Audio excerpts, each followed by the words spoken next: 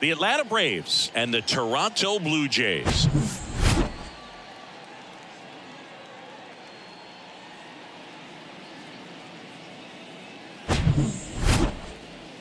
First pitch coming at you right after the break.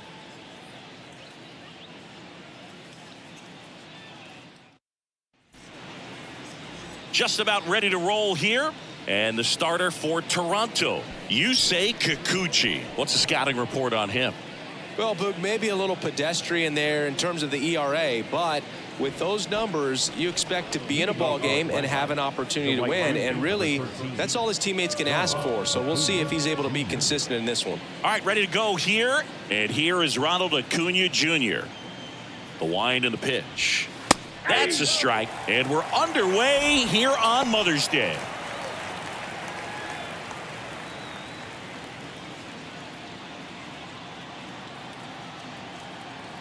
The 0-1. And fouled off.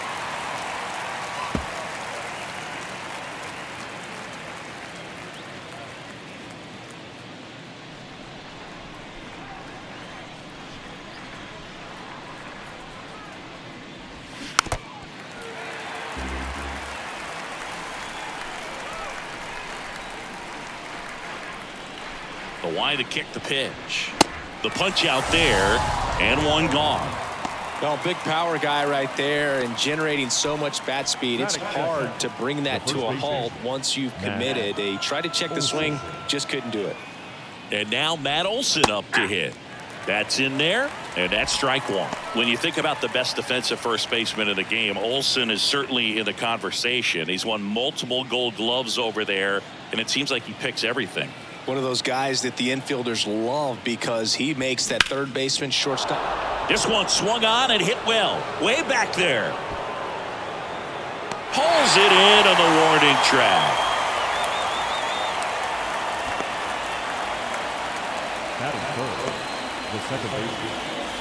Here is Ozzie Albies up to hit.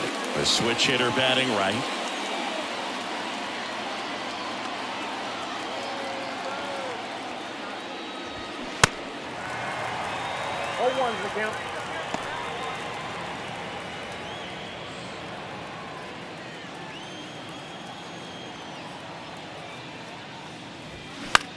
And that one in the air center field, and it drops in. Hitting is really easy for some guys. One thing that I can see already, his bat stays in the zone on plane for an extended period of time. And guys like that, they have a high contact rate and they have more barrels because of that bat being on plane. And even when you don't get it great, it's still hit hard enough to dunk something in like that in front of the center fielder.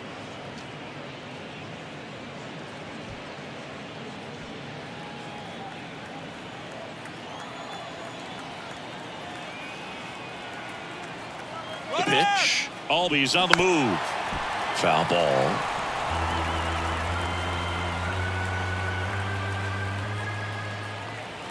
And the pitch. 1 ball, 2 strikes.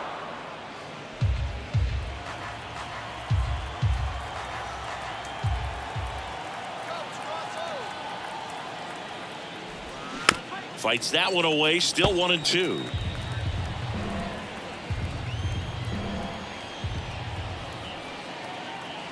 And the pitch. Right back to him on the mound. In plenty of time to first. Third out, and that ends the frame. Braves strand one. And now the Blue Jays will get their initial shot. No score. It's Major League Baseball on the show.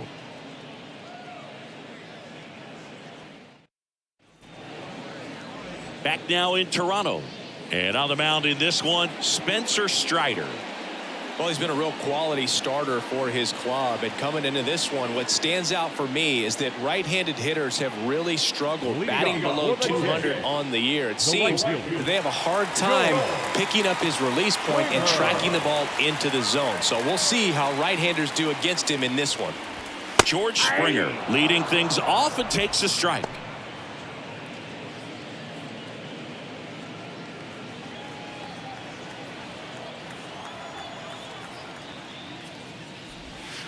And the slider just misses.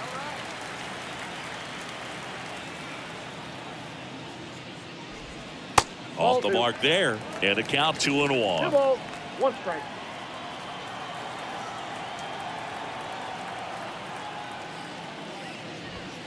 And that's outside. Just out.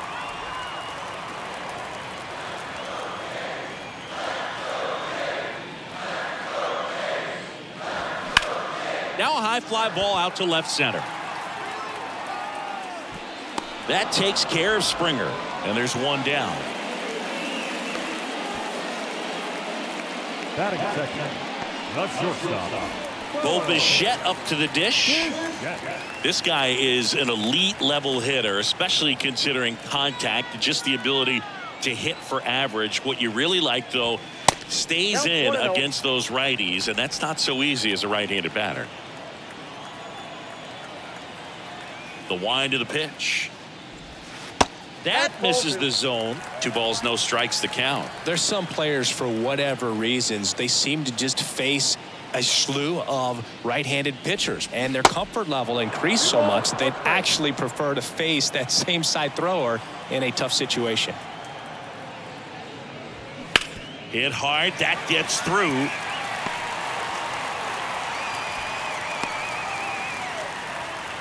These guys today are so great with handling velocity. They're seeing high speeds day after day, and a nice job of turning that one around. Man at first with 1 gone. Vladimir Guerrero Jr. now.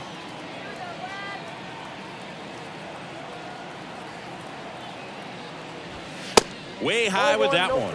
And it's 1-0. Yeah, most guys struggle against the same side, whether it's left on left or right on right. And this guy's an exception.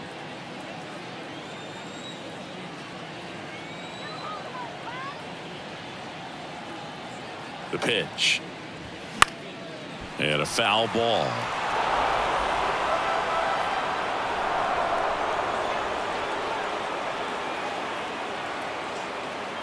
Here's a 1-1.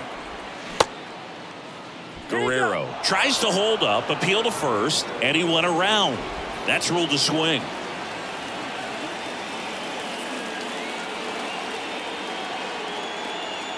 Righty delivers. Swings and misses. It's a strikeout. Slider got him for strike 3. No, that slider was way out of the zone, and for me it just comes down to not seeing the pitch out of the hand, not tracking it into the zone, and then also being a little bit anxious, not confident in your 2-strike approach. And so when a guy's in that position, you get him to commit early, and a lot of times you get the swing and miss, as you did right there. And now it's Dalton Varsho.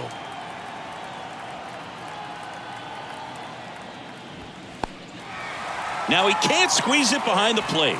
In there safely. And now a man into scoring position. Looked like that 4-seamer just kept rising on him, and he couldn't get the mid up in time to catch it. Kind of makes me wonder if that was a cross-up or maybe just way more run than he was expecting. Either way, he should have had it.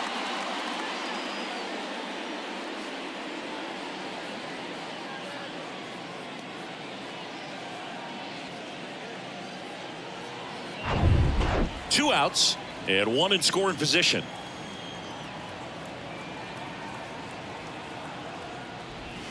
There's the strike. I got a ball, 1 strike.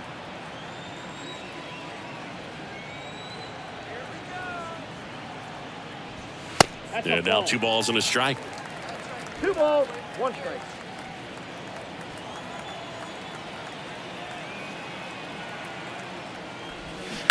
Right field down the line, and that one slices foul.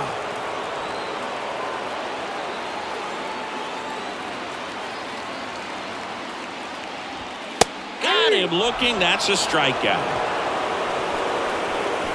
Blue Jays held in check. We played an inning, no score.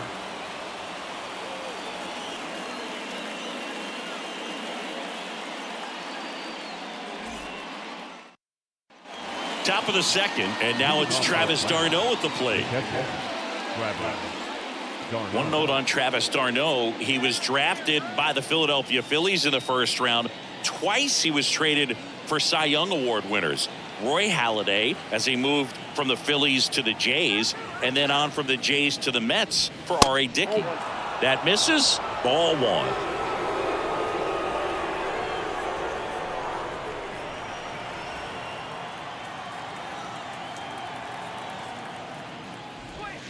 There's a strike. Gary Simmons has the plate duty in this one. Well, with Simmons, it's not always your standard strike zone, Boog. It kind of gives a little extra in some parts of the zone and then can be tighter in others. But I think the important thing is he doesn't get labeled as inconsistent. So you got to stay ready up there. Ball. Next pitch misses. 2-1. Yeah, one of those umpires, you just have to know what to expect, right? Exactly. Next pitch downstairs, and that's ball 3.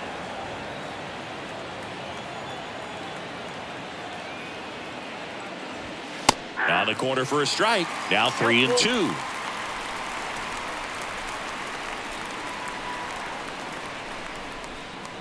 Downstairs, and it misses, ball 4. That's a nice at bat and a great take on 3-2. Probably could have gone either way in that spot around the knees. Here's Marcell Ozuna.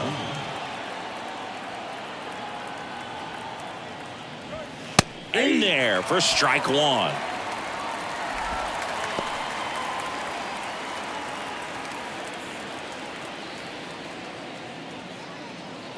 No score here in the second.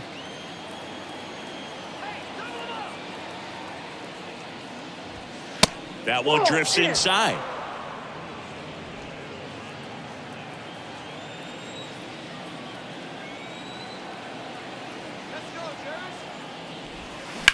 On the ground, 2 ball. Over to Bichette. Plenty of time at first. That's a double play. I think 4-6-3 double plays like that are way tougher than these guys make it look sometimes, because no matter how you do it, the feed from the second baseman is a tough one. That's where footwork really comes into play. But right there, very well done.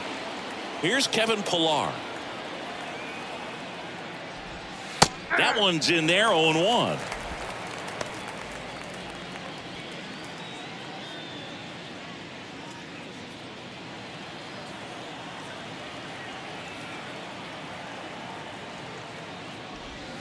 And that's down and away. Nasty backdoor slider. There's really nothing you can do with that if you swing at it. So that's a good take by him. The 1-1 is fouled off.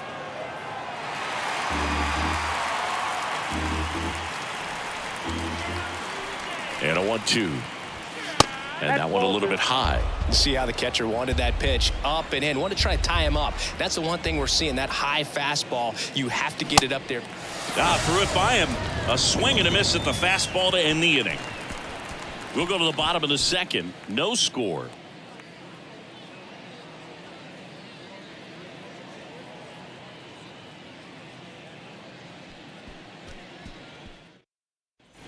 Back here at Rogers Center, we head to the bottom of the second. Now Matt Chapman at the plate. It's interesting, he plays kind of a power spot defensively, but runs pretty well. So when you're looking at that position, you're not expecting someone that has maybe above average speed, but he does.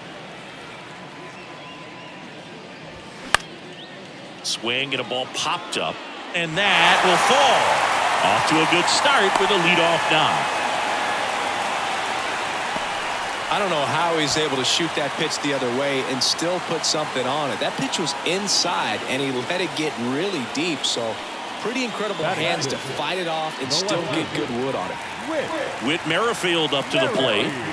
It's amazing. We get a chance to talk to a lot of opposing managers. This guy scares managers on the other team as much as anyone. And he gets to fly beneath the radar with the other more recognizable names in this lineup.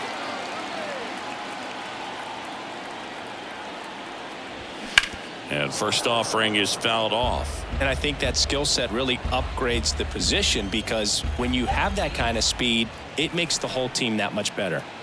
Right-hander kicks, deals. Strike 2. What about him playing another position on defense, one that would require a little more range? Absolutely. And I think if push came to shove where they had to make a move during a game, it'd surprise a lot of people. You might even be able to put him in center field.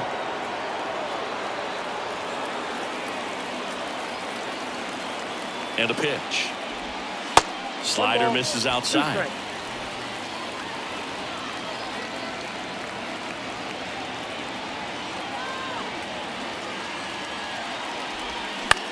Fly ball down the line. Under it is Acuna to make the grab. One away. Batting seven, the first baseman, Brandon Belt. Up to the plate, it's Brandon Belt.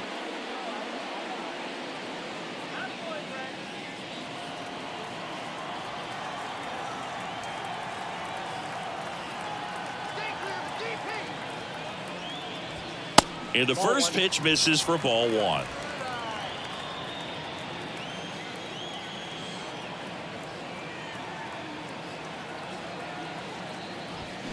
Just off the outside part of the plate. 2 balls, no strikes.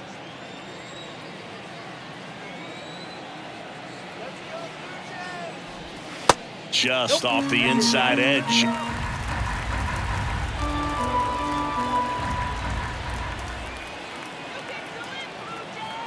The pitch. There's a strike. Clearly taking all the way there in that 3-0 count. It was a cookie right down the middle.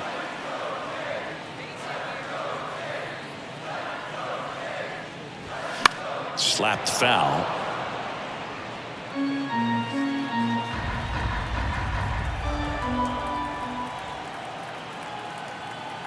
Here comes a pitch. And ball 4, 2 aboard. Well, interesting. He went with the off speed and walked the hitter. Man, you got to challenge the guy with the fastball. Danny Jansen to hit here.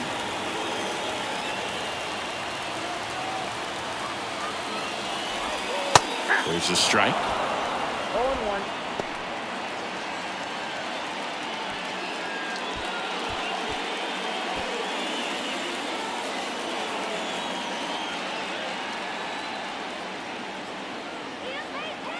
Kicks and deals. Swing and a miss as he chases that one darting out of the zone. 1 out. Runners at first and second.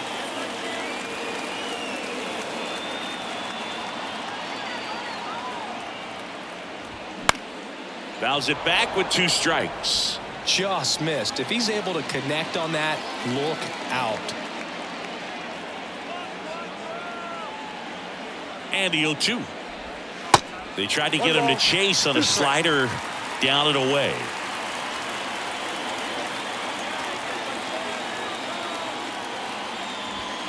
And the 1-2 misses to even the count.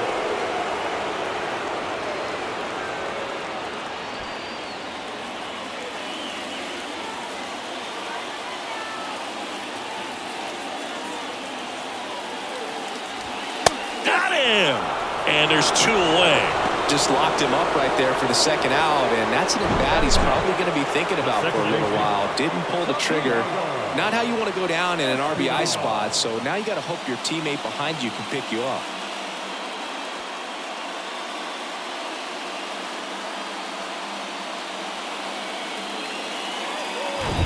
So up next, Santiago Espinal. Good contact guy, good defender.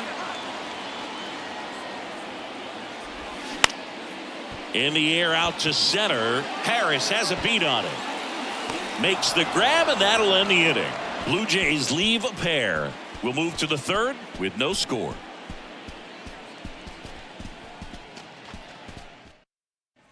Back here at the ballpark, on to the third inning. So now to the plate for Atlanta, Michael Harris. Kikuchi back to work. And a good eye there.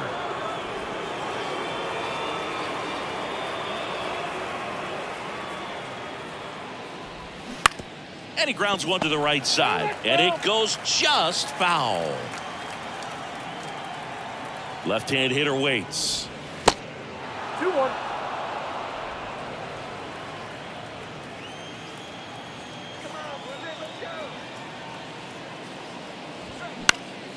And that one is lifted in the air. Merrifield in pursuit. No trouble here. Puts it away for the out. 1 up, 1 down. Batting nine, the shortstop, Here's Orlando Arcia.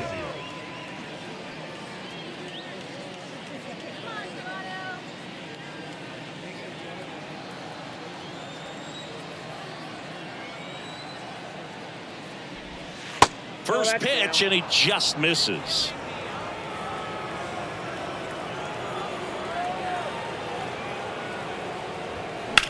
And that one hammered.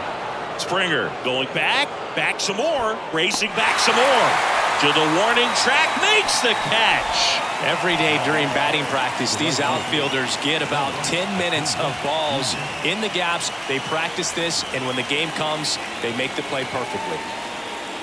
Acuna in his 5th season hitting leadoff in today's game, and he's a former Silver Slugger recipient in the National League. Acuna stands in now and watches strike one. Wow, just a beautiful backdoor slider right there. If you've got any chance of hitting that pitch, you have to wait until the absolutely last millisecond.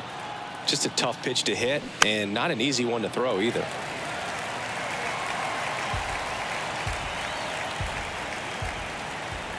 The 0-2. And that's a little bit high. It's a good take. 1 ball. Top of the 3rd, no score. Swings through that one. It's a strikeout. And good work there as he gets a 1-2-3. Down in order go the Braves. Still no score.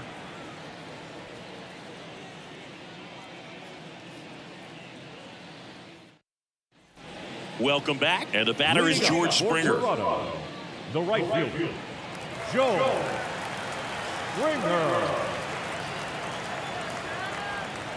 The right-hander back to work. And the pitch is outside, ball 1.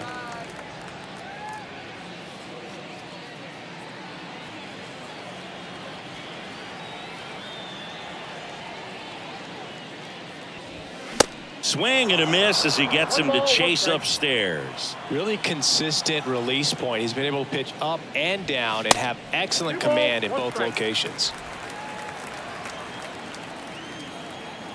The 2-1. Lifted in the air, right center field. Harris has a beat on it. Makes the catch, and there's one gone. Now batting, the shortstop. Here's the shortstop at the plate. Bo Bichette. 1 for 1. He singled to left his first time through. Bo Bichette, 2nd-round pick, 2016, and a kid who comes from pretty good baseball family. His dad Dante played for California, Milwaukee, Colorado, Cincinnati, and Boston over 14 big league seasons, and Dante could swing it. Yeah, and you just get the sense in watching Bo that this guy, all he wants to do is win. A gamer, goes hard, and wants to lead that ball club to a championship.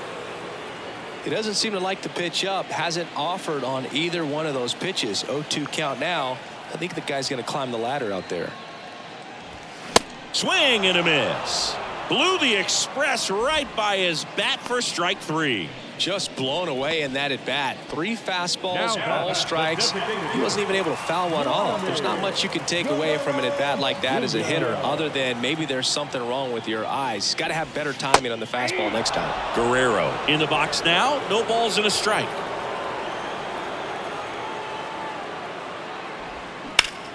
That one ripped left field. And off the base of the wall. The throw into second. And that's a 2-out double. This was a really nice swing. Didn't quite get enough behind it to get it out of here, but once he got over his head in left field, it was extra bases all the way. Runner in scoring position now, and a good opportunity to push across the first run of the ballgame.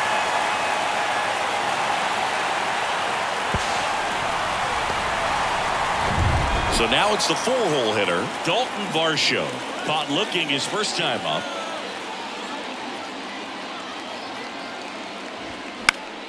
Fought off foul. Well, they're looking to get on the board first here after that clutch 2-out double made this inning interesting. Runner at second, 2 down.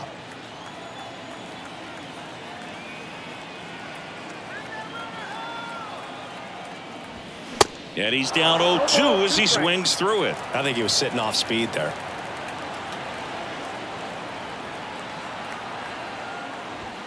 Going to count 1 and 2. Oh, he never moved because he never had time to. But that kind of velocity, you'd prefer that pitcher work away.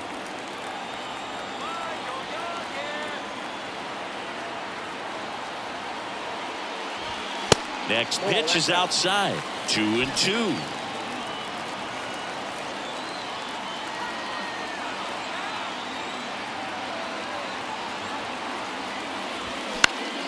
popped up. Riley on his way over. And he makes the catch. And the inning is over. One left for Toronto. And we are still scoreless.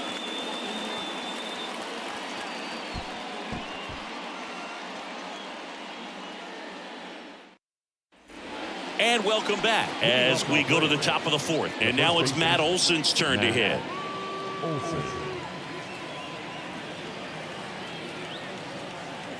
The wind of the pitch. Drilled in the air. Right field. Way back there. And that is out of here. Matt Olson goes deep. His 12th of the season. Just like that, they move in front. It's 1-0.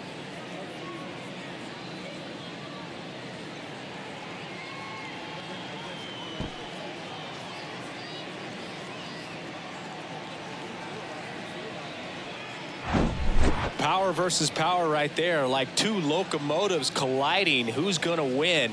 Well, a really good job there by the hitter, getting the top hand working. Powers that fastball out of here.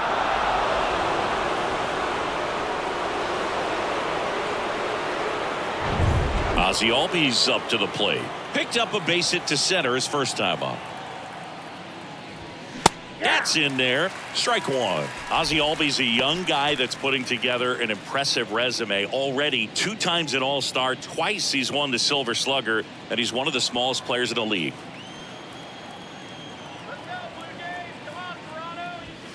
The next pitch misses. And now it's even 1-1. Yeah, but he packs a lot of punch in that bat, especially from the right side. This is a guy that had 4 grand slams before his 23rd birthday. The only other players with 4 grand slams before their 23rd birthday: Ken Griffey Jr., Eddie Matthews, Ted Williams, and Giancarlo Stanton. Next one misses, and now 3-1.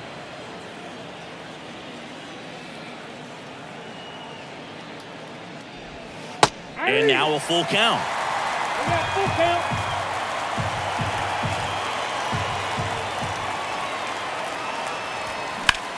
And that one ripped into right.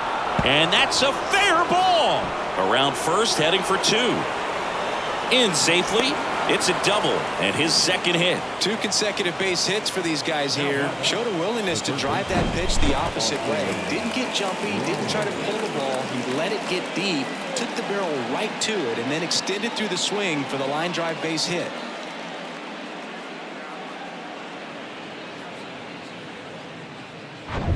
Here's Austin Riley. He's 0 for 1.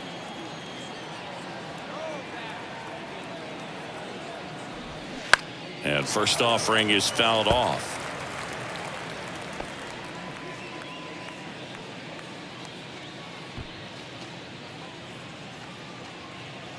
Runner at second, nobody out.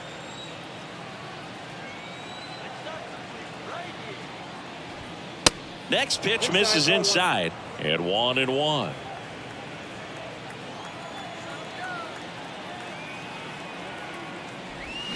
And he swings over the top there. Man, he really sells the changeup with that arm action. The pitch. 2-2 now.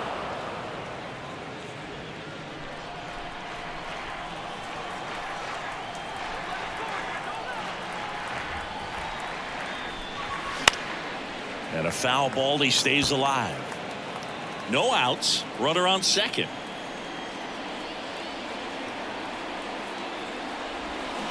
And down on strikes he goes. And now one away. And now the catcher comes up to hit. Travis d'Arnaud. He reached out a walk his first time.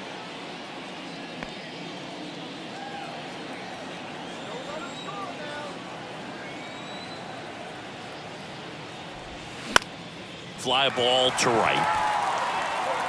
And George makes the grab. And there are 2 down. Now batting, designated hitter, Marcell Ozuna now at the plate. He hit into a double play his first time up. He's a guy who does it all. With the lack of contact in today's game, this guy hits for contact, so he delivers average, but there's on base and slugging too. Foul ball there. early in the count, you have to be real careful because of that power. But then if this hitter gets a strike or two on him, he's still very comfortable. And because he has the ability to get the barrel to the baseball, he's a threat deep into the count as well.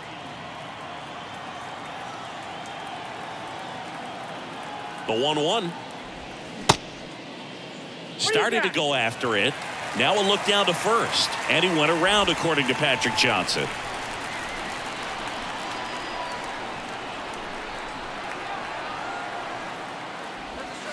Next offering is outside.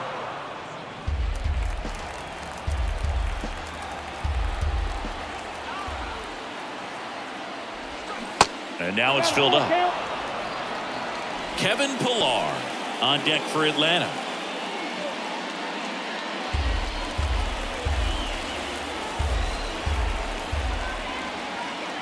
Runner leads away at second. So now 2 on and 2 outs. I don't think he really wanted to pitch to him right there anyhow. So 2 down. Here's the left fielder, Kevin Pillar. His first at bat was a strikeout.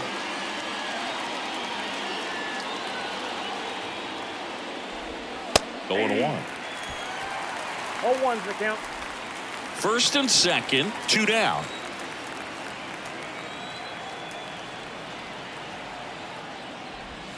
Strike 2.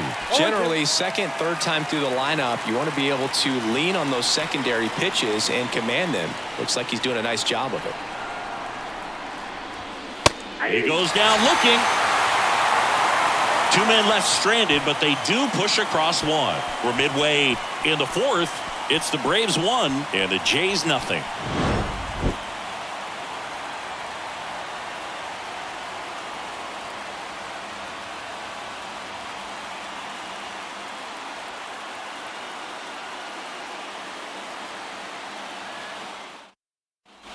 Bottom of the 4th. Here's the third baseman, Matt Chapman. The third baseman, Matt Chapman. And here it comes. And ball 1.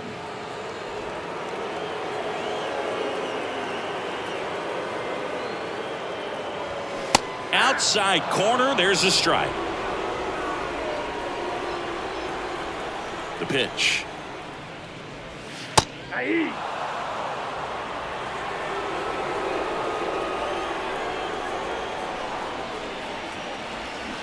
Keeps the at-bat going with a foul ball.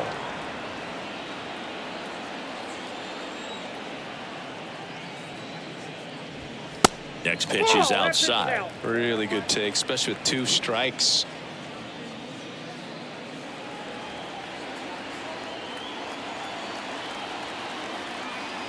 And he deals.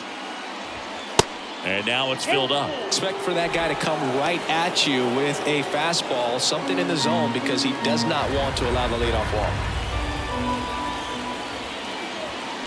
Foul ball, and it remains a full count.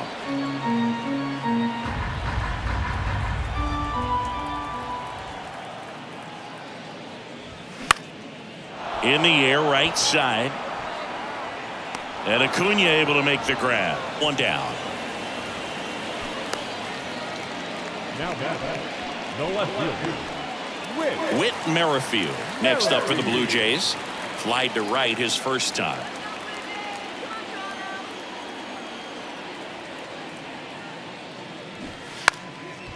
And a bunt towards third. And that's just foul.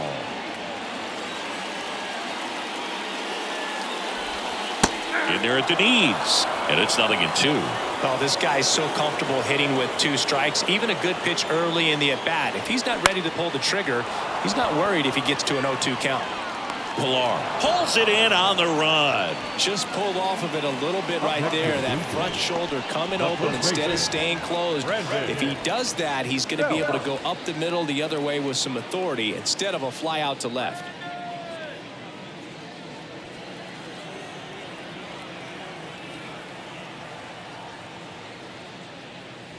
Bell batting for the second time, and that's strike 1. Well, in an 0-0 count, not every strike is a good strike for a hitter.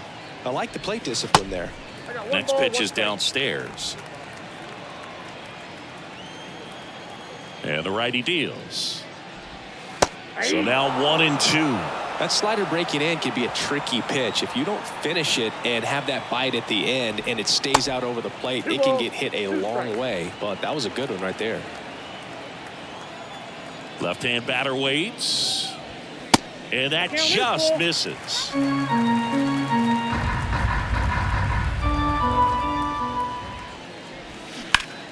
Foul. We'll see another payoff pitch.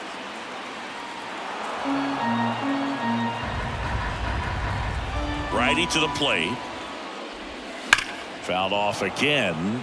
And it remains 3-2. 2 down, nobody on.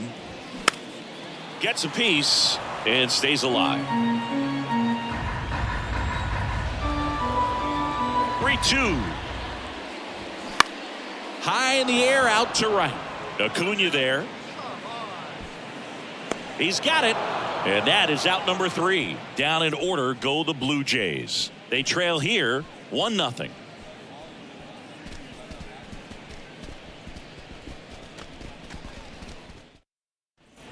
Back now in Toronto. All set for the start of the inning. Now in for the Braves, Michael Harris. The wind and the pitch. And there's a strike.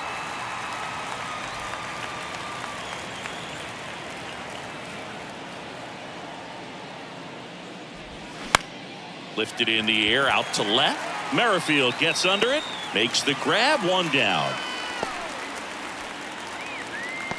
The bat, number 11, shortstop. Orlando Arcia getting ready to hit. He flied out to the warning track at his first trip.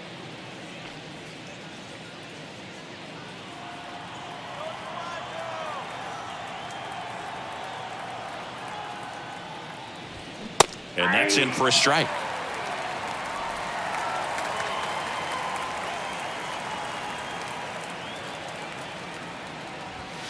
And now the count is even.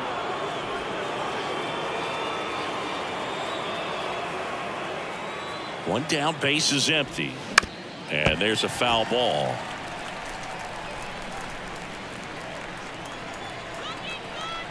The 1-2. Struck him out looking with the off-speed stuff. So the batting order turns over. And now it's Ronald Acuna Jr., who's 0 for 2 with a pair of strikeouts.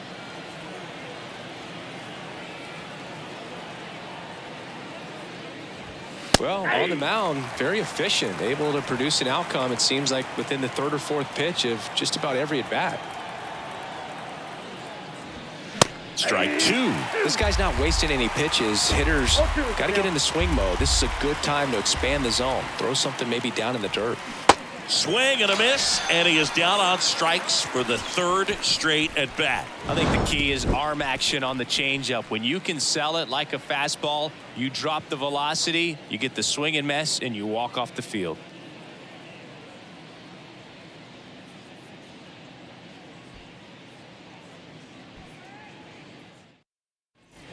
Back here at Rogers Center, now it's Jansen to hit. All these fans definitely want to get involved in the game. All it's going to take is to get the leadoff man or even a base runner on. There's the strike. Getting a little frustrated with the strike zone. In the air, right field. Acuna has it sized up. Hauls it in for the out. Now batting, the second baseman, Santiago Espinal next up for the Blue Jays. Flied out to center in his first at bat.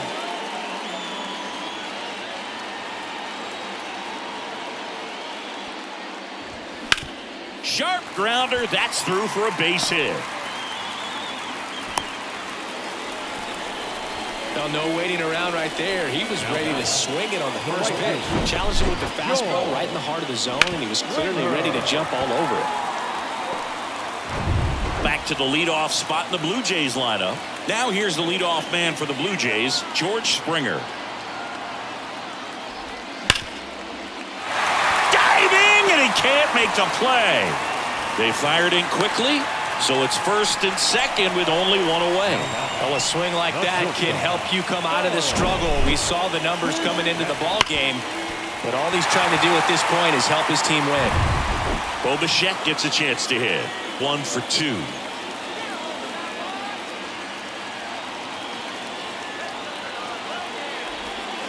First offering misses the mark.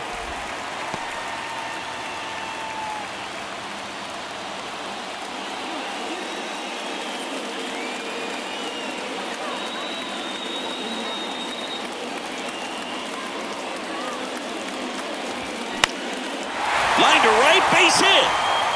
Runner around third on his way to the plate. Throw home, not in time. The run scores. It's 1-1. Well, there you go. The RBI machine. Another clutch run scoring at bat. Yeah, he's been so good at these situations. Call it clutch if you want, but his resume speaks for itself. Runners at the corners here, one away. Here's Vladimir Guerrero Jr. Pitch is in there. Strike one.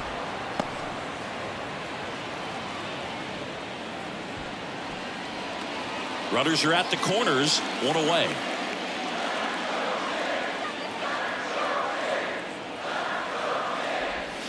There's a swing and a miss. I think ultimately you want to tie him up, get the ball in on the plate so that he can't get the barrel to it and hit it to the outfield.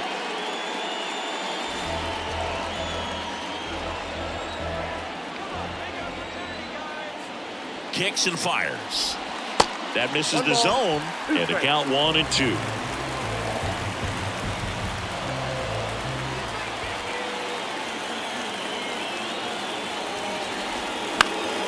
Gets a piece there. We'll do it again.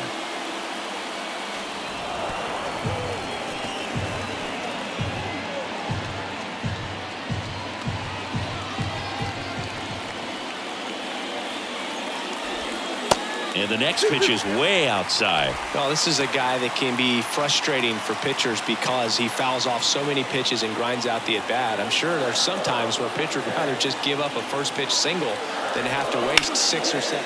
That's smacked on a line to center. Harris puts it away. Here comes the runner from third. Safe. He beats it. It's 2-1. Sometimes that can be a little tough to score on. It was hit so hard that getting back to the bag to tag takes a little bit of time by the time that outfielder catches it, but a really good job of getting that run in from third. So they turn to the lefty in this spot, Danny Young. This southpaw's been really good against left-handed hitters. Number 65. And now the Toronto cleanup hitter, Dalton Varsho. You know, this is kind of a tough matchup as a left-handed hitter facing a left-handed pitcher. What you tell yourself is, I want to stay square to the plate, try to hit the ball over the shortstop's head.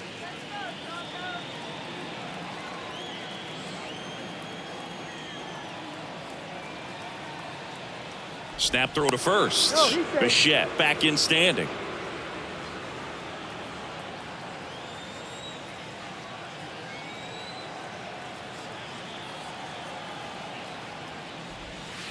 First pitch just misses.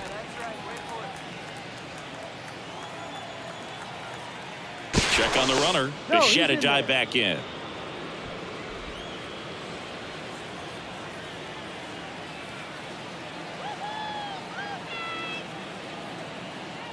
At the belt and fires. In the air, left field, down the line, and an automatic double now as it hops the wall in foul ground. And boy, do they catch a break. Otherwise, you're looking at runners around the bases and probably a run that scores.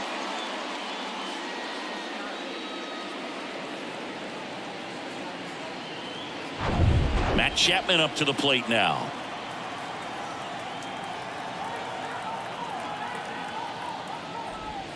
First pitch doesn't find the zone.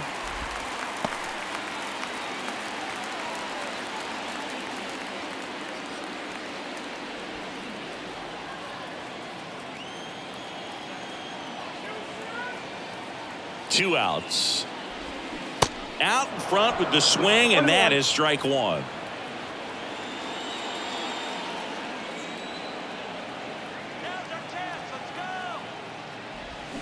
And 1-2. Good late sink on that fastball. Out of the hand looks so good, and then by the time it gets in the hitting zone, hard to get the barrel to it.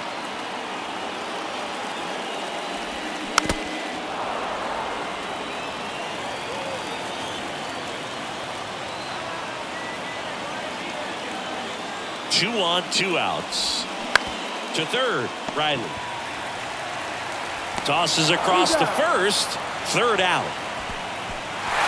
So it's 2 runs on 4 hits. No errors and a couple left on. 5 innings complete. Blue Jays 2 and the Braves 1.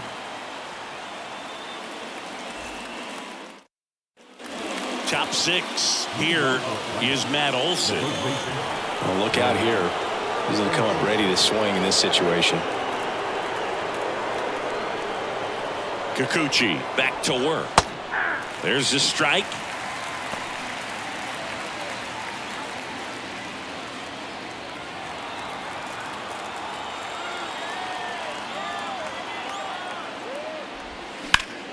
And he grounds one back up the middle into the outfield, base hit. Man aboard on the leadoff single. Well, that may end up being an at-bat we go back to later on when this game is over. Once you get the ball by the pitcher, there's a lot of base hits up the middle, even on ground balls. So a nice job to use that big hole and get himself a hit. So digging in, Ozzie Albies. Runner on the go. Bounce to third. Chapman over to first in time. No chance at the double play with the runner in motion. Austin Riley next up for the Braves. Outfield playing very deep, not wanting anything over their heads. So right-handed slugger at the plate. Chrissy is surprised that the lefty is still in there. Extremely. I mean, you've got arms down in the bullpen, and there's somebody down there that can match up, try to get out of this jam. 1-run game, 1 out, 1 on.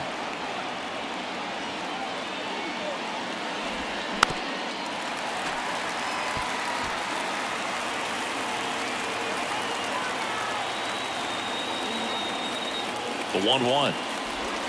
That's a slider for a strike.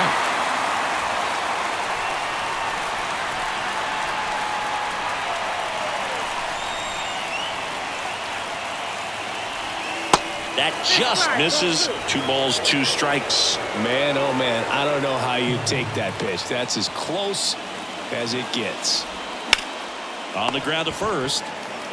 And he takes it himself for the out. Now catcher, Travis d'Arnaud digs in now. And this is a big opportunity for him to pick up his teammate right here.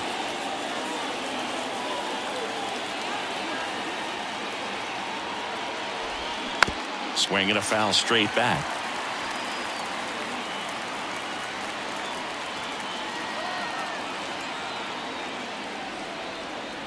And the pitch. And that one just missed off the outside edge.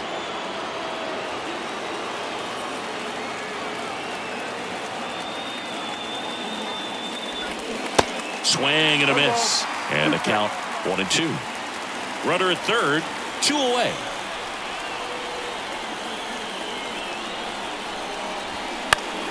Foul ball still, a 1-2 count.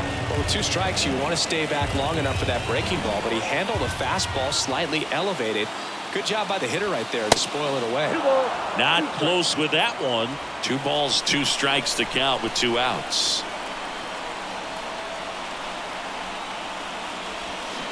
Got him. Huge strikeout there. A lot of adrenaline, we can see it right there, and sometimes you just got to let it out. That's an outstanding job of taking that, executing, and getting out of a tough inning.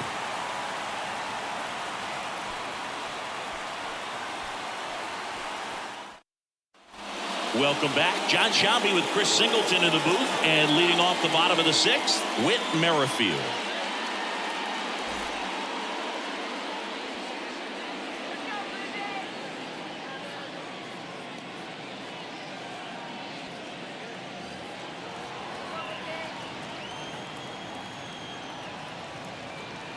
The pitch. And first offering is fouled off. Well, these Blue Jays putting together some really good at-bats in this game. There's been a lot to like with how they're approaching their chances at the plate. They really made that opposing starter work in this one. Ran his pitch count up, and now they've got an opportunity to continue making things difficult on the bullpen. And it's in there, base hit. So a man on base to start the inning. Didn't exactly square that one up, but sometimes you don't have to. He actually kind of fooled him with the breaking ball on the inside part of the plate there. Didn't get a good piece of it, but he got just enough to fight it off and make it work out. And now they've got some speed on first, so we'll see if they try to get him into motion. And now Brandon Belt. Merrifield on the move. And that's a stolen base, not even close.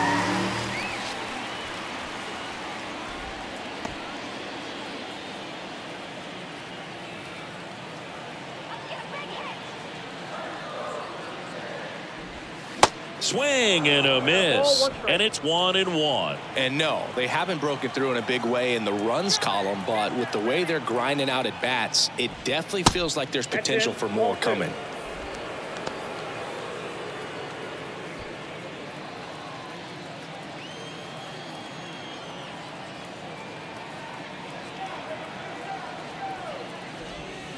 Swing and a high fly ball down the left field line, but hooking foul.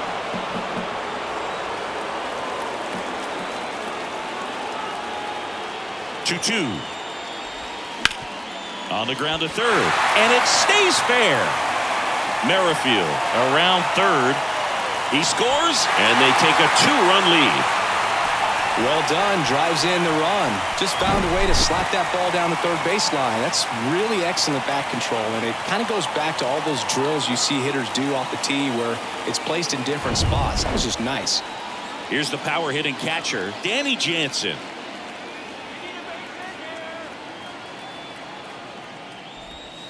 First pitch, and that's in for a strike. Young in his rookie season, he features a slider, a sinker, and he works in a changeup.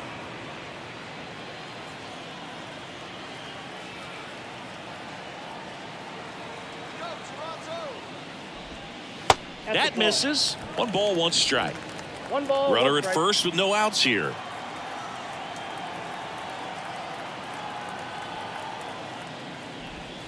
Falling behind 2-1. When the skipper calls down to the bullpen, he's expecting the guy to come in and get outs. So far, not getting what he was hoping for.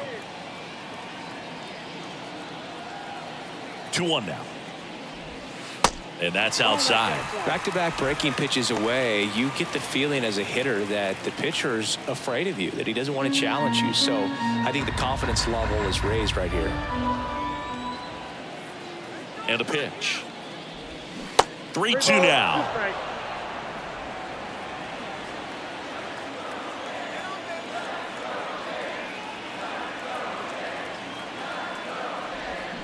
Swing and a miss. Struck him out. Couldn't hit the fastball at the knees. Here's the second baseman, Santiago Espinal.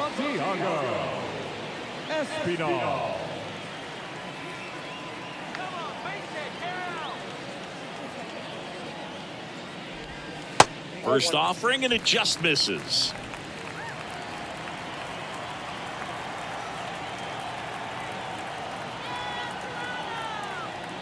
And a pitch. Whoa, that's down. Last 2 pitches have been down in the zone. Pitcher clearly trying to get that ground ball double play. But in this count, he's going to have to give in, elevate his pitches, and get back into this at bat. And now the lefty.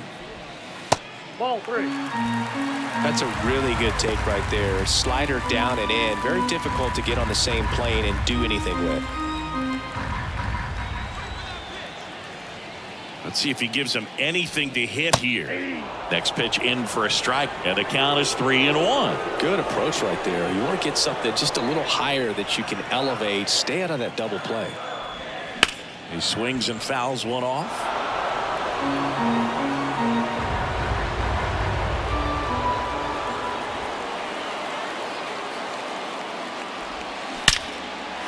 Line drive, that's a base hit out into left center field. Belt around second, on his way to third. Arcia with a relay throw, and he's out. A lot of real estate to cover on that play defensively. A long throw to the cutoff man, and then a lot of ground to make up as well on the relay. But an excellent job of execution and getting that out at the dish as he tried to make it home all the way from first base.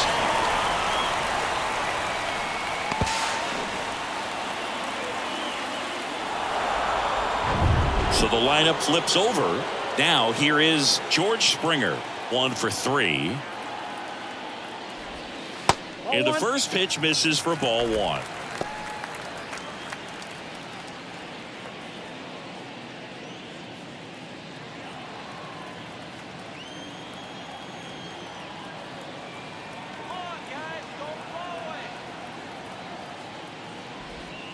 That's down and in.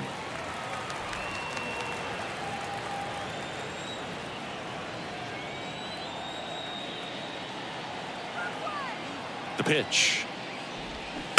And that one fouled off.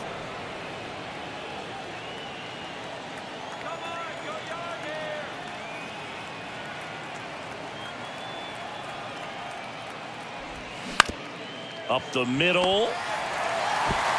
Tosses to first. That takes care of Springer. That ends the inning and stops things from getting out of hand. But they pick up 1 run on the RBI single. It's now a 3-1 ball game. Back after this on the show.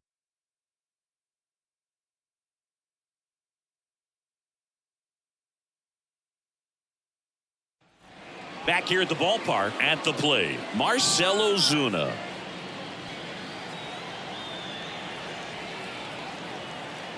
And a pitch. Inside, just missed. Activity in the bullpen. Jay Jackson getting loose out there. Bass, a hard-throwing right-hander, up as well.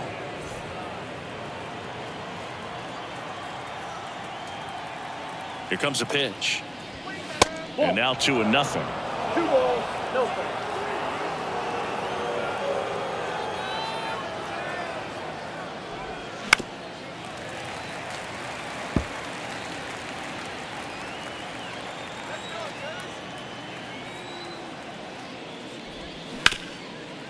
Stops it on a slide. Fires to first. Got him. Great play to keep the leadoff man off base. The left-hander,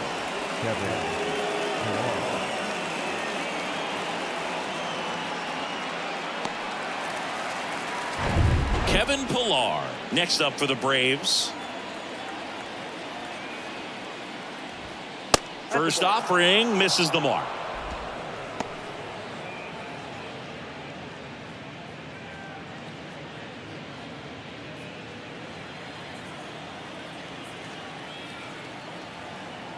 The wind of the pitch. Close, but called a ball. 2 balls, no strikes. Struggled a little bit in this one. Couple of strikeouts earlier, but doing a much better job in this at-bat to get ahead and find a good hitter's count at 2-0. This to center field. Varsho moving under it and puts the squeeze on it. That's out number 2. Now back, the center fielder, Michael Harris. And next for Atlanta, Michael Harris.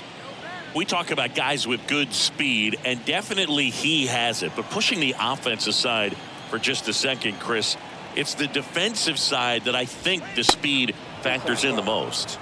Pitch misses inside, and that's ball 1. Well, he gets to balls that get by most people at that position. Just really impressive because there's certain times the ball comes off the bat, automatically that team that hit it thinks that they've got a base hit or they may have extra bases, and he just takes it away. Misses off the inside. Now 2 balls and a strike. And what makes him even quicker is the fact that he's so dialed in on the pitch as it's moving through the hitting zone. He can see how that hitter's lined up, what he's trying to do, and where that pitch is going to end up, which gives him that really quick first step, and that's why he makes so many great plays. And here it comes. Swing and a line drive, base hit out of the center field.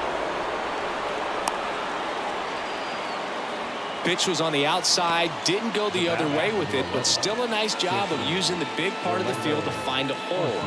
No way he hits it that well if he hooks around the baseball there. And now let's see if they force some action with good wheels on the bases. Manager out of the dugout, and he's going to make a change. Yusei Kikuchi departs, and as he heads for the dugout, we'll take a quick break. New arm on the mound when we get back.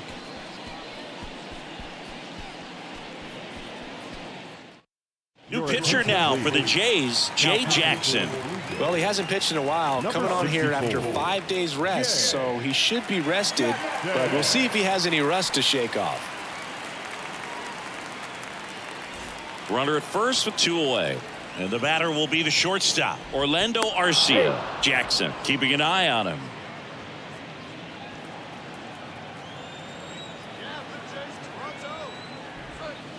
Ball 1 low.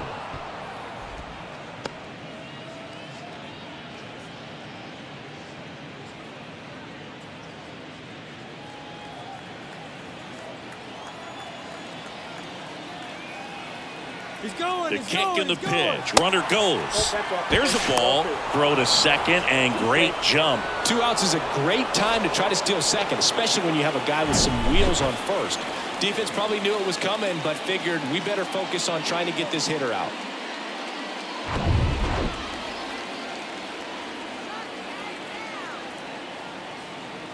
Tying run at the plate. Swing, and this one's bounced to the ground. Toss to Belt. That's out number 3. 1 left for Atlanta, and it remains a 3-1 ball game.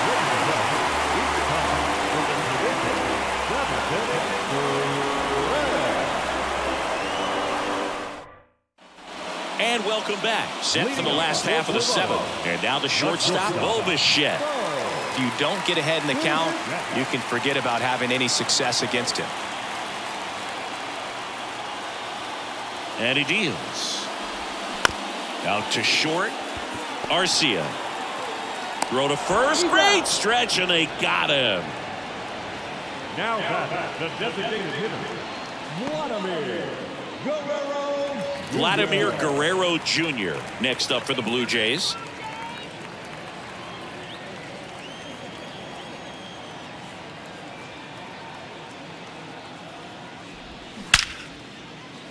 Smoked into left, base hit. Now he turns and heads for second. The throw in safely with a double, his second of the day. He has had such a good day today. I don't think he's going to want to leave when it's over. Couple of doubles today for the DH.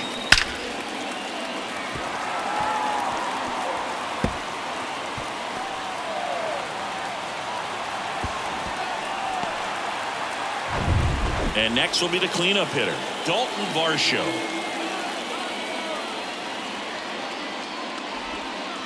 First pitch, and he just misses. Counts 1-0.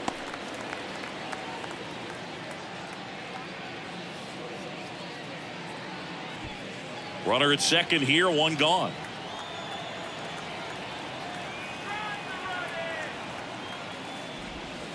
So 2 balls and no strikes. Appears they're working around him with the base open, Singy. Well, you know, these 2-0 counts, Boo, they're just not what they used to be, and we sound like old guys when I say that, but ultimately this is a strategic game. Oh, this ball's down, and that could bring in a run. Now a long throw home. It's offline, and he scores. And they're up by 3. Big at bat to pad their lead up to 3. Nice job going the opposite way with it, letting the ball travel and not allowing the barrel to hook around the ball. It's so frustrating when you see a good pitch and your hands roll over. It was on the outside part of the plate, and he approached it perfectly. 1 down. So up next for Toronto, Matt Chapman.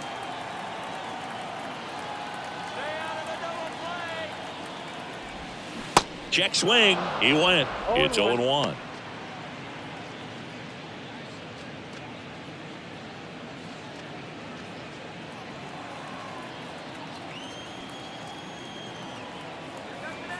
Here comes the 0-1. Good eye in that spot. 1-1.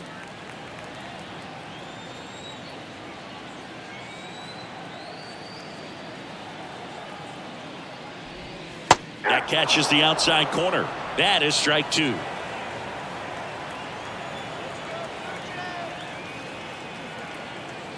Young picks to first, and he dives back in safely.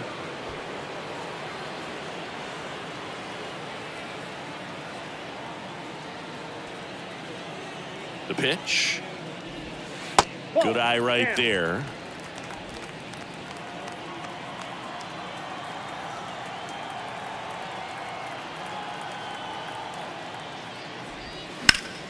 Foul ball, another 2-2 upcoming.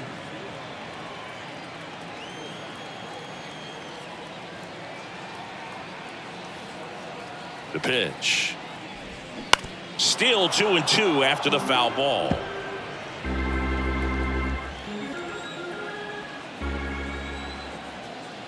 At the belt and fires. Got him swinging.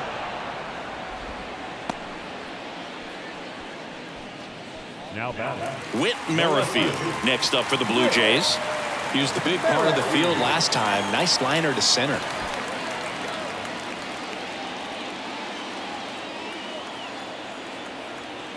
Young checks the runner. Low throw, and he can't dig it out.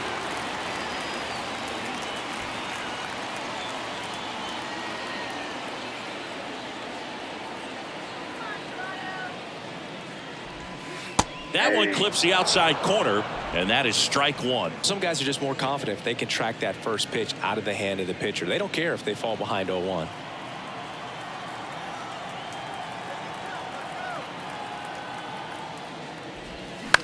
Swing and a ball popped up. Albies brings it in for the third out. So 1 run in the inning on this base hit. It's now 4-1. You're watching Major League Baseball exclusively on the show.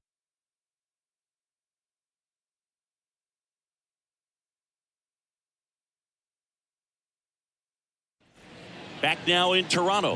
We go to the 8th. Here's Acuna now. Singy, he's a guy that covers both sides of the plate about as well as anyone in the sport. How difficult is that to do? Well, just look at the back of my bubblegum card. You'll see how hard it is. These guys are great, man. They have the ability to look out there, but also to be able to turn on the inside pitch. Those that can really sharpen things on the outer half, those are the ones that become elite. Got to keep things airtight defensively right here. On your toes, ready to make a play. If you can get this to the 9th with a 3-run lead, it should be a W. On the ground to short. Throws across the diamond, and that's one away as the leadoff man is out in the 8th. Next for Atlanta, the first baseman, Matt Olson up to the plate. He's already homered here in this one.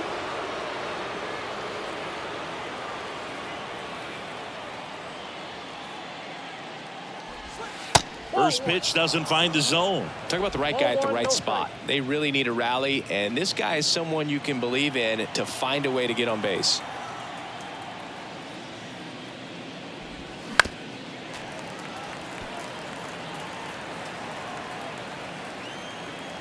The wind of the pitch. That's inside, and it's 2-1.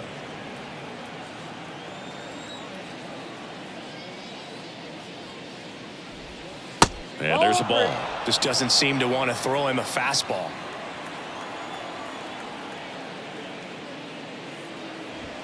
The 3-1 in for a strike, full count. 3-2.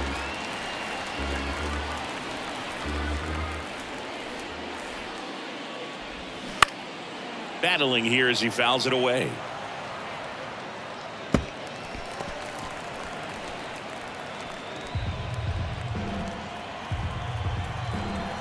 Right-handed reliever.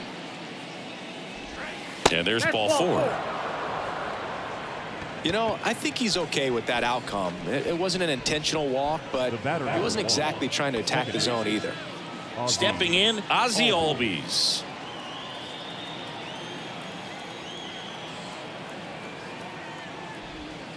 That one finds the zone. That's strike 1.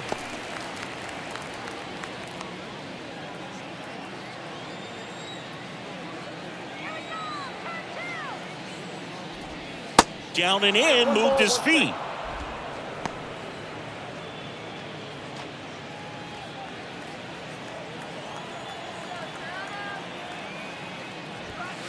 Off the plate inside, and it's 2-1.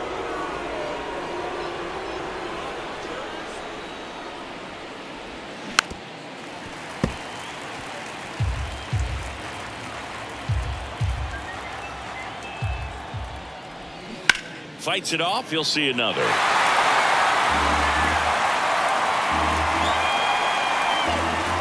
Kicks and deals. Swings through it, and that's a strikeout. Austin Riley will hit next. Well, he's always a threat. Even if this guy is 0 for 3 for the night with 3 strikeouts, he can come up that 4th time and do damage because he's that good. First offering, and it just misses. Here's a run-scoring opportunity. You definitely got to push something across because it's not going to get any easier. You get to the 9th, you got a lockdown closer ready to come in. Next offering misses, and that's ball 2. He's clearly trying to work him away here. Both pitches off the plate. If you really want to put the ball in play, you're going to have to stay back and drive it to the opposite field. Swung on, belted. That's back. Banks off the wall. The relay, but it's offline.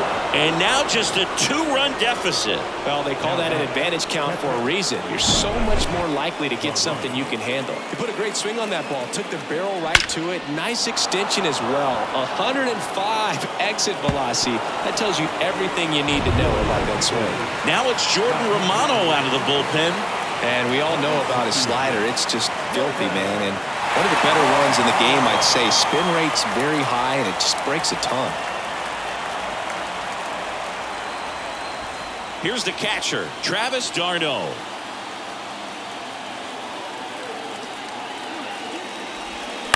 And first offering is fouled off.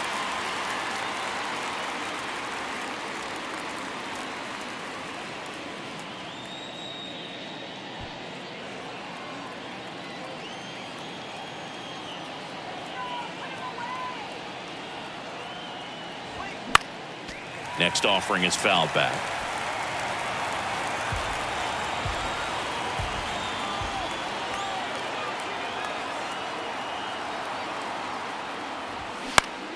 Gets a piece, and it stays 0-2.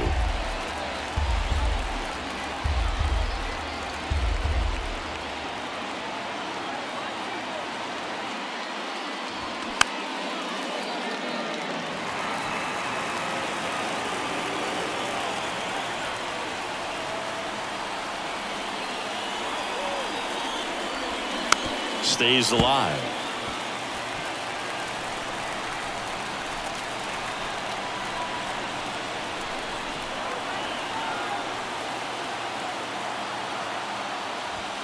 Going to count 1 and 2. 2 strikes.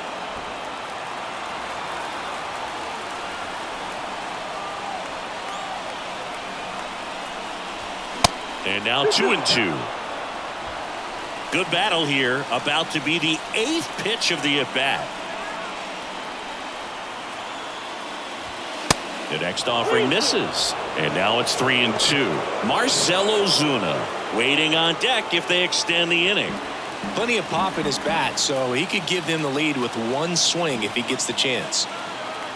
The tying run at the plate. Swings and misses, struck him out. The Braves add 1 on the RBI double. It's now 4-2. You're watching Major League Baseball on The Show.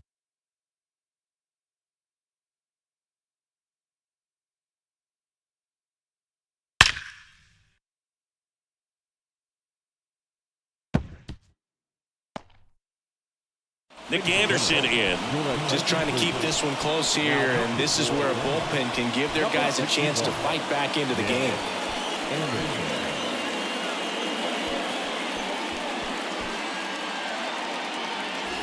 Brandon Bell now at the plate. For Toronto, the first baseman, Brandon Bell.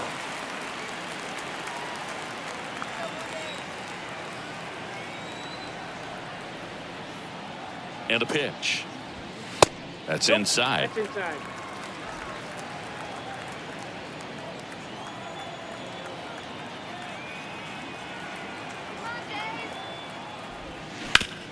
On the ground right side. Gathers and throws to first. 1 up, 1 down. The catcher, number 9, Danny Jansen, the next to hit.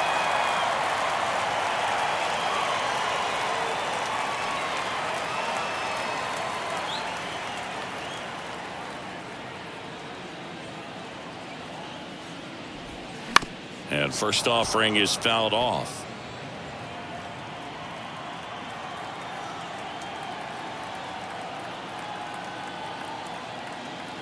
Anderson ready to work.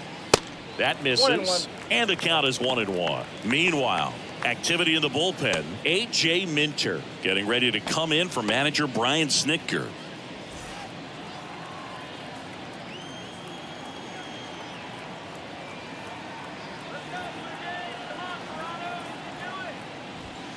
That misses. Ball 2.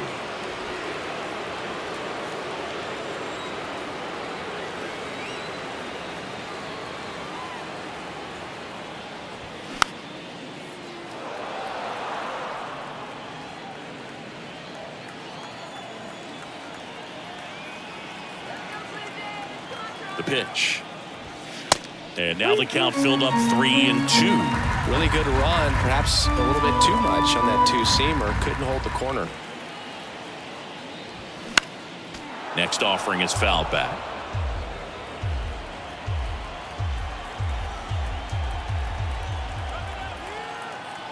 Right-hander kick steals.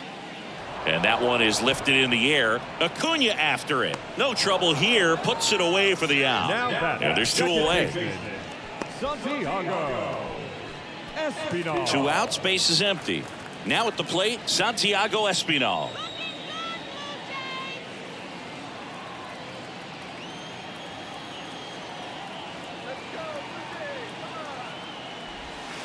First pitch is in the dirt. If you're the pitcher, you've got to go right at this guy. It's the number 9 hitter in the lineup. You can't be afraid of contact in this situation. Next offering is in for a strike.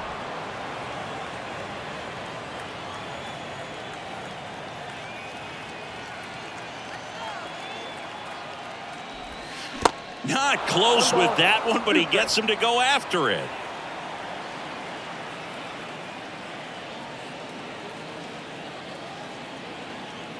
The 1-2. And a curve is down and in.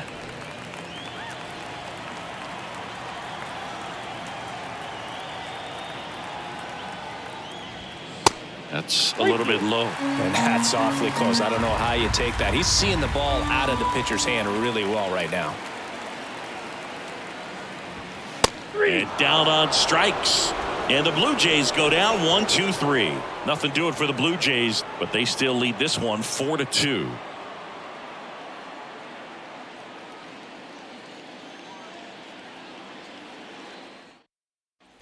All set to start the 9th in this one. And now it's the Braves DH, Marcell Ozuna.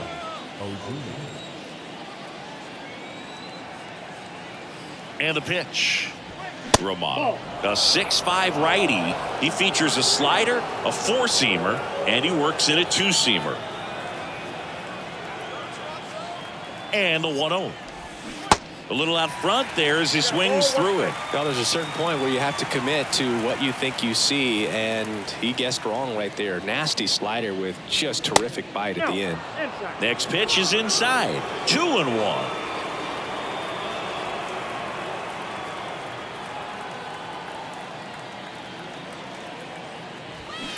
That one down the line. Zips it to first, and they get the leadoff man in the 9th. Fastball groove right down the middle. Usually a lot of damage done with that pitch. A hard grounder, but he wanted to get that ball in the air, maybe drive it into the gap. So now to the plate for Atlanta, Kevin Pillar.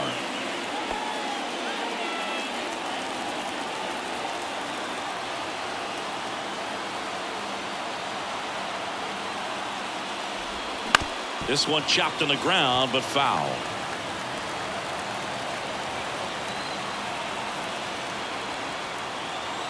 The 0-1.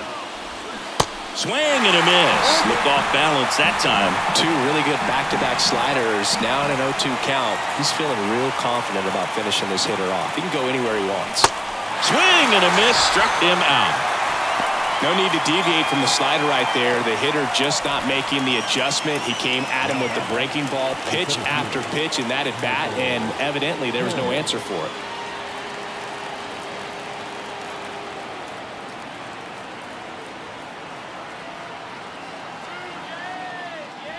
Harris in the box with 2 gone and takes a look at a called strike.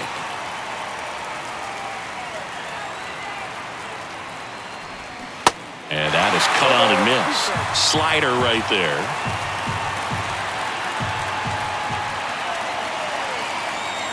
Just 1 strike away.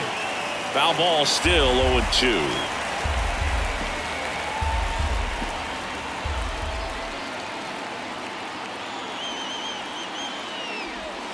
Just misses with that one. That turns out to be a really good take right there, but you don't want to end this game with the bat on your shoulder.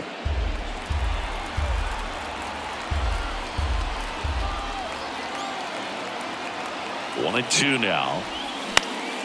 Swing and a ball popped up. Espinal on to first. Ball game.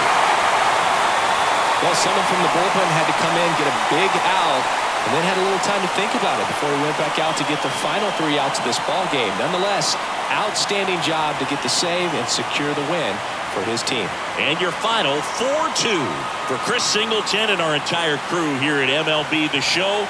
Thanks for stopping by. I'm John Shambi. Talk to you soon.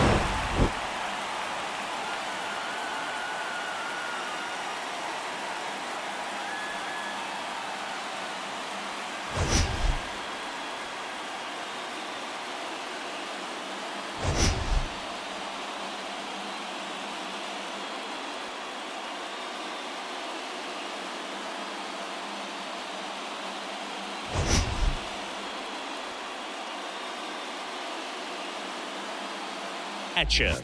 It's the Seattle Mariners and the Boston Red Sox. With Chris Singleton, I'm John Shambi. Well, Singy, when you consider the top hitters ballparks in the sport, this has got to be one of them. I'll say this. Pitchers have to stay with their game. They can't look over their shoulder and think, I have to be fine and perfect on every pitch. Continue to pitch to your strengths, and you'll come out of here with a good outing. All right, we'll be back to get this one started after this. Just about set to go now. And starting this one, Tanner Houck. What do you have on him? Well, you know this guy wants to be better than that. I mean, the ERA is bloated. He understands that he's got to put his team in a better position to win ball games. And at this point, you have to forget about your own individual stats, and you have to go out there and attack and try to get that W. And if you do that, you'll look up, and most likely that ERA will have dropped over time. J.P. Crawford gets a chance to hit. And a pitch. Swing and a miss. And we're underway from Fenway.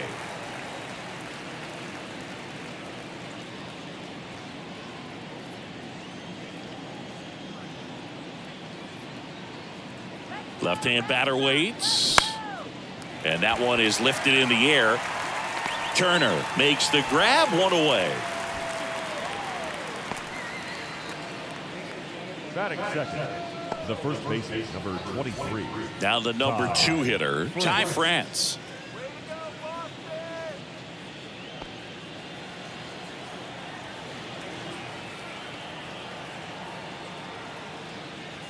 In there, and it's 0-1.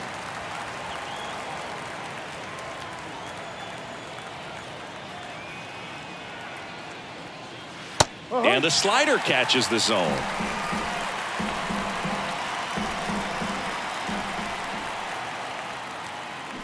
Swing and a miss, struck him out. Well, clearly just anxious right there, and understandably so. In an 0-2 count, you feel like you've got a lot of plate to cover, and you don't want to strike out, and you end up striking out. That's just one of those pitches where it's not over the plate, but because you committed to it as it was leaving his hand, by the time you realized it wasn't going to be in the zone, it's too late to hold up your swing.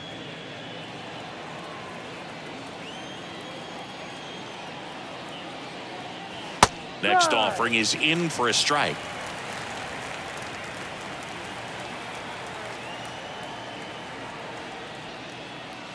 Good eye right there. 2 balls, 1 strike.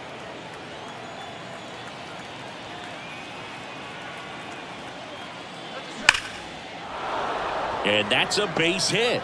And that keeps the inning alive.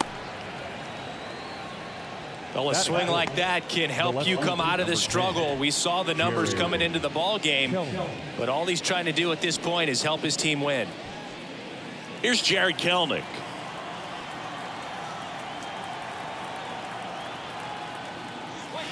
First No, pitch that's doesn't a ball. find the zone.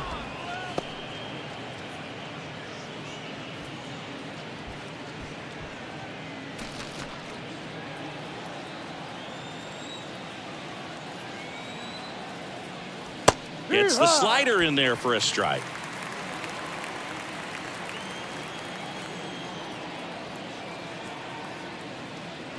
Check swing. He held up. And a count 2-1. Rodriguez off of first with 2 away. Pickoff throw. Rodriguez back on a dive.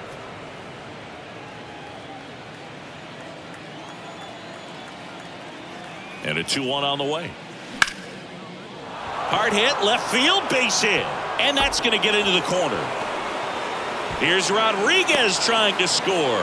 The relay to the plate, not in time. He's safe. A run comes in on the play. Comes through with the RBI. Just a cookie down the middle. I mean, those are the ones you dream about. The ones in the cage, you're just hoping you get in the ball game. Right down the middle, not a whole lot of velocity, right on top of it. Eugenio Suarez up to the plate now.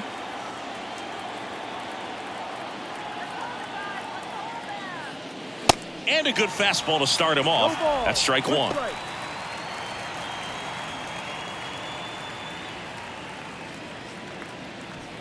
Runner at second, 2 down.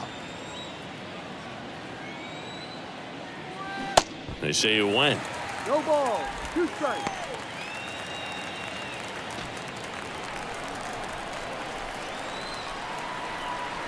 Runner leads away at second. Good eye That's right the ball. there. He wanted that fastball high and tight, looking for a strikeout. Just didn't locate it very well. Next pitch misses. The count now 2-2.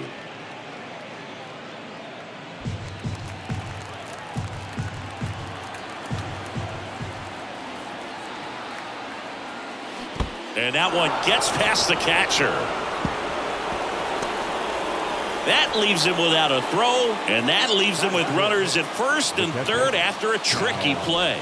So he's able to reach first base despite the strikeout, and that extends the inning. Kind of a tough turn of events for the defense there.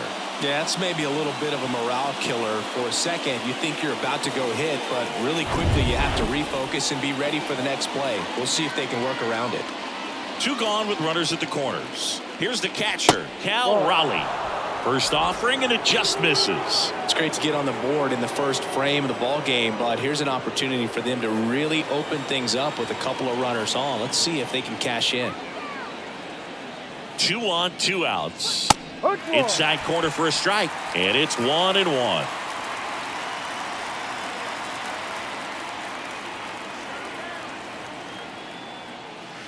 And that's in the dirt. Could be some action here on this next pitch. Couple runners on. Probably a challenge pitch coming. Well, they're really running up the pitch count in this first inning. Lots of confidence from this team that is perhaps the hottest in baseball right now. Corners are occupied with 2 down.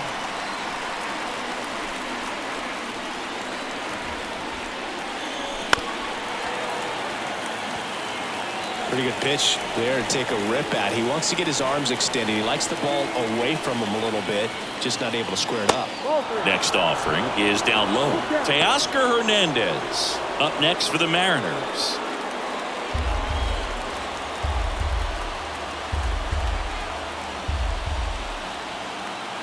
Three-2 now. Spoils the 2-strike pitch, and he'll see another.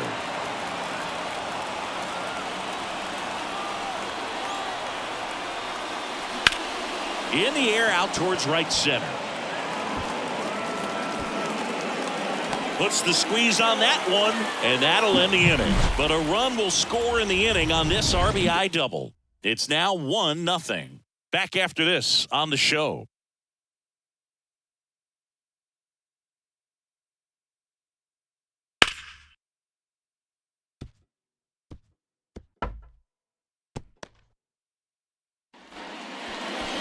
Back here in Boston and getting the start, George Kirby. What do you have on him, Siggy?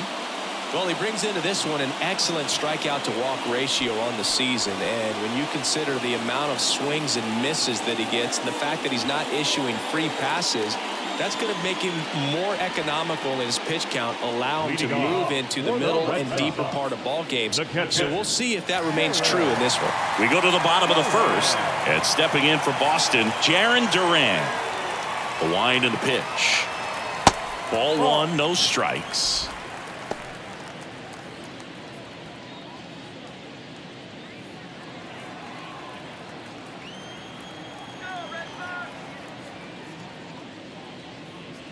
Outside corner, there's a strike. 1-1.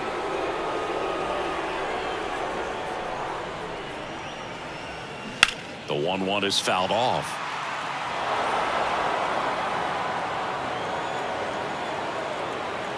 The wind of the pitch. Got him looking. Fastball at the letters, froze him for strike three. Here's Alex Verdugo. There's a strike. Verdugo, a former second-round pick by the Dodgers back in 2014. And Chris, I think one of the things that people always focus on with him, he was the centerpiece to that Mookie Betts trade between the Dodgers and the Red Sox. Pitch misses there. 1-1. Yeah, and many people would say that's a ton of pressure to go into a place like Boston with those shoes to fill. And you know what? He went in there saying he was going to be himself and put up some pretty good numbers. Makes a nice running catch. And there are two outs. That is third. No left field. Justin. 2 outs, base is empty. Now Justin Turner.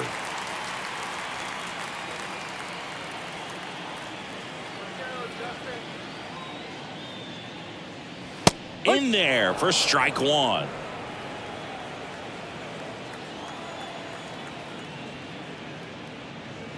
That one ripped but foul.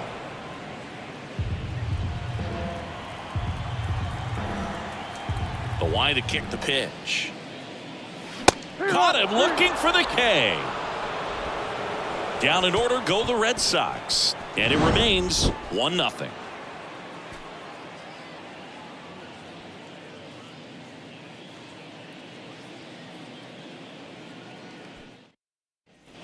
Back in Boston, new inning getting started. Here's Teoscar Hernandez. Teoscar Hernandez. The pitch. And ball one to the right fielder.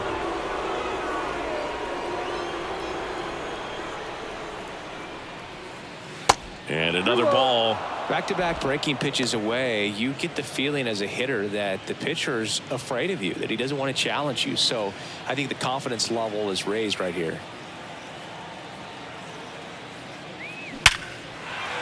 Out into left center for a line drive base hit.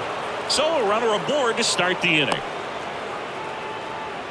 Well, they call that an advantage count for a reason. You're so much more likely to get something you can handle. That's a good sound coming off the bat, man. And as he connected out front and ripped it into the outfield, that's one of those swings where you just don't even feel the ball hit the barrel. That's a pure stroke. Sharp grounder. That's through for a base hit. Lead runner to second, so 2 on and nobody out. Well, that started and ended pretty quickly. No messing around right there. There was nothing cheap about the way he got that one through the infield. That was ripped, caught out in front, and didn't get under it like he would have liked, but definitely put a good swing on it. Colton Wong up to hit.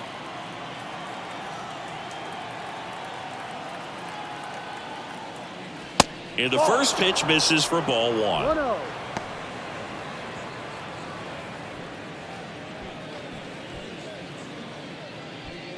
Hernandez over at second. Trammell at first with no outs. Next offering is in for a strike. Woody Keller making the calls behind home for us today. And Boog, something to keep an eye on is how pitchers utilize the top part of the strike zone. We see a lot more of that in today's game with guys going up there with hard stuff. Keller, definitely an umpire that isn't afraid to call strikes up in that part of the strike zone.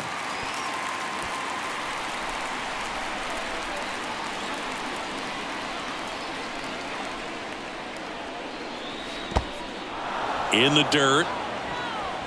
Well done behind the dish.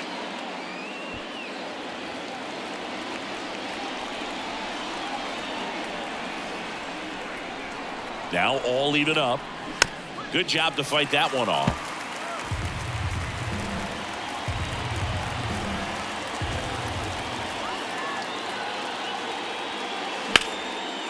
Line drive, base hit. And they're happy to play station to station right here. Bases loaded, nobody out. A perfect example right there. That plate discipline, it pays off. The deeper he gets into a count, the more comfortable he becomes, and he usually wins the battle. J.P. Crawford up next for the Mariners. Fly to left his first time up. In the air, right field. Verdugo ranging after it. Great effort as he's able to haul it in. Both runners tagging from second and third. A big run scores on the sac fly, and they lead by 2. Well, right there, he's definitely looking for more than just a sac fly with the bases loaded and nobody out, but you'll take it. Now it's up to the guys coming up behind him to pick up the rest of those runners on base. At the dish, looking to lift the ball in the air in this spot. Anything but the inning double play, Boog. And first offering is fouled off.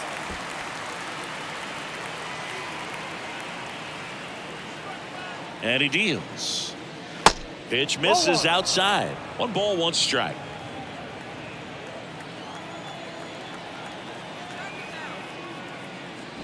Swings and chases a low one there. Big pitch right here. He's going to try to make a pitch that's going to produce a strikeout or a ground ball double play. Runners are at the corners, 1 away. Tries to hold up, appeal to first. Yes, he did. That's a swing. And now it's Julio Rodriguez. Singled and scored his first time.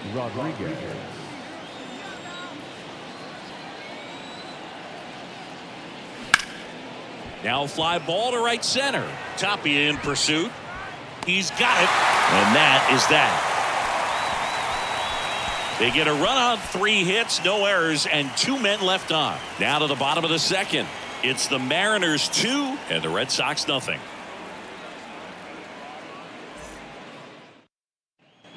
Back inside Fenway Park. We head to the bottom of the second, and here is Devers. He's a guy who does it all. With the lack of contact in today's game, this guy hits for contact, so he delivers average, but there's on-base and slugging too. And the right-hander back to work. And that one hammered way back there. And it's gone! Home run! His 12th of the season, and they're on the scoreboard. It's 2-1. He only needed 1 swing to square it up. Not wasting any time in that at bat, Boog. Aggressive, and it paid off.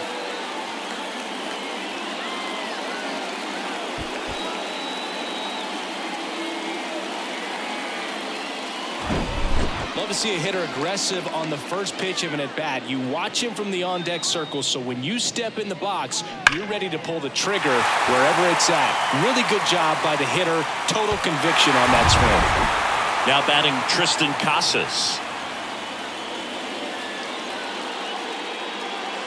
That's in there. That's strike 1. Early in the count, you have to be real careful because of that power, but then if this hitter gets a strike or 2 on him, he's still very comfortable. And because he has the ability to get the barrel to the baseball, he's a threat deep into the count as well. Next pitch is downstairs.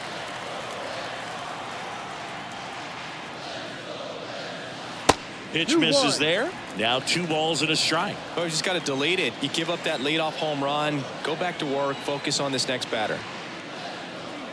And there's a strike.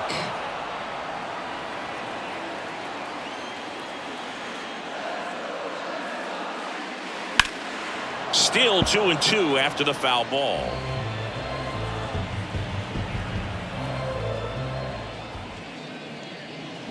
And a swing and a miss. 1 away.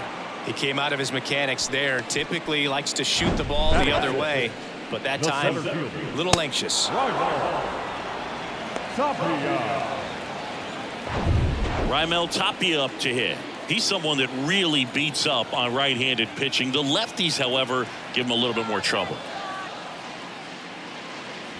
And that's in there for strike 1. Kirby. He's the kind of starter that a lot of pitching coaches and managers as well really appreciate. not a guy who's going to get himself into trouble by dancing around, by walking guys. And now the count is even. Yeah, he throws strikes, and he's got the command to be in the zone, be effective, but just moving the ball around, getting the ball back from the catcher, Boog, and throwing the pitch. Next offering is in for a strike. It's an interesting thing when you consider limiting walks. Is it more important today because of how many home runs are being hit? No doubt. Keeping guys off the base paths with the way the swings and the launch angles are today, the emphasis of hitting home runs is so huge. It's never been more important.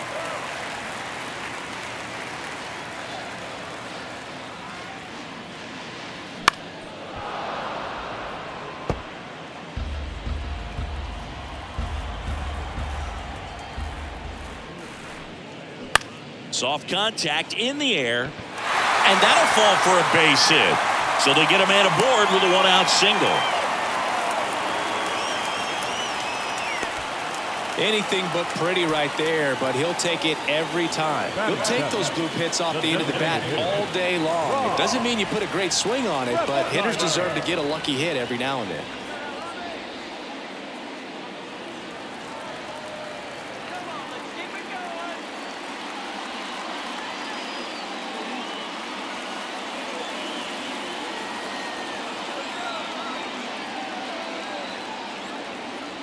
Runner on the go.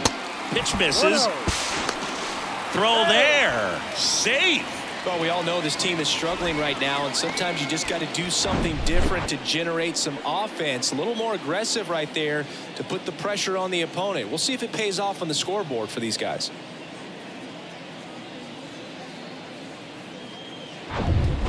Tapia, the runner at second with one away.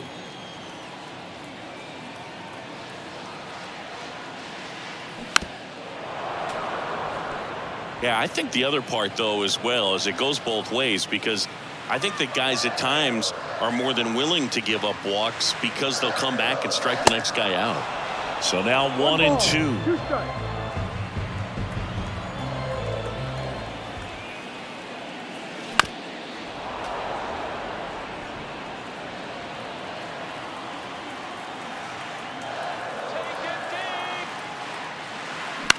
Swing and a ball popped up, and that'll fall for a base hit. Now a long throw home. It's offline. The run comes in. It's 2-2. Well, he wasn't afraid to hit with 2 strikes. I think he choked up a little bit, maybe spread out, but he got the job done right there.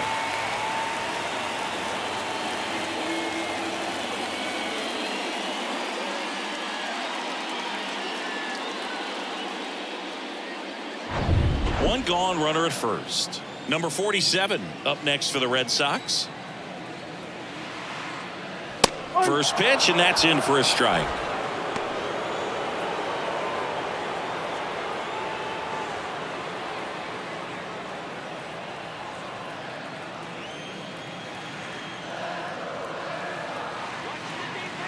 Left-hand hitter waits.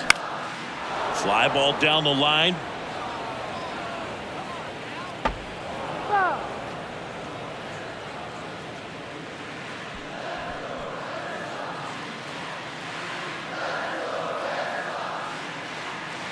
Here's the 0-2. Waves at the bender for the strikeout.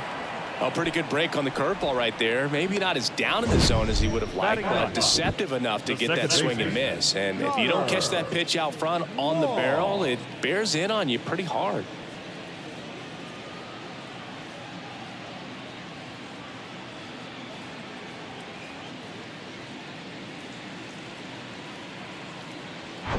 And next for the Red Sox, Connor Wong.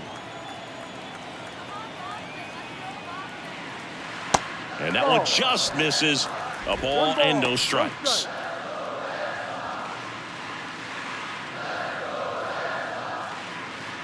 Tied up here in the early going.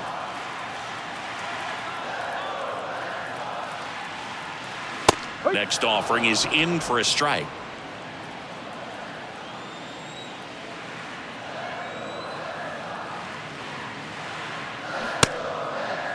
Started to go after it. Now a look down to first. And Ed Drummond right on it says he held up. 2 balls and a strike. Here it comes. And that one is in for a strike.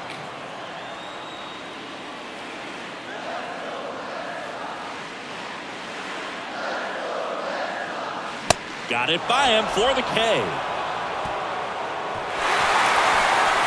They get 2 and draw even again. We head on down to the top of the 3rd. We are tied 2-2.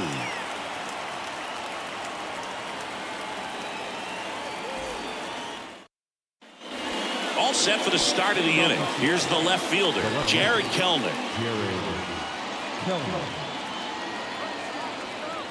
The pitch. Well, after putting up a nice inning on offense, got some runs across, this is where you look for the starter to go out there, have a shutdown inning. Don't give that other team any hope. You just hope that he can get through this inning, get the bats back up there while they're hot. Looks like he's being a little cautious with him in this at bat after doubling the first time up. Doesn't want to make another mistake.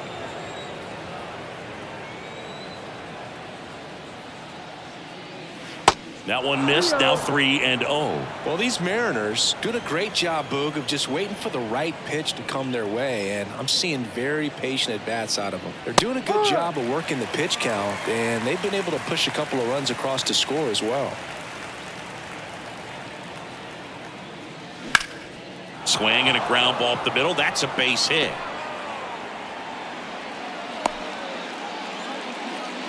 Wasting no time. He's 2 for 2 now on the night, and just a triple and home run away from the cycle. Seriously, we're starting with this already.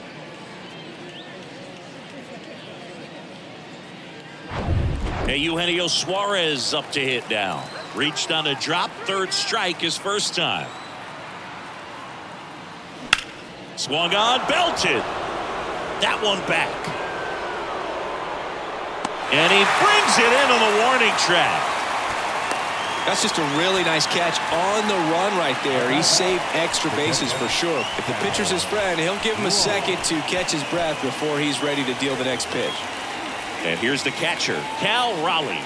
Flied out his first time. Definitely wants to stay out of the double play here. Ball on the ground in the infield. Should be an inning-ending double play. In there, and it's 0-1.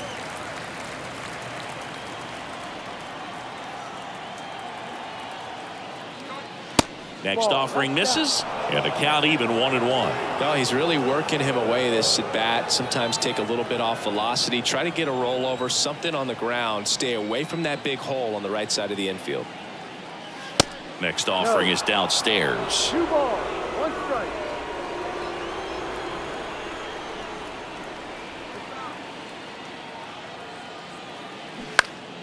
Next offering is fouled back.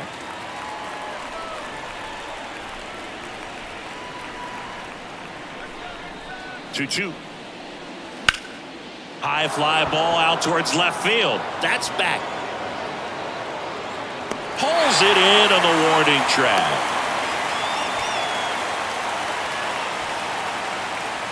Now back, right fielder, Hernandez.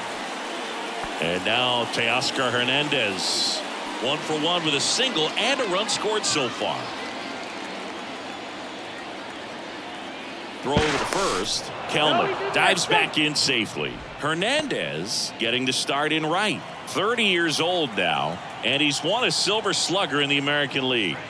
First offering misses the mark.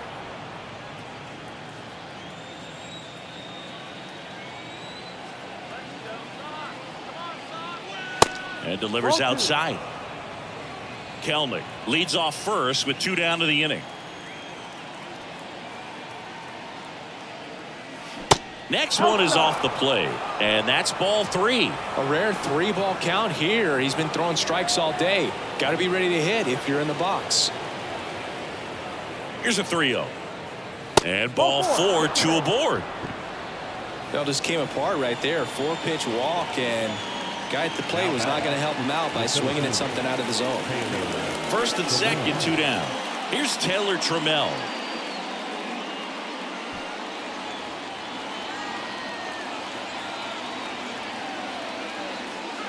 That one's in there, 0-1. No ball, 1 strike.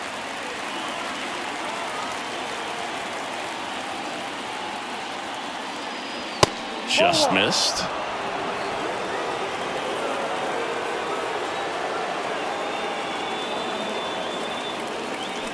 The 1-1 is fouled off.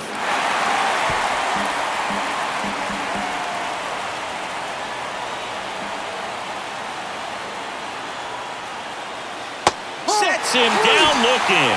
Strike 3 called on a slider at the knees.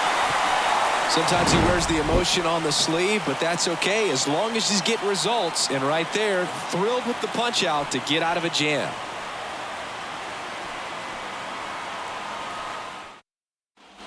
Back here at Fenway Park as we go to the last of the third. Now batting Jarren Duran.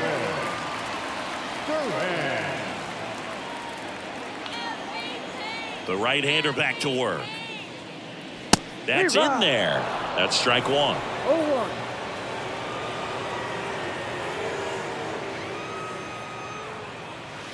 In there at the knees for a strike. Quickly into an 0-2 count. Both pitches were down in the zone. I think you set your sights a little bit higher because you'll have a tendency to chase if you look down in that area.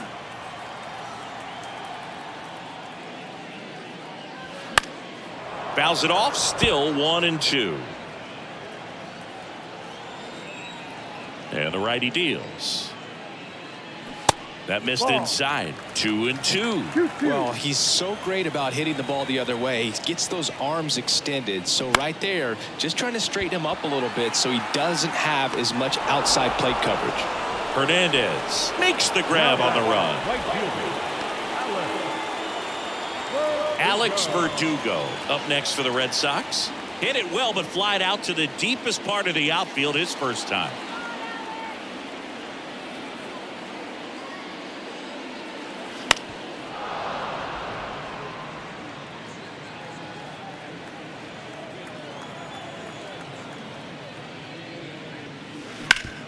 Hard ground ball, base knock.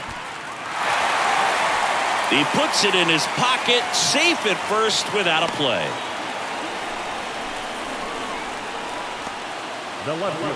Man at first with 1 gone. Here's Justin Turner. He's 0 for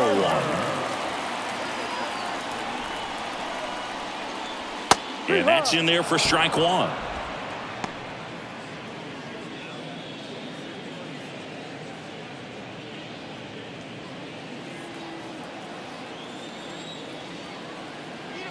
And the right-hander deals. Hammer, base hit. Verdugo around second. Throw into third. In there safely.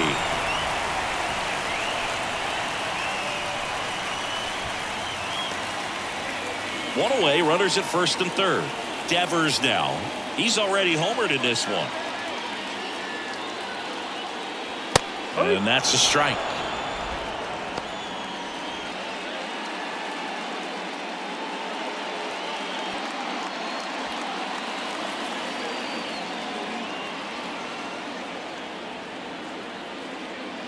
And a strike in there.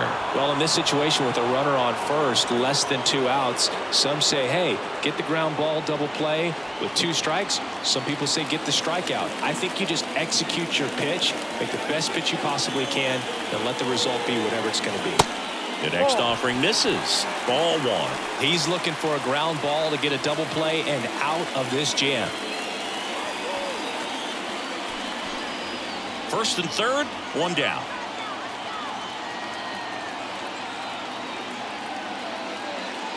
And a ball evens the count. Definitely got the hitter conscious of the pitch inside. Really think the outer half is open. That just misses, and now it's 3-2. Caught a break right there. Pretty good pitch on the outside corner. Tristan Casas in the on-deck circle.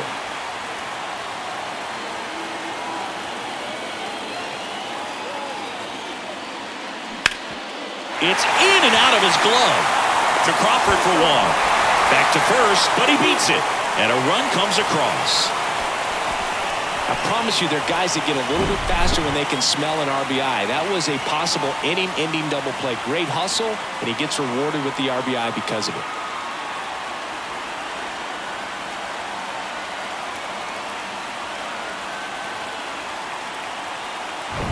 So stepping in for Boston, Tristan Casas. His first at bat was a strikeout.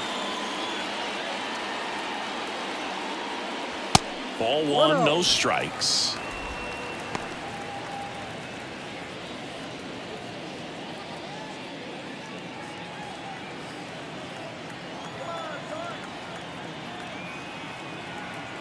The pitch. Swing and a miss. Strike one. This guy's got such a good sinker. As a hitter, you've got to look up in the zone. If you look down, you're going to be chasing stuff in the dirt. Awkward swing there from the big left-handed hitter. Off balance as well. That one ran inside, almost got him. Straighten him up a little bit.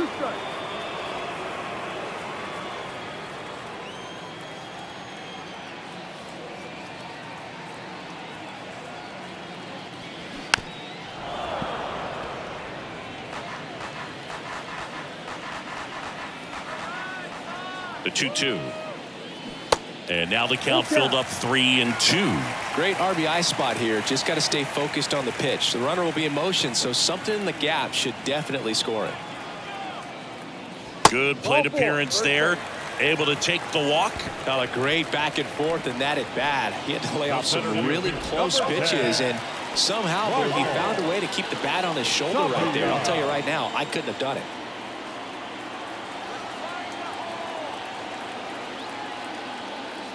Tapia stands in now and watches strike one. There it was, a high velocity fastball in the zone. I think a little frustration from walking the previous hitter. He's got good stuff. Pitch inside the zone and trust it. 0-1 now. In there for a strike at the top of the zone. Perhaps not quite ready to hit. First two pitches by him for a couple of strikes. Now back is against the wall. He's going to have to figure something out and figure it out quickly. To the right side. Gets him easily, ends the inning. One run in the inning, but they leave two. 3 innings complete. It's the Red Sox 3 and the Mariners 2.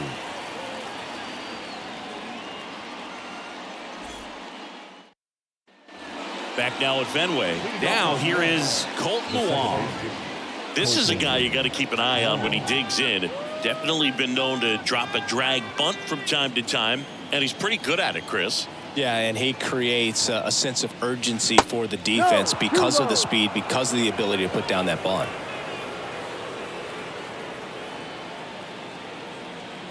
The pitch. Fouled off to the right. Now you see even sluggers from time to time try and use the bunt really as a way to beat the shift. Close, but called a ball. And it's 2-1. Next pitch is in the dirt. 3-1 now.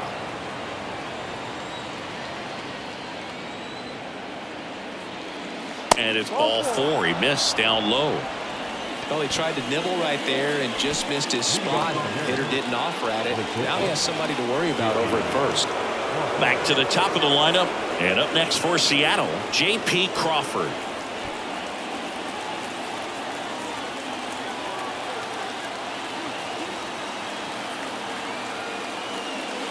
And the pitch is outside, ball 1. Maybe losing command a little bit after the walk. Next pitch, not even close. Wong gets his lead at first with nobody out.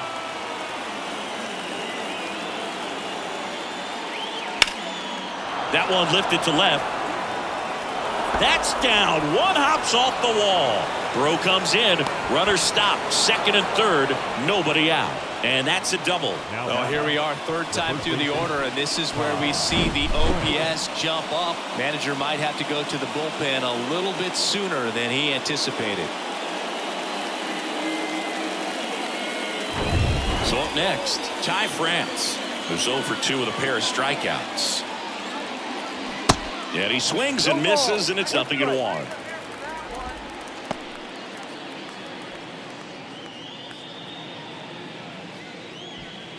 Two runners in scoring position, nobody out. Strike 2. 0-2.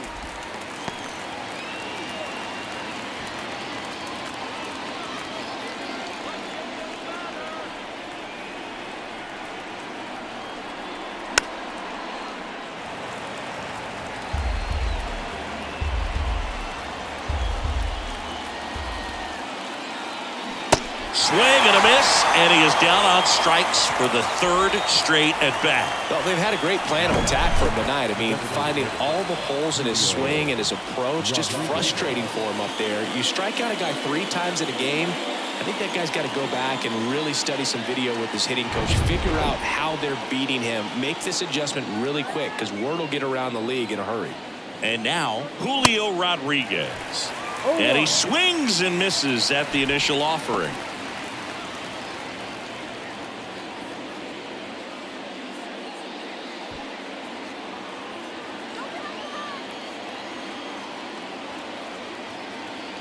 And a pitch.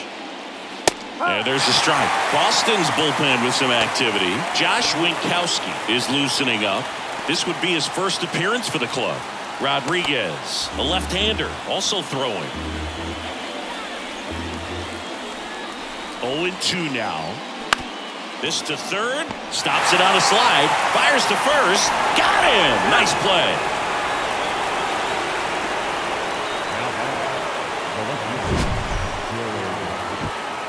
This is such a difficult play for a third baseman, Chris. A sliding stop and worthy of another look with StatCast.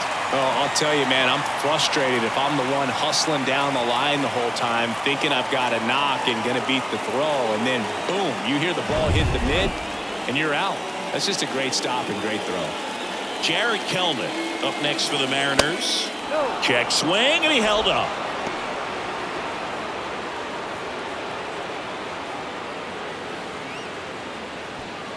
Two outs and one in scoring position.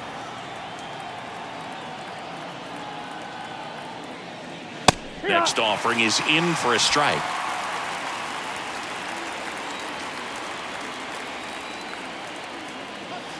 The 1-1 is fouled off.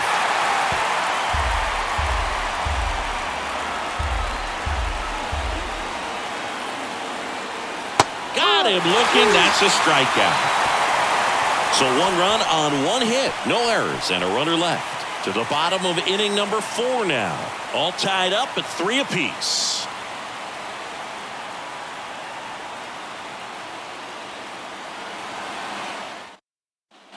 Back here at Fenway, John Sciambi and Chris Singleton with you.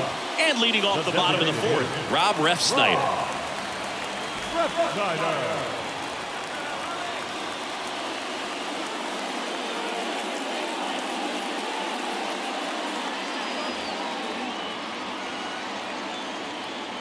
Kirby back to work.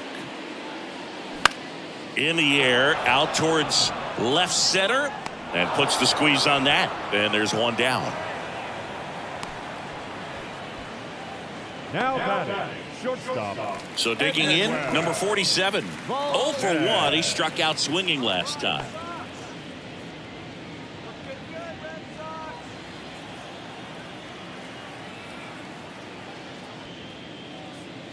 First pitch, and that's in for a strike. No ball. 1 strike.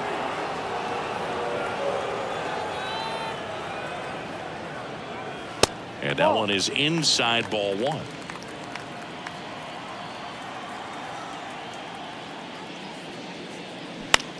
In the air, right field. Hernandez settles underneath it.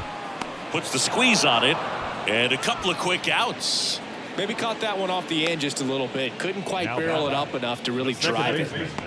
Connor Wong getting ready to hit. He was a strikeout victim his first time.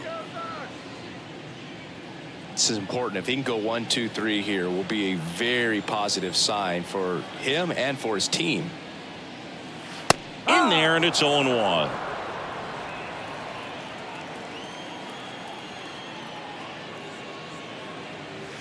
And a swing and a miss. No ball. 2 strikes.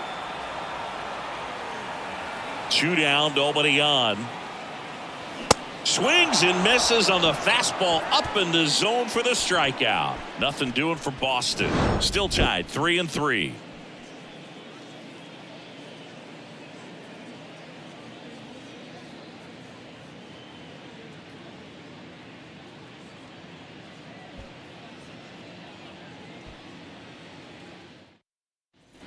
We go to the top of the 5th, and now for Seattle, Eugenio Suarez. And a pitch. And takes low for ball one. 1 ball, no strike.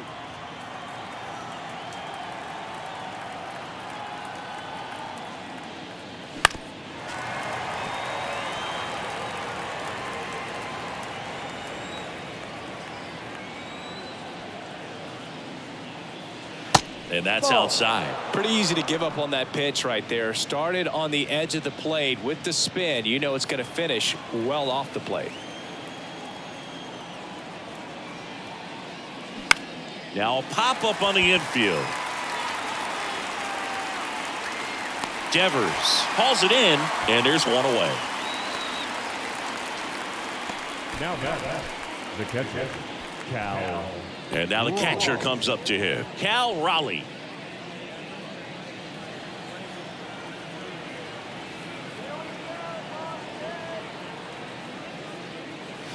And strike one to the catcher.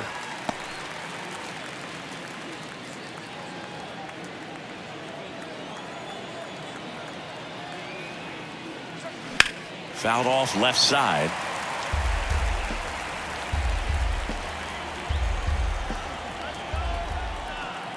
One down, base is empty. Just misses the mark outside the zone. Really good take, especially with 2 strikes. Just misses with that one. He's really tightening up his hitting zone with 2 strikes here. I love it. 2-2 down. And now it's filled up.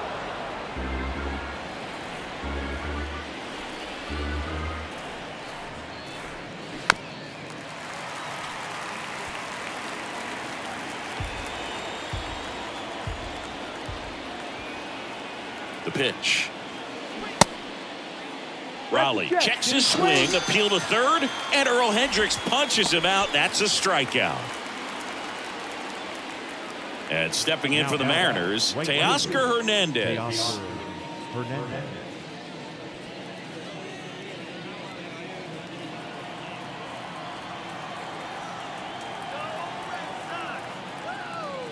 Swings through that one.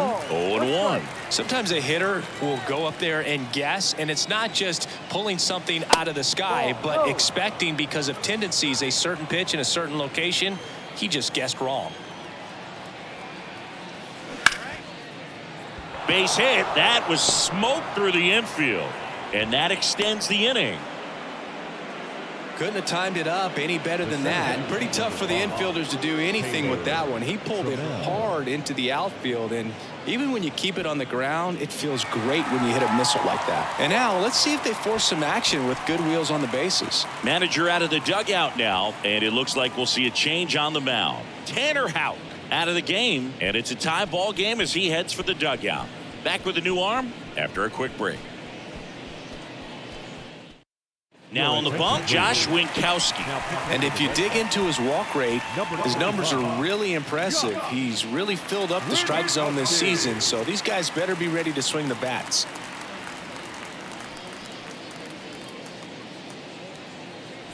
Taylor Trammell up next for the Mariners.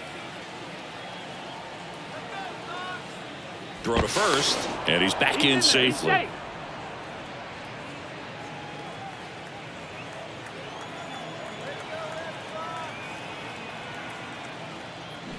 And there's the strike. 0-1.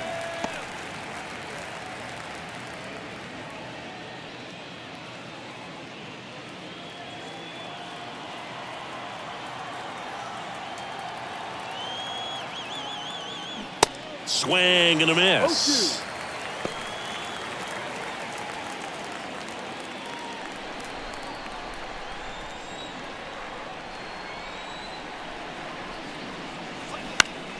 Fouls it back with 2 strikes.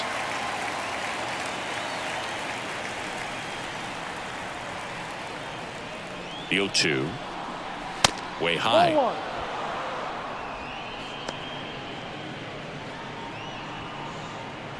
Hernandez off of first with 2 away.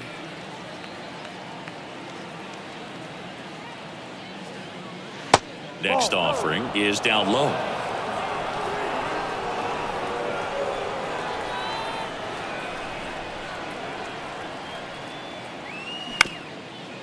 Up the middle, Wide throw pulls him off the bag, and the inning still alive. Looked to me like he got on the side of the ball a little too much right there. Maybe a little too casual as well with the throwing motion. And when you don't stay on top of the ball and really get out front and finish with a good release point, it's very easy to lose control of it to either side. So 2 on with 2 away. Colton Wong, the next to hit. That one's in there, 0-1.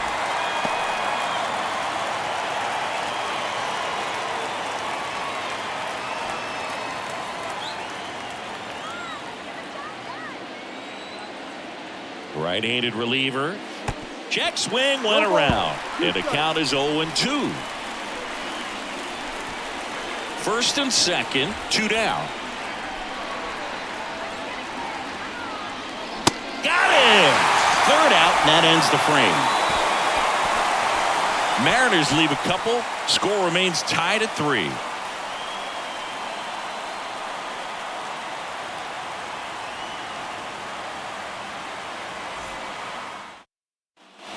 And we're back here at Fenway Park. We head to the bottom of the 5th. Here's the speedy catcher, Jarren Duran. And the pitch. That catches the corner. You know, these Red Sox, digging into their numbers, have to be happy with the swings they're taking. They've hit 7 line drives already, and even though some of them have been for outs, there's nothing wrong with delivering consistent, hard contact. That's almost always going to lead to positive results. That one is blasted left field towards the monster. He hits the wall and hangs on. Great catch. Well, that takes a lot of concentration to haul it in when you know that wall is about to stop you in your tracks. Really nice play and nice focus right there.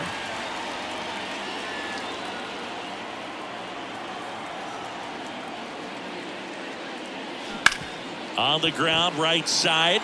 Lays out, but he can't squeeze it. Not in time. Great effort, but it's an infield hit. Now batting, left field, Justin Turner.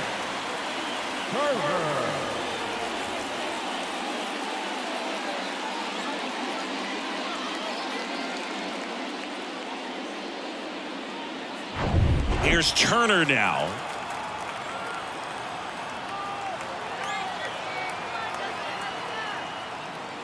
Sliced hard but foul.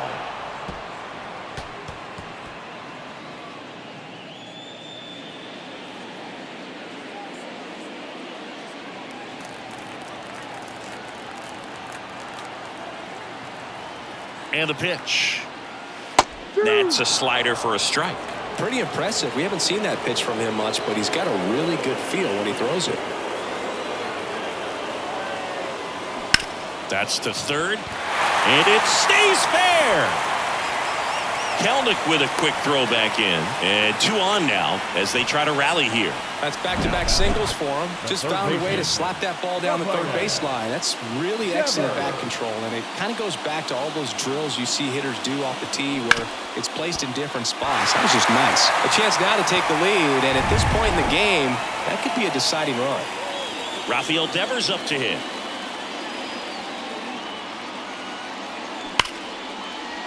Diving, and he can't make the play. Hernandez quickly throws it in as the go-ahead runner pulls up at third. That's now 3 hits in a row for the offense. Got the top of the ball a little bit, but not much. That was hit pretty hard through the infield, so I think he'll be happy with that swing. Definitely generated some good bat speed. And stepping in for Boston, Tristan Casas.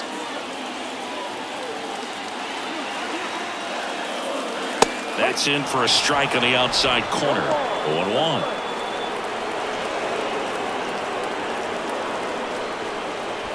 Bases loaded, 1 away.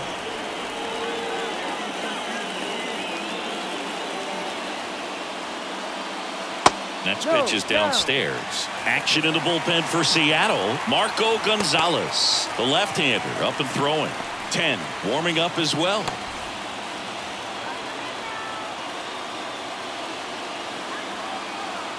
Here comes a pitch. Ball. Well, he's just given up 3 straight hits, and now behind in this count to this hitter. Might be a good time for somebody to call timeout. Maybe the pitching coach go out there and talk to him just a little bit. Right-hander kicks, deals. And a curve misses outside. Get ready for some action here. Good RBI guy at the plate. Runners in scoring position. And a hitter's count.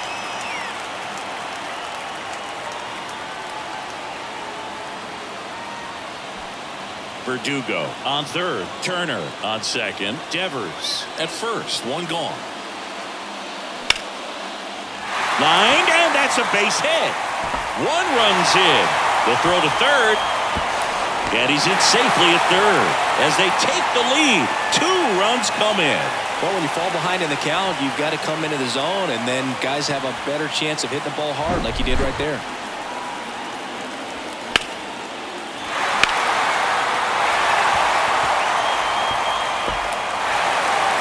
Marco Gonzalez gets the call from the pen. He's been so good against lefties. Ladies and gentlemen, your attention please. Now pitching for the Mariners, number 7, Marco Gonzalez. Runners at the corners here, 1 away. And next for the Red Sox, Raimel Tapia. First pitch doesn't find the zone. 1-0.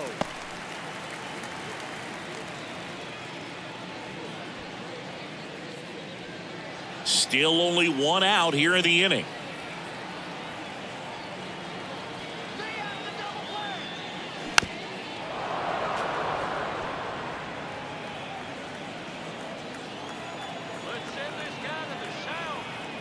Lefty out of the stretch. Runners at first and third. Ball, no. A little bit low.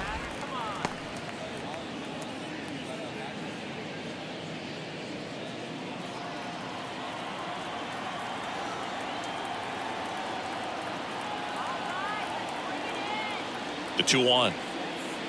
Swings through that 2 one. balls, 2 strikes.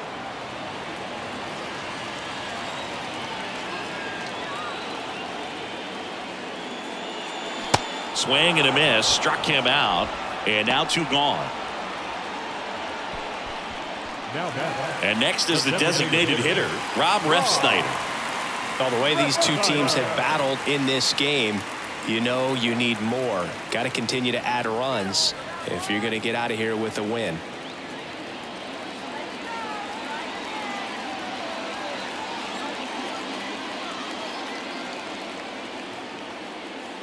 First pitch, and he just misses.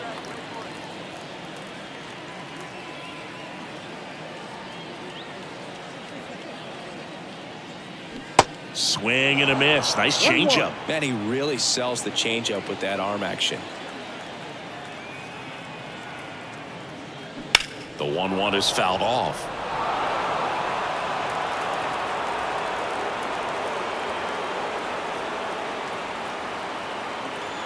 Kicks and deals. Swing and a miss. Struck him out. Good job at damage control right there. But 2 runs for him, and they jump ahead. 5 innings complete. It's the Red Sox 5 and the Mariners 3.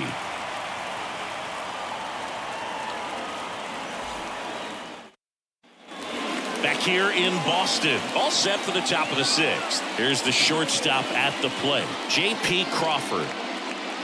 Crawford, in his 5th season, 28 years old, and he's a former Gold Glover in the American League. Winkowski back to work. And ball 1. The Red Sox with some bullpen action. Nick Pivetta up and throwing. Martin, the hard-throwing right-hander, up as well.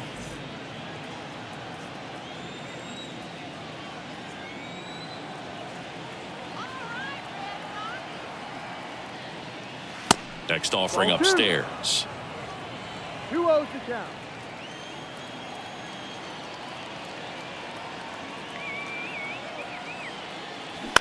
And that one hit to first. And he takes it himself for the out. The first baseman, number 23, Ty. And here's the first baseman, Ty France.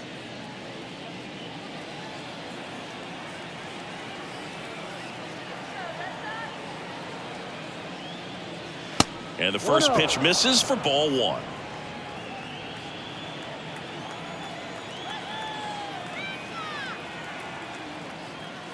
There's a strike.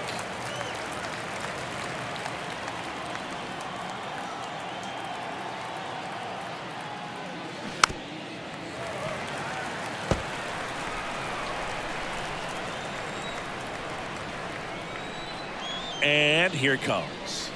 And it's even up. 2-2.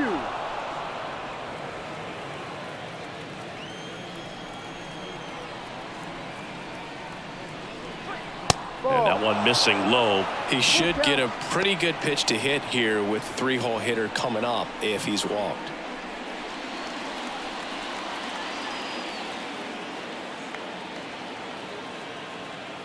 Three, 2 now. And there's ball 4. Take your base. What a battle. It's not always easy laying off a 3-2 pitch, and I tell you what, he earned that walk. Julio Rodriguez up next for the Mariners. Outfield playing very deep, not wanting anything over their heads.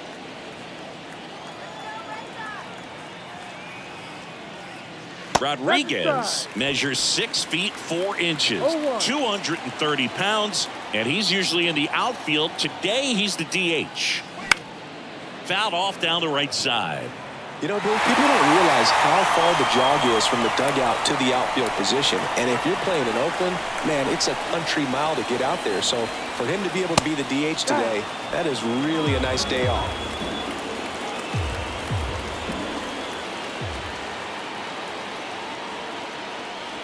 Struck him out looking.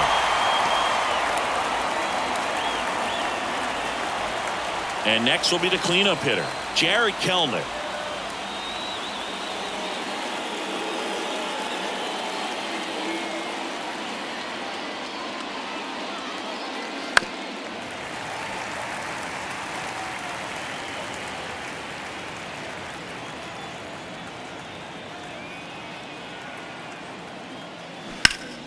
And that one pulled foul. It's so hard to slow yourself down when you see that juicy breaking ball, but the most success happens when you try to take that right back up the middle approach. Next one misses. Now 1-2.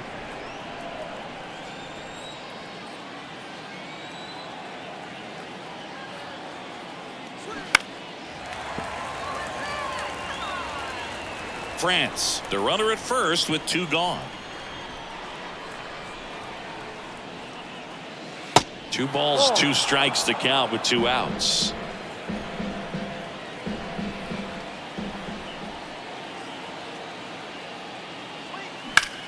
That's towards center.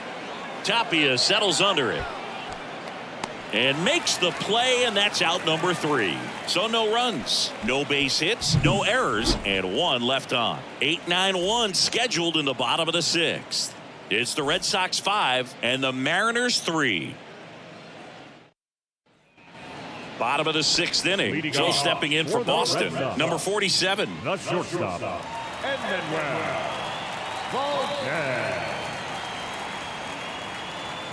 The pitch. There's a strike. So, Boog, you went to college in this town. What was it like for you being a college student and having the opportunity to bounce over here to Fenway Park and see some games? Yeah, in fact, 1990, a couple of college. This one swung on and hit well. Way back there. Pulls it in on the warning track. What about the fans at Fenway? Would they let you have it from time to time? They're definitely intelligent baseball fans, which is awesome. They're not waiting for something to happen. They can smell a big inning or anticipate a situation setting itself up. Wong, the next to hit, takes ball 1. 1 ball, no strike.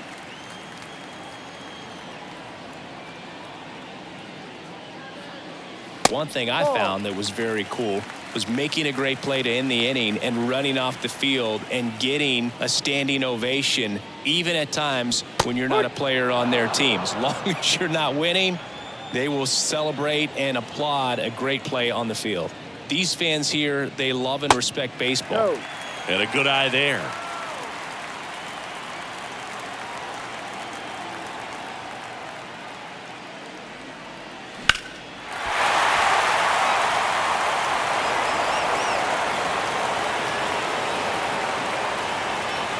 Three-two on the way. Fights it off. He'll see another. The wind and the pitch. And he walked him. Take your base.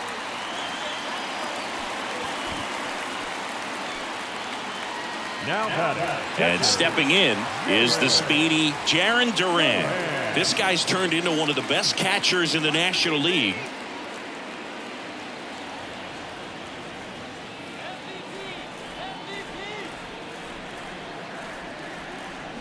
Check swing, went around. It's 0-1. Gonzalez, a 6'1 lefty. He features a four-seam fastball, a changeup, a cutter, and he occasionally uses a curve. Next offering is downstairs.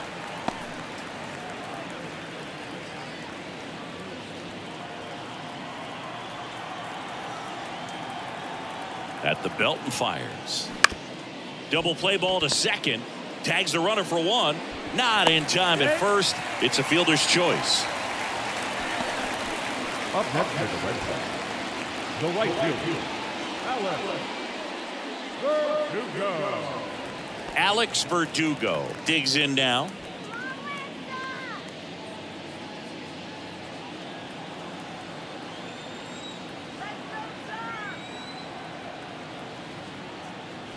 And that's in there for strike one. Well, if he's going to steal second, you want him to go early in the count. That way he's not a distraction to the hitter at the plate. Go ahead and get it out of the way so the hitter can focus on the pitch. Now snap throw to first. Duran back easily.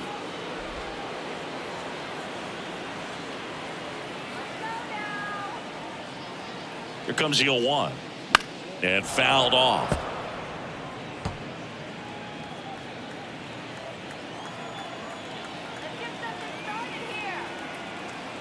Runner on the goal. Pitch outside. Throw to second and great jump. Well, it really doesn't matter what the situation is. When a guy like this gets on first, you know he's going to steal second at some point during the at-bat. Nice job to get in the scoring position. The defense probably knew it was coming, but they just couldn't do anything to stop it.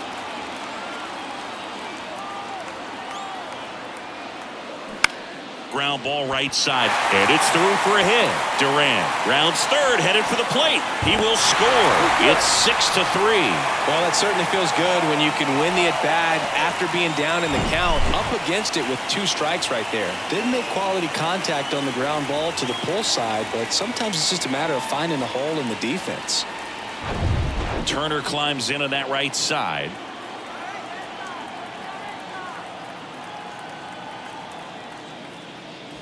In there for strike one.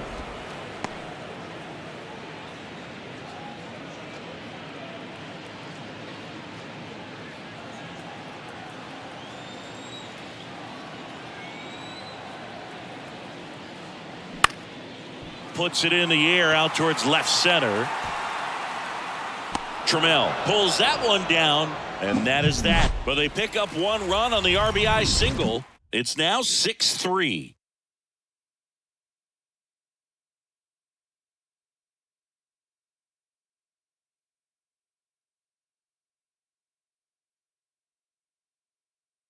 Nick Pivetta gets the ball now. And he's coming in to pitch on 4 days rest right here. And that might not be a factor at all in terms of being rusty, but he should definitely be well rested. Now the third baseman, Eugenio Suarez. The third baseman. The Mariners in striking distance, but have some work to do. Boog, it starts with the leadoff man. Need a good at-bat out of him right here. And he deals. And there's a ball.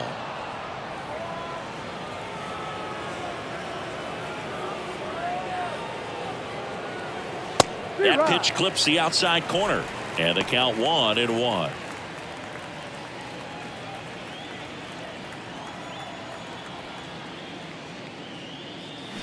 And that one hammered out towards left field. That one back there, and it is gone way over the monster. A big blow to the home fans. Home run number 5 on the season, and they inch closer. It's 6-4. Just relentless. This team will not quit.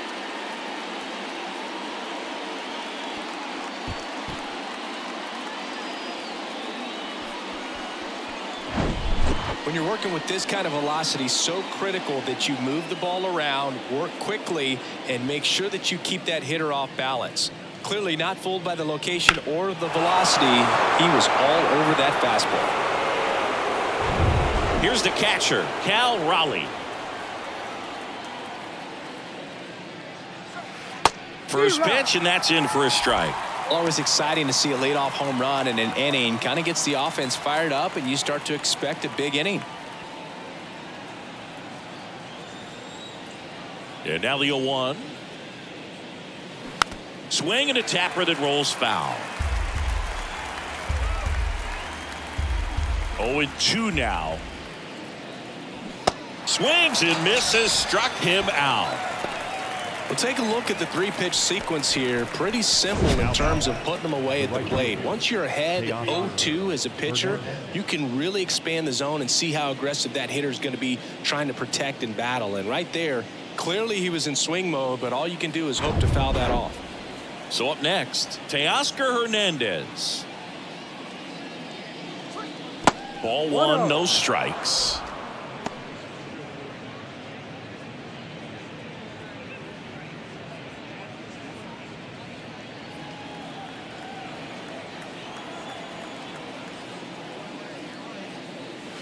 And that's too high.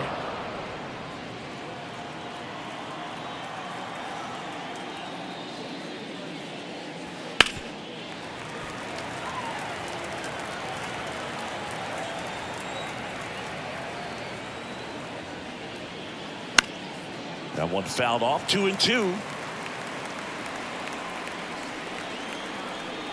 The wind of the pitch.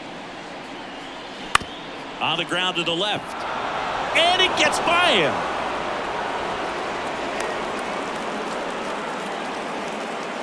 Now batting, the 17th, Richard Blyer will take over here. This southpaw's been really good against left-handed hitters. number 56, Richard Blyer.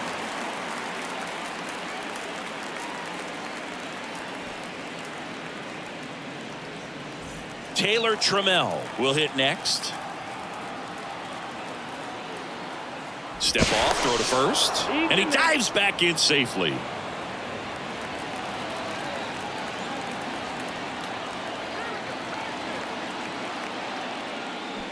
And first offering is fouled off.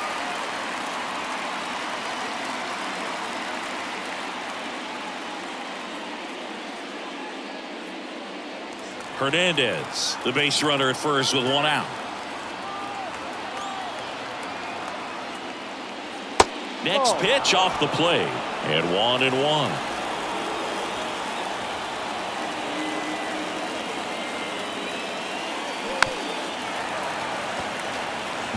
With 2 strikes, may see some movement over there at first base, try to stay out of a double play here. Swing and a miss, and he struck him out. And he's down on strikes for the second time today. Now it's the second baseman, Colton Wong. A strikeout and a walk.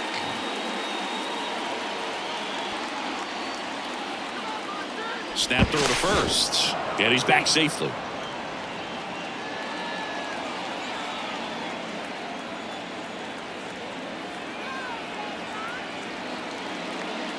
That one at the knees for a strike.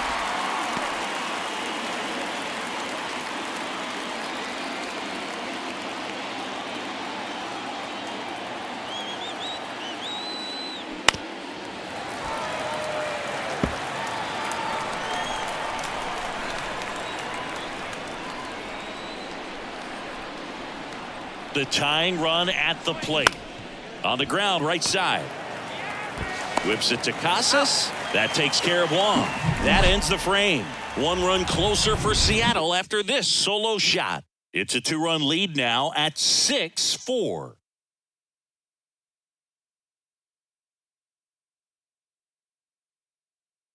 New pitcher for the Mariners, Justin Topa.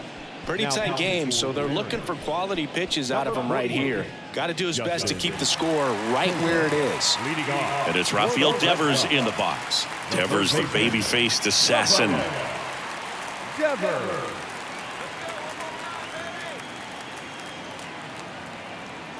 And a pitch. Swing and a miss, and he was fooled. 1 strike.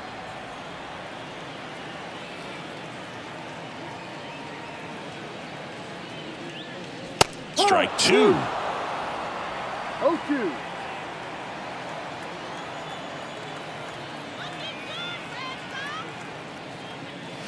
And that's Ball. downstairs and outside.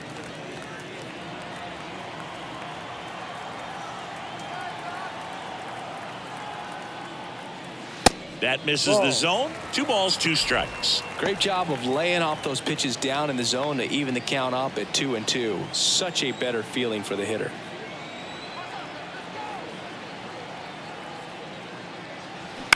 Swing and a slow roller. Wong. Over to first. And they get the leadoff hitter in the 7th. Good slider inside right there. Batter fighting to get there. Just rolled over it. Got the ground ball. And now the first baseman, Tristan Casas.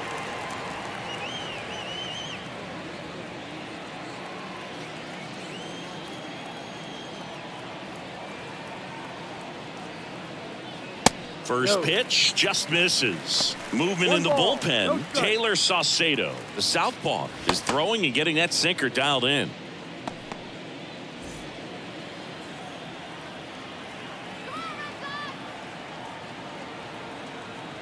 Righty to the plate. Clips the corner. And the count 1-1.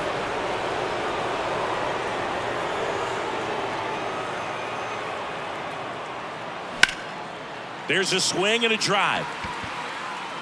And that one is off the wall. Throws to second. The tag, and they cut him down going for 2. Number 10. Right ball. Tapia. 2 outs, base is empty. Raimel Tapia up next for the Red Sox.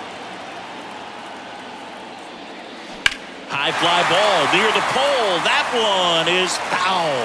Got a little anxious on that changeup right there, and tells you he's ready to hit a fastball. If he can let that thing get deeper as he recognizes it out of the hand, tell you what, he could be circling the bases. Throws to first. Play made. That ends the inning. Red Sox go down quietly. They're up 6-4.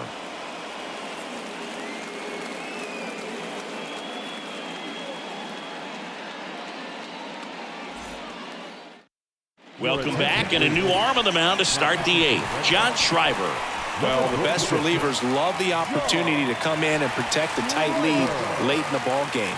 Some of them are just wired different, so we'll see what he's got here. Back to the top of the Seattle order, and the batter will be the shortstop, J.P. Crawford.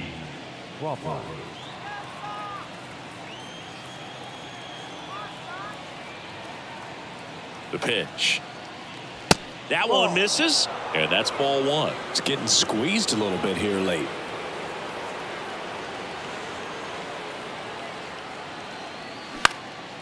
Out towards left center. Turner moving in on this one. Nice grab on the run. 1 up, 1 down. The first baseman, number 23, Ty. So digging in, Ty France.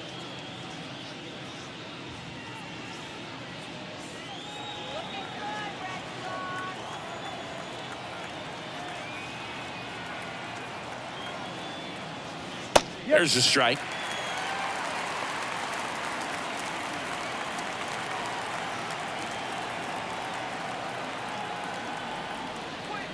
Just off the outside part of the plate.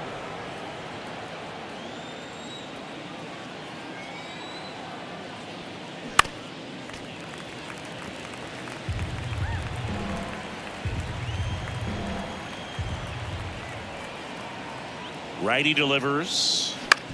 Right side. Wong. On to first. 2 up, 2 down here in the top of the 8th.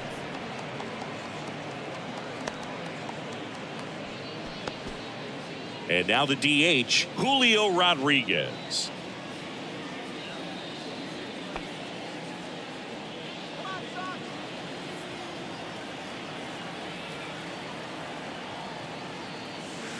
In there, and it's 0-1. Well, they say it's the best pitch in baseball. Strike 1. You get ahead on a good hitter as well.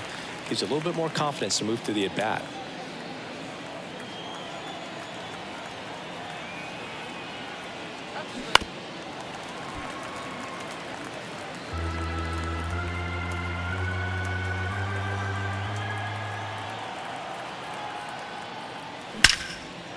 Line drive, and that's a base hit to right. And that keeps the inning going. Back against the wall with 2 strikes, but found a way. Pitch was away, and he did exactly what you're supposed to do with it. Drive it the other way. Just go with the pitch. And now a chance to maybe get creative on offense with good speed on first. Check on the runner, and he's back in there.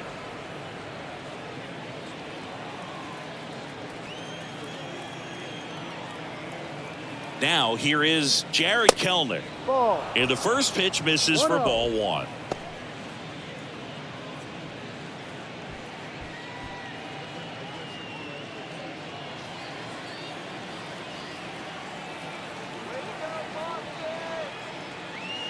That's inside. Chris, with that distraction and a speedy guy at first, he's in a favorable hitter's count. Well, if nothing else, I mean, this is a great spot for a hitter to be in. Rodriguez off of first with 2 away. High fly ball out to center field. Tapia settles under it. Makes the grab, and that'll end the inning. 1 left for Seattle, and the score remains 6-4.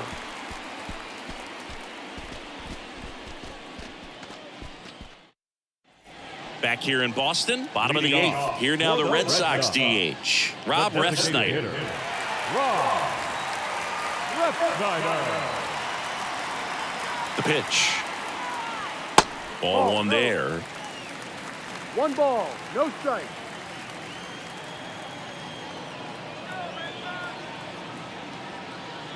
Called strike, a sinker at the bottom of the zone.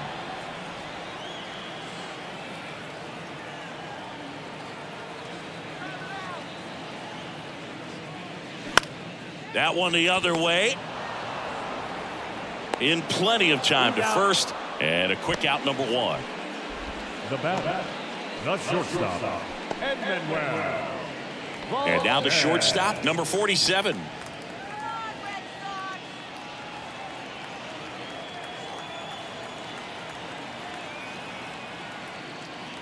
That's a strike, and it's 0-1.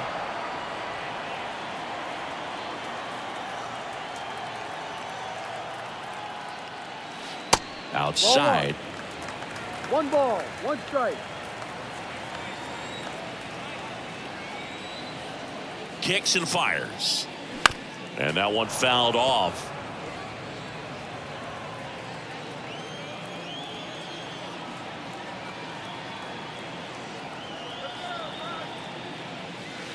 Down and in, moved his feet.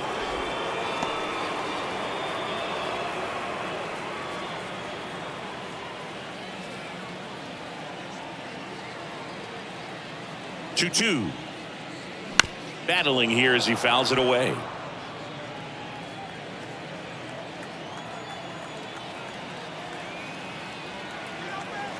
2-2 on the way.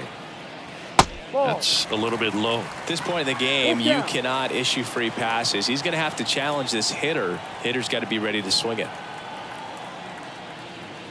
Good plate appearance there. Able to take the walk. Now that second 1 down. Connor Wong getting ready to hit.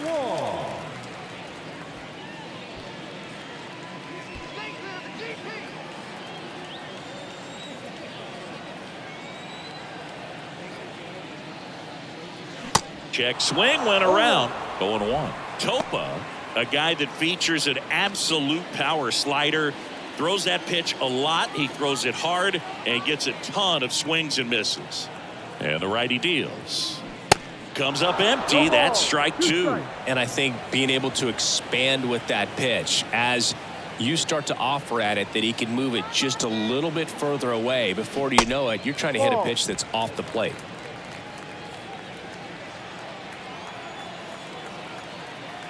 Right-hander kicks, deals. Rolled to short, possible 2 ball. The underhand flip over to Wong. Over to first, but he beats it.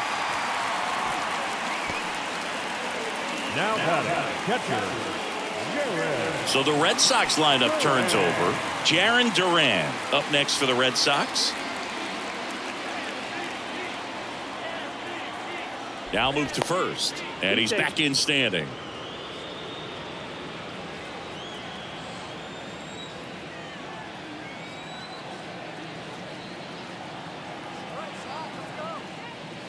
And that one just misses. A ball and no strikes.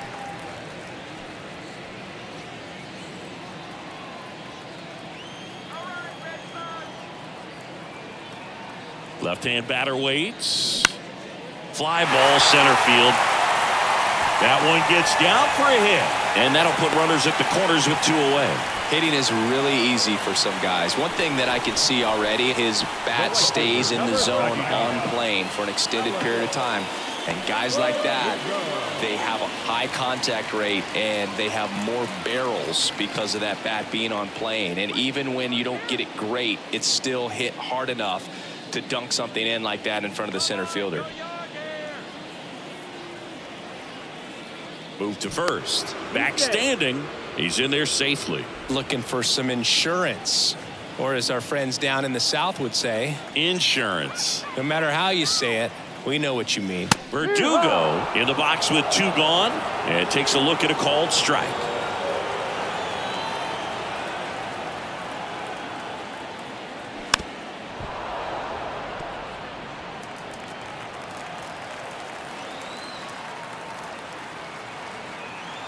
Two outs.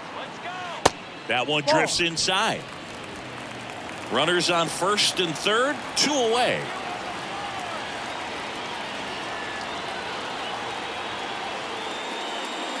That misses, and the count's even at 2. 2 balls, 2 strikes.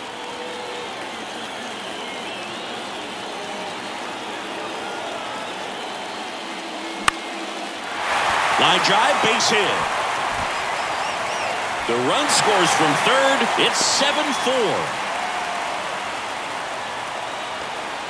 Puts a run on the board and picks up an RBI. Kind of a risky pitch coming inside with the breaking ball like that. You have to bury it. Otherwise, it's not too difficult to get the bat to it like he did that time. So 2 down. Now at the plate, Justin Turner.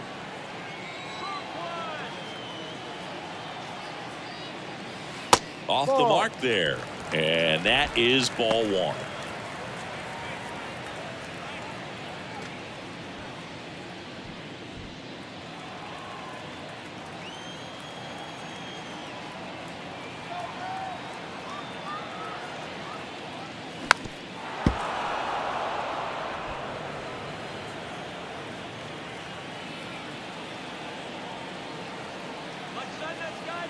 And the right-hander deals.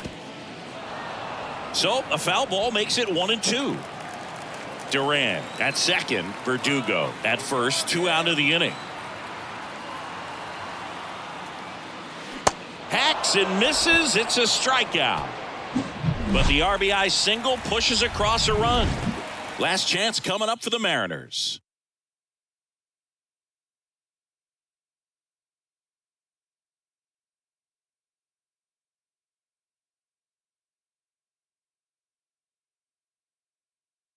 Kenley on here. Save opportunity for him right here, and he's their guy. Time to lock this one down and get out of here with the W.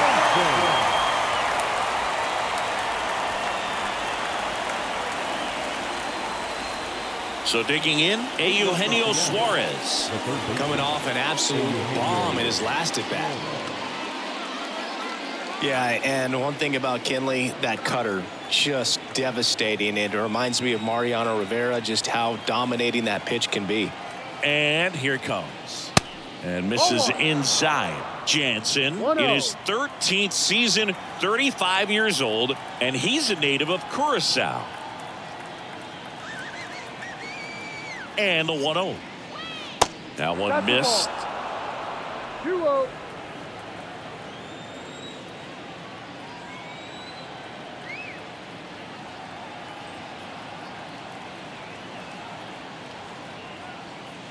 Next offering upstairs. So definitely a little wild right out of the gate. Well, it could be a little tough coming from the bullpen mound to this mound, but you've got to find a way to get ahead in the count quickly. He hasn't. We'll see how this at bat turns out. The pitch. Yeah, there's the strike.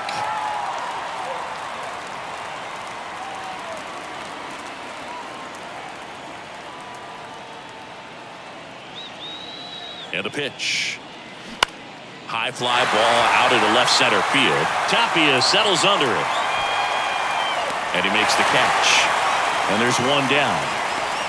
Now back, the catcher, Cal.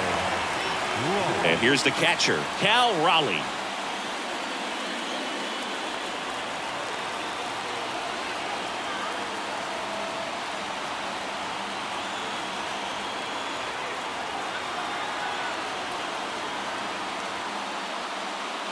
That one's in there, 0-1.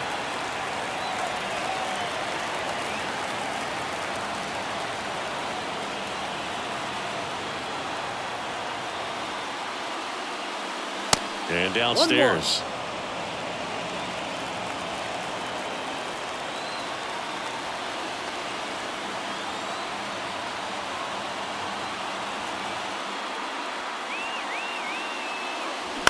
That one the other way. Tosses across the first, down to the last out for the Mariners.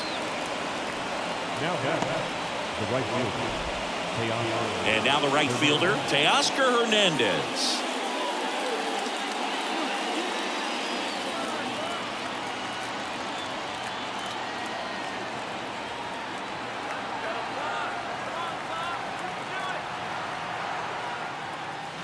Way outside, ball one.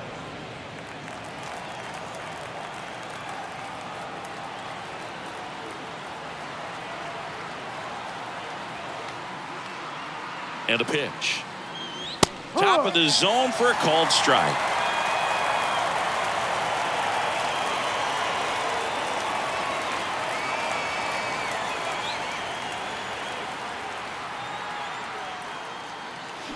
Swing and a miss as he was late.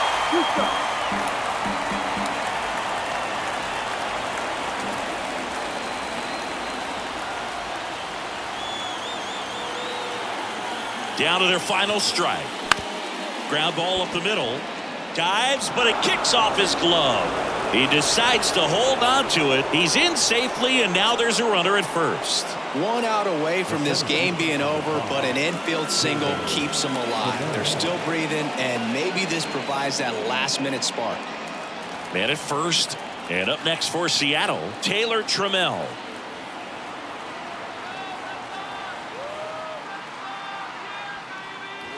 And the first pitch misses for ball one.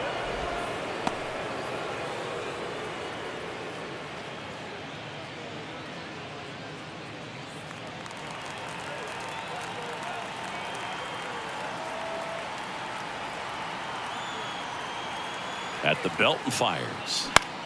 In the air to left center. Tapia settles under it. That's the ball game. Well, Blake, 4 games wasn't too long of a losing streak, but they're definitely happy to be back in the win column. Now you can turn things around, get on the right track, and probably start a winning streak from here. This one finishes with a final of 7-4. Kenley Jansen picking up the save. For Chris Singleton and our entire crew, I'm John Shambi saying so long.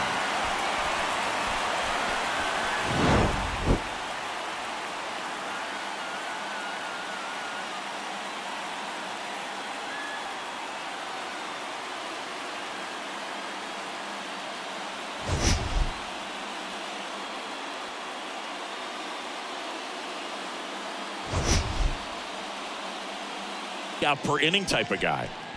Well, I hear you about the strikeouts. A lot more guys striking out today, but when you consider having the ability to get that strikeout, particularly when you need it, a man on third, less than 2 outs, situations where, yeah, maybe you're not a real high strikeout guy, but just knowing you have the swing and miss stuff in a big spot, I think it's real critical, and he's got it. Jonathan India, the batter now, as he swings and misses for strike one.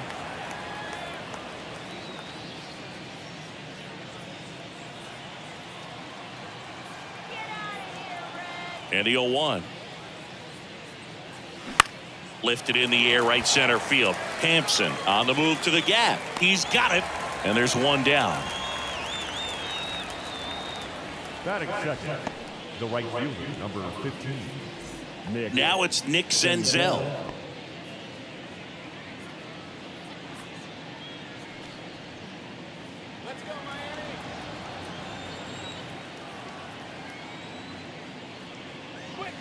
Strike one. 0-1.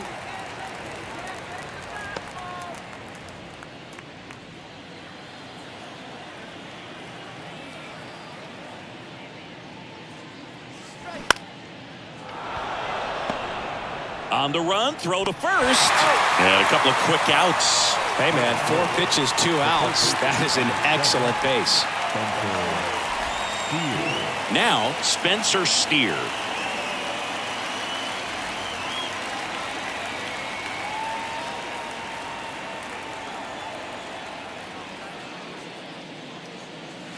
And the first pitch misses for ball 1.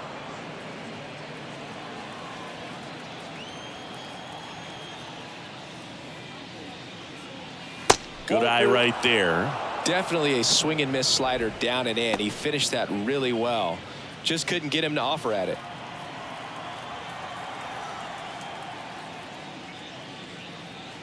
The 2-0 is in for a strike. Well, he had a pretty good look at that pitch and not sure exactly what tied him up there. Couldn't pull the trigger, and perhaps the best pitch he'll see in this at bat to hit. Cooper takes it to the bag. Out number 3. End of a half inning of play. Now the Marlins will see what they can do. No score.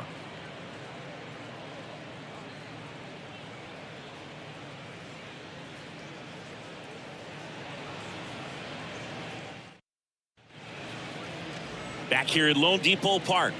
Today's starting pitcher, Luke Weaver. How about a report on him, Chris?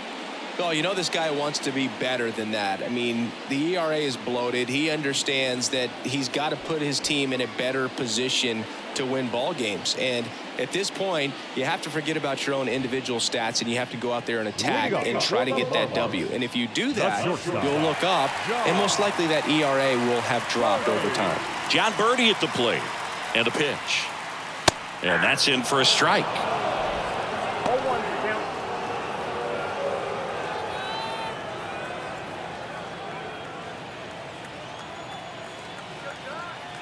And the righty deals. Swing and a miss as he was late. Threw that fastball right by him, slightly elevated. That's a confidence boost for this guy out there on the mound. See if he continues to climb the ladder. That's inside. 2 strikes.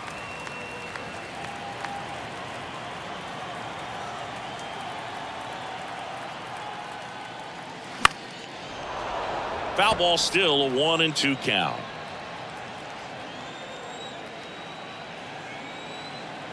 Right-hander kicks, deals. Now this is in the air down the line. Senzel makes the catch, and there's one gone. Batting second, the first baseman, Garrett Cooper. And now it's Garrett Cooper up to hit.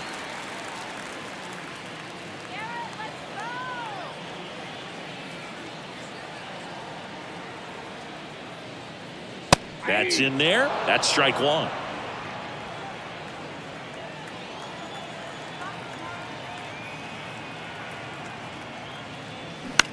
In the air to left center. And it falls. So a man aboard now with 1 away. That ball right there landed in what they call the no man's land, meaning it's not really a spot on the field where you can expect anyone to get to it easily. I mean, it's a tough play going back for the shortstop, but also for the outfielders trying to come in. They got to go a long way as well. Luis Arias, batting with 1 down, takes a strike.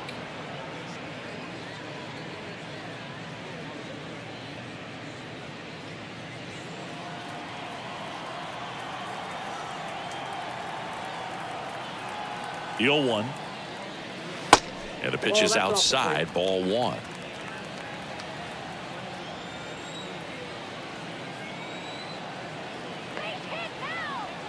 The 1-1.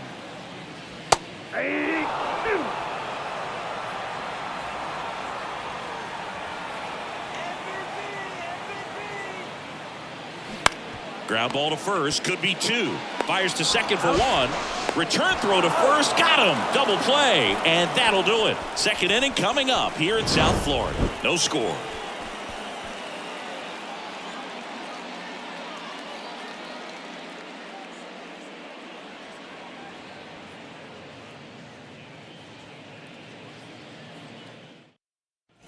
And welcome back. New inning getting started. And now the designated hitter for the Reds, Tyler Stevenson. The wind of the pitch. And a strike in there.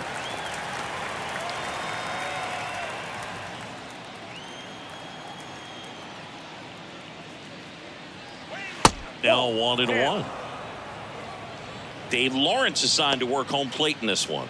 Good umpire, Boog. Very fair, very consistent. Now, I did hear some feedback that he opens up the outside corner a little bit on left-handed hitters, which, you know, for me, I'd be kind of salty. So maybe something to keep an eye on and see if that factors into this one at all.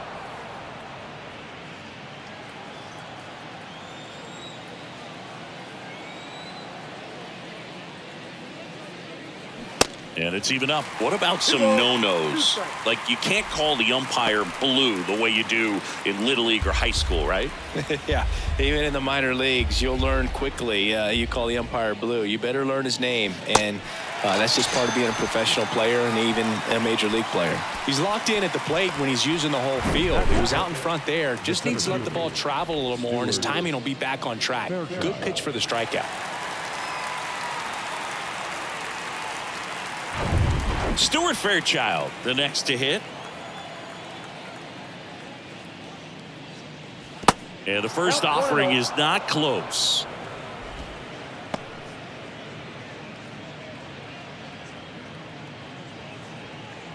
Second inning here, no score.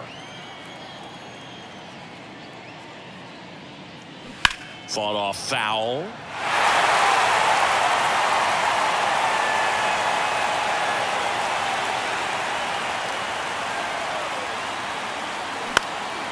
In the air, right field, Burdick should have this one. He's got it, and there's 2 away. Batting 6, the left fielder, number 31. So up next, number 31. This lineup's going to have to find a way to make him work a little harder out there on the mound. I mean, he is just mowing him down. He's settling in. You got to make him uncomfortable. Maybe step out of the box, call timeout, do whatever it takes. The wind of the pitch. Hey.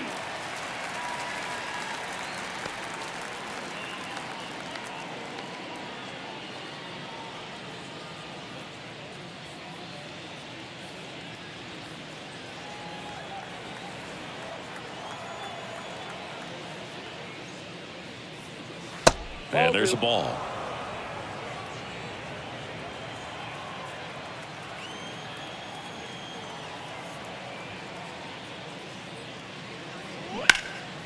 Left field, De La Cruz sizing this one up, tracks it down for the out, and the inning is over. Nobody left for Cincinnati. We'll go to the bottom of the second, no score.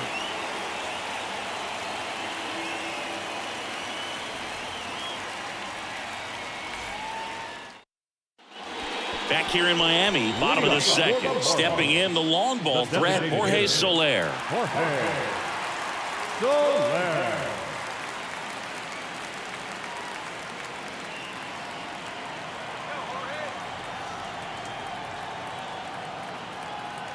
Yeah, the right-hander back to work. And the first pitch misses for ball 1. Way to lay off that fastball up right there. You're looking for something you see well that you can handle, but you also have to keep the discipline so that you're not popping up pitches that are just a little too high.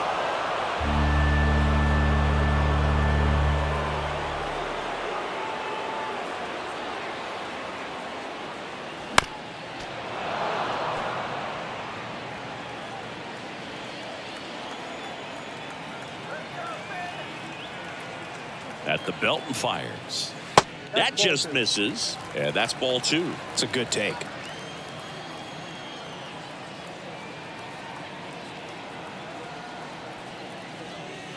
And now it's filled up.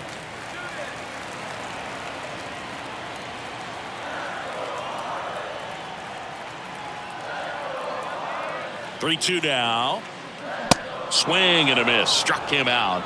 That's 1 out, the bottom of the second. Thought it was a pretty good pitch. Top of the strike zone. We're seeing more fastballs in that location. Hitters, especially with 2 strikes, have to be ready to pull the trigger.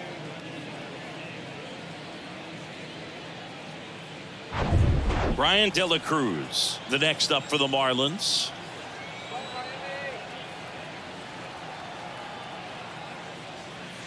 First offering misses the mark. Ball 1, no play.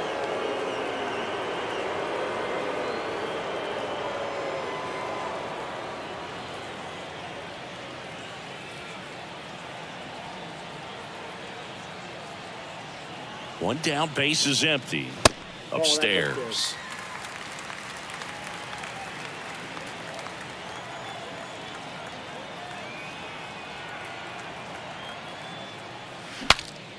Cracks his bat and pops him up. Myers hauls it in, and there's 2 away. Batting 6, the third baseman, Gene Segura at the plate here.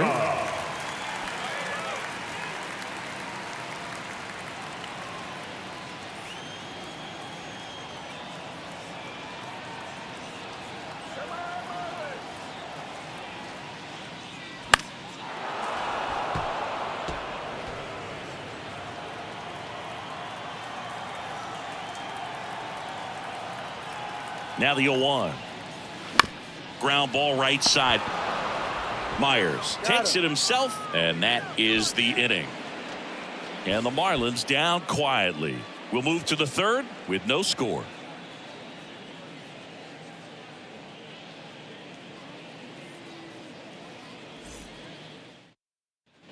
On to the third inning. Here's the veteran first baseman, Will Myers. Number 4, Will Myers.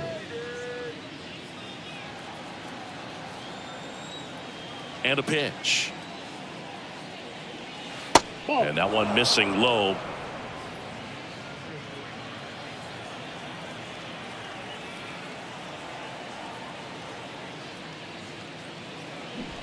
Now 1-1.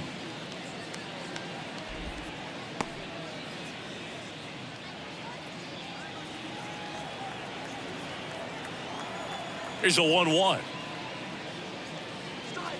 And another ball. 2-1.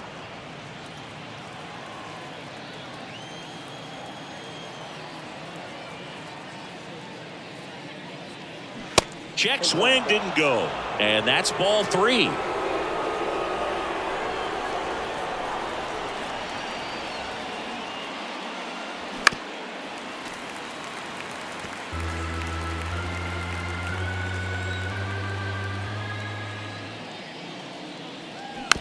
Tapped in front of the plate. Leadoff man retired here in the third.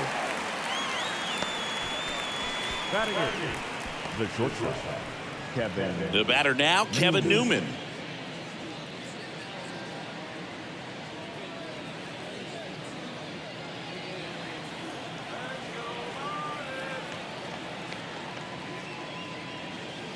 Fastball for a strike. 0-1. 0-1.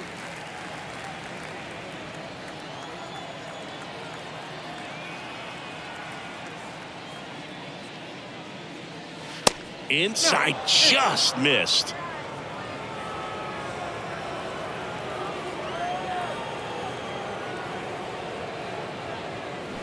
Swing and a miss. And it's 1-2. A 1-2 count. All he's seen is fastballs. You've got to expect something off speed. Stay back.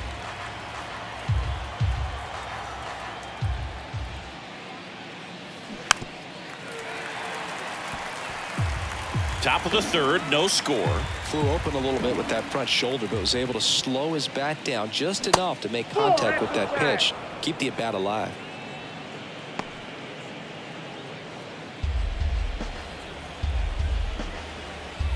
Here's a 2-2.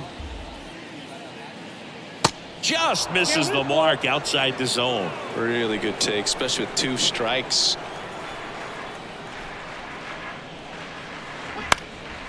Out towards left center. De La Cruz grabs it on the run.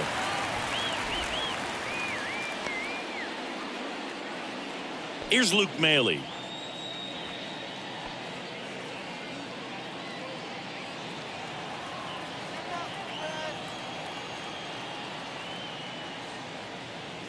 First pitch, and he just misses. Count 1-0.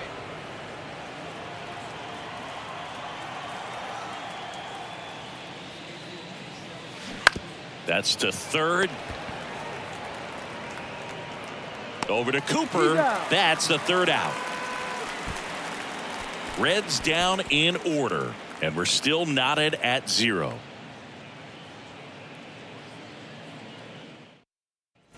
Back here at the ballpark, and now here is Peyton The Burdick. right fielder, Peyton third. Weaver back to work. Pitch is in there. Strike one.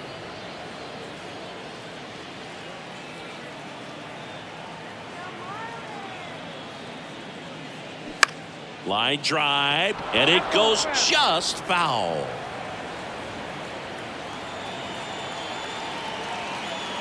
Here comes a pitch.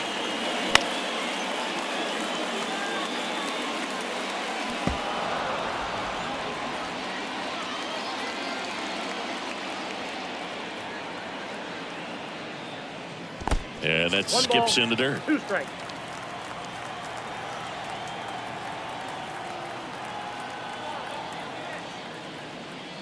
The next offering misses. 2-2.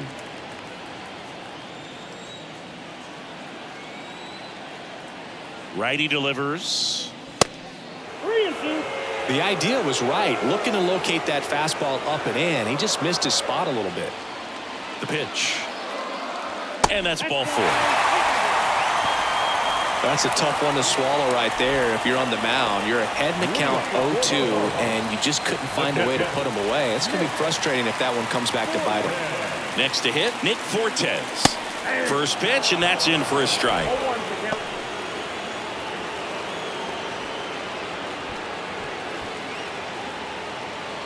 Nobody out, runner at first.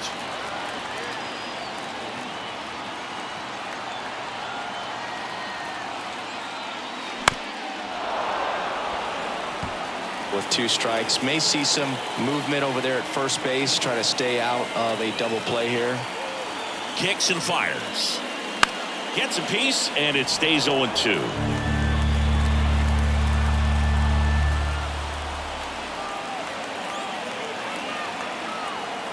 And here it comes. Pitch is in the dirt. Going to count 1-2. Well, with the amount of pitches that can end up in the dirt, a good secondary lead doesn't have to get away from the catcher, but if you're anticipating based off the trajectory, get yourself into scoring position. 2-2 now. Outside. Still just the second batter of the inning, and on the mound he's already thrown 13 pitches. They got him working hard out there. 3-2 now. Good job to fight that one off.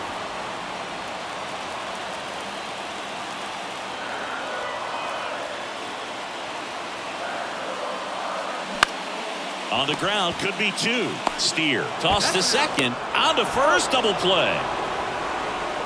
Pretty lengthy at bat right there, and usually the hitter wins that battle after seeing so many pitches, but instead the exact opposite, or maybe even worse than that, grounds into a double play. Tough at bat to swallow. Here's Garrett Hampson, maybe expecting a bunt here. Third baseman playing in on the edge of the grass.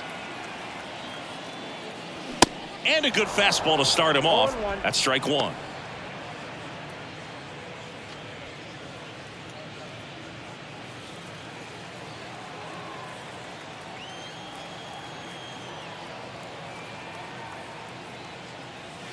On the corner for a strike. 0-2 to count.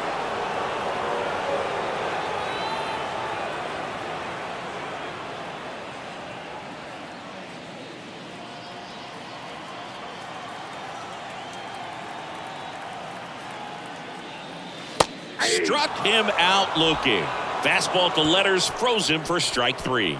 On to the 4th, still scoreless.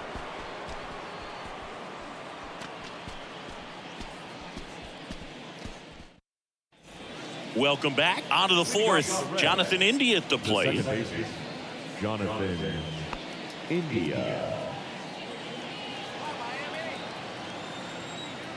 The wide to kick the pitch. Called strike right there.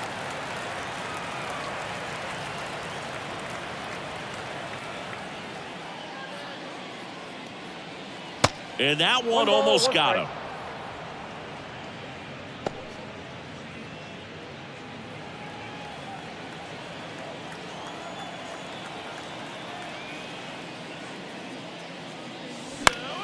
The 1-1 is fouled off.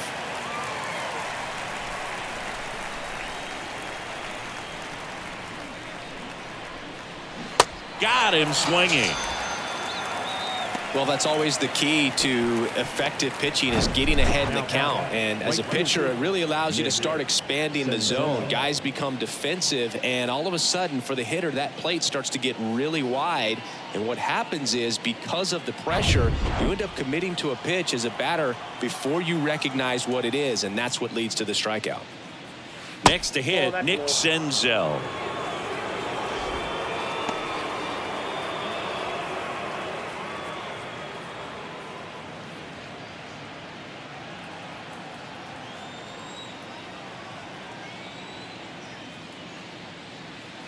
Next offering is in for a strike. 1-1.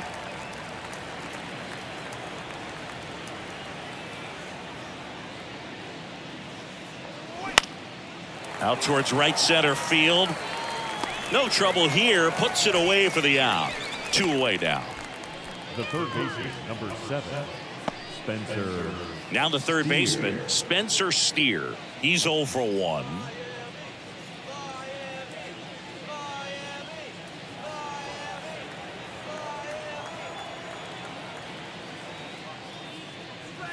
And that's in there for strike 1. He's pitching well, but not throwing a ton of first pitch strikes. Usually doesn't work out for success, but you can never predict baseball. That's inside. 1-1.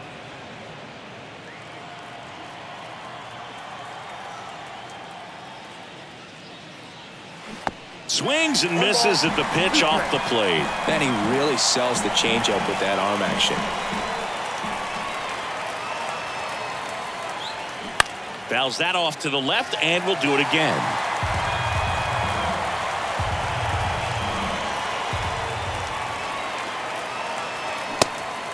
In the dirt.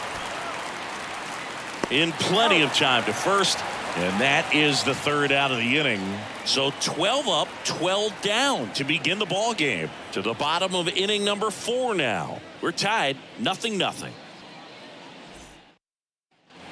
Ready to go for the last half inning. And at the plate for Miami, John Birdie.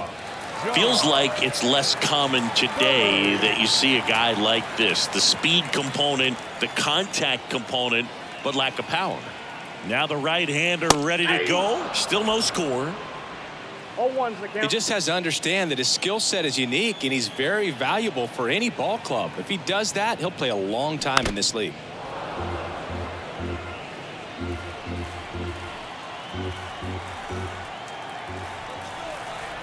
Oh, 0-2 now. That's a ball.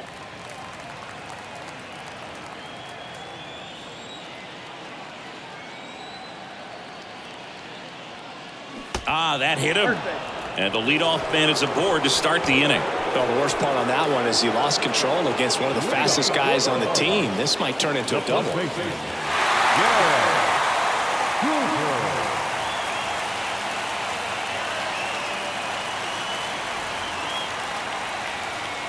Cooper in the box now. Takes strike 1.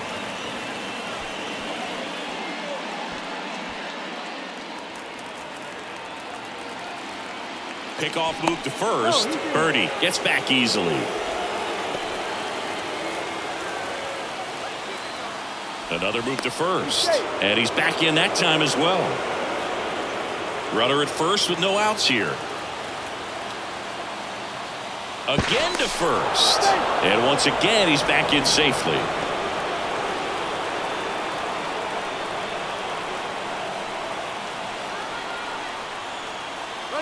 Runner on the go. Pitch in for a strike. Throw to second. Great jump. Well, you can't fault the defense for not paying enough attention. They threw over a few times, but he just waited it out, kept his timing. He was able to swipe the bag. Nice job of base running right there.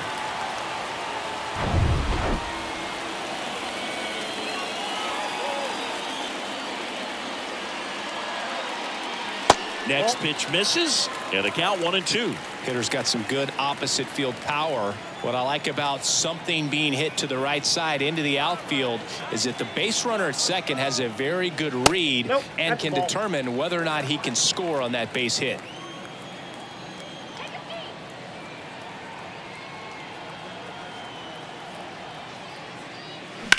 That one to first, and he can't come up with it. But the throw to first gets him easily, and that's the first out. Well, he's doing a nice job of keeping the ball out of the air. Lets the defense work behind him with another ground ball. Good execution.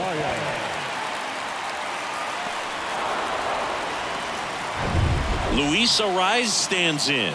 He's 0 for 1. First pitch doesn't find the zone.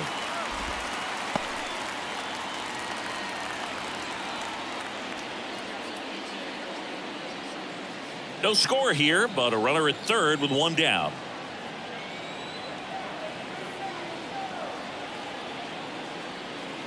Next offering is in for a strike.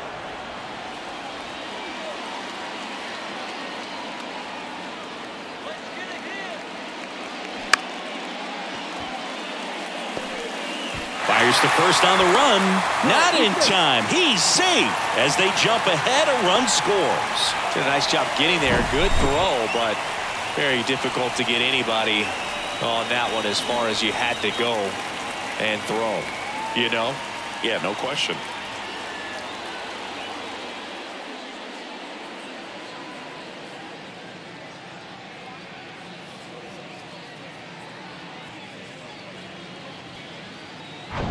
Jorge Soler up at the plate. 0 for 1. He struck out swinging last time. Fouled off. He was late.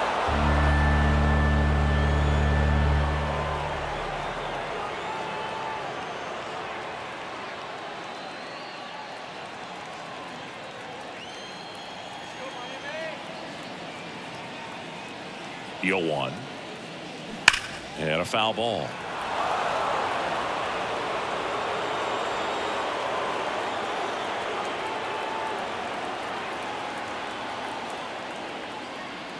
Next offering misses, and that is ball 1.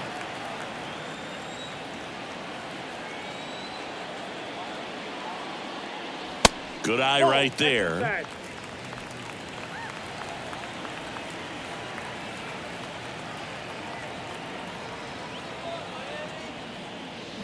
Next pitch is inside, and the count's full.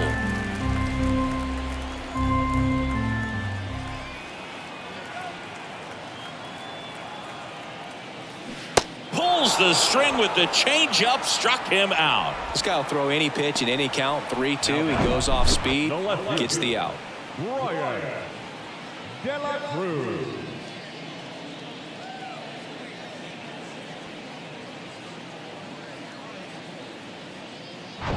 And up next for Miami, Ryan De La Cruz.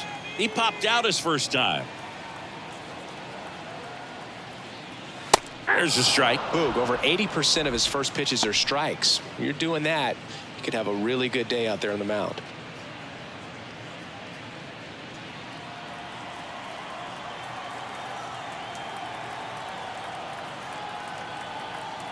Here's your 1. And that's outside. That's out.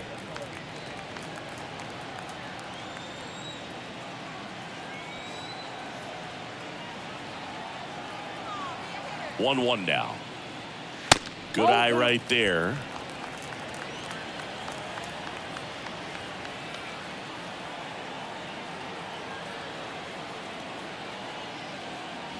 That one missed. 1 strike.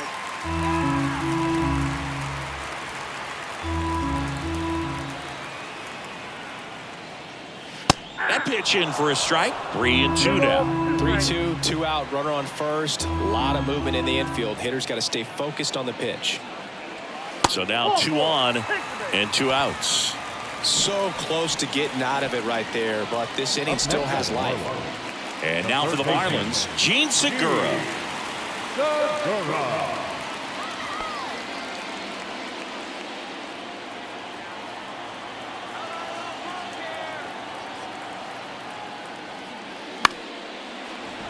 And first offering is fouled off. First and second, 2 down.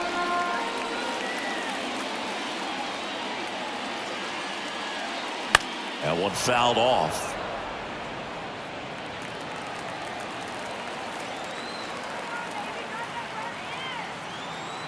Here's the 0-2.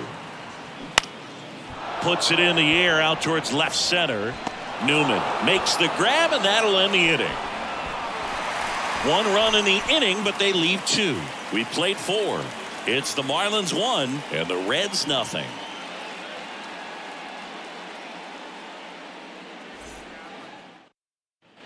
We go to the top of the 5th. So now here's the Reds cleanup hitter, Tyler Stevenson.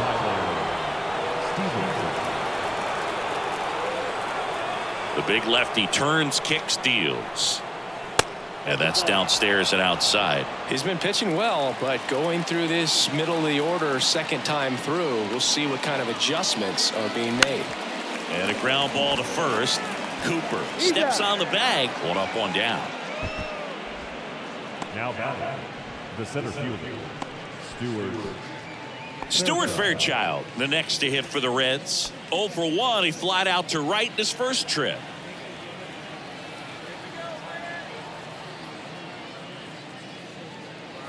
That one's in there, 0-1.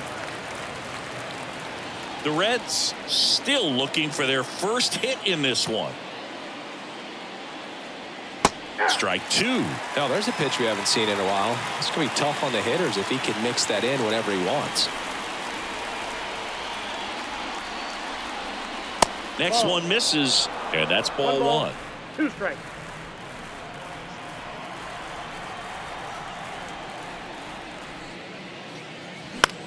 Next pitch is popped up. 2 down. Now batting, left fielder, Henry Ramos. Number 31, the next to hit for the Reds. Hit it well, but flied out to the deepest part of the outfield his first time. In there, and it's 0-1.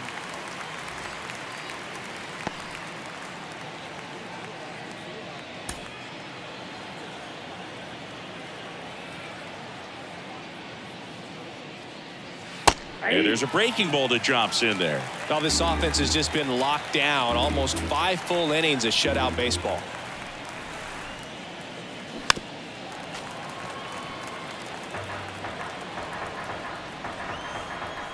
The 0-2. Ball 1.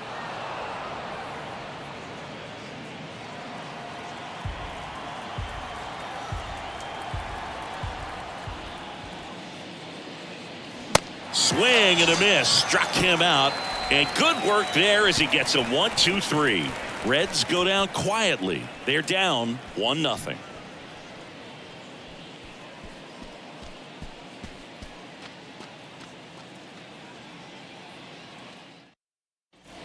Back here at Lone Depot Park. Now it's the right fielder, Peyton Burdick.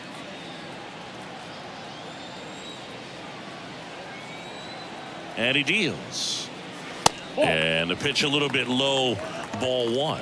Double-barreled action in the bullpen. Buck Farmer preparing to come on if needed. Young, a left-hander, also throwing.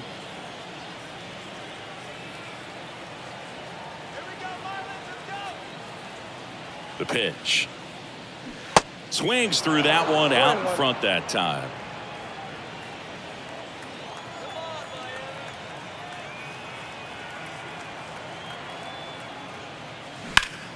In the air out towards right center. Senzel on the move. Nice grab on the run.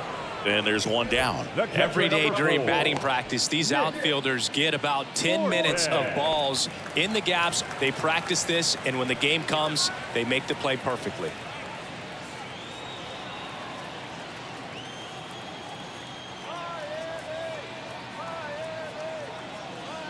Fortes in now, takes ball 1 off the plate.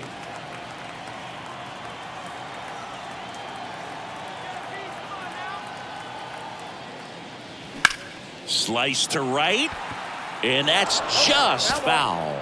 Man, that's such a tough call for the umpire in real time, especially since those lines are not made of chalk the way they used to be. He got it right, though.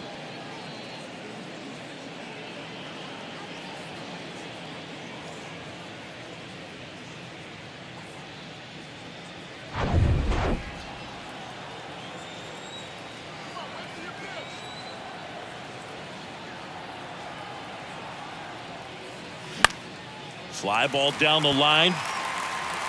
And that'll fall for a base hit. So they get a man aboard with a 1-out single. The center fielder, number 1. Digging in, Garrett Hampson. Went down looking on 3 pitches last time. Let's see if he can be a little more aggressive right here. In there for strike 1.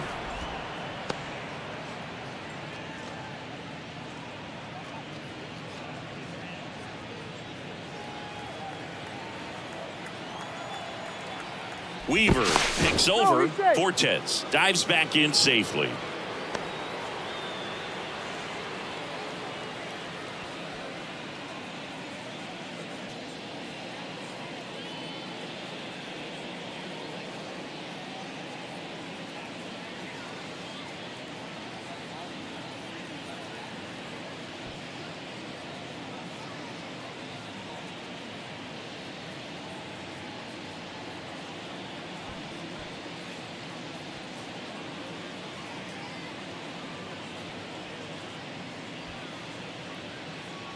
So a substitution needed at first because of the injury. On to pinch run, Jacob Stallings.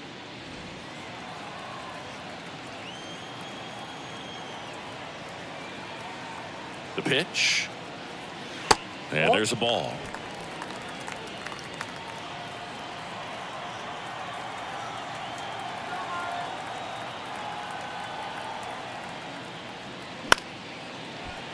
And fouled off.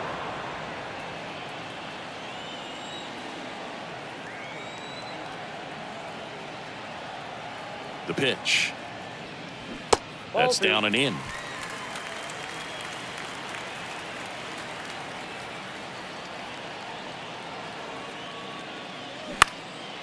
High fly ball out into left center field. Makes the grab, and there's 2 gone. Now batting, shortstop, John Birdie. So the batting order turns over. John Birdie, the next up for the Marlins. Chris, his skill set straight out of the mid-80s. Good contact, not much power, and he could run. He always uses the wheels to his advantage. His biggest challenge in this day and age is to not get caught up in trying to hit home runs because so many people are. I think baseball's starting to understand that those guys are valuable like they once were. They need them in this game today. Swings and misses. 0-2 now.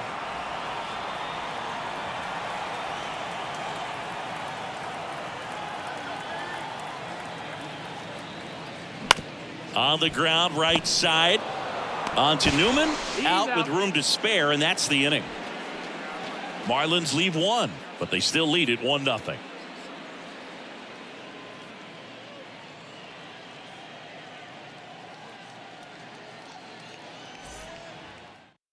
Now into the game, Jacob Stallings. He takes over behind the plate. Now catching, number 58. Will Myers now grounded out his first time. Leading off for the Reds, the first baseman, number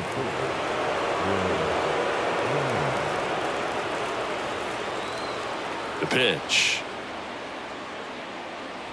And the slider just misses. Backdoor breaking ball just missed right there, and boy, umpire did give him the call. I bet you if he throws it again, hitter knows he's going to have to swing it. And it gets through for a hit. Their first of the ball game. Up next in Cincinnati, the shortstop. And now the shortstop, Kevin Newman. 0 for 1 with a flyout.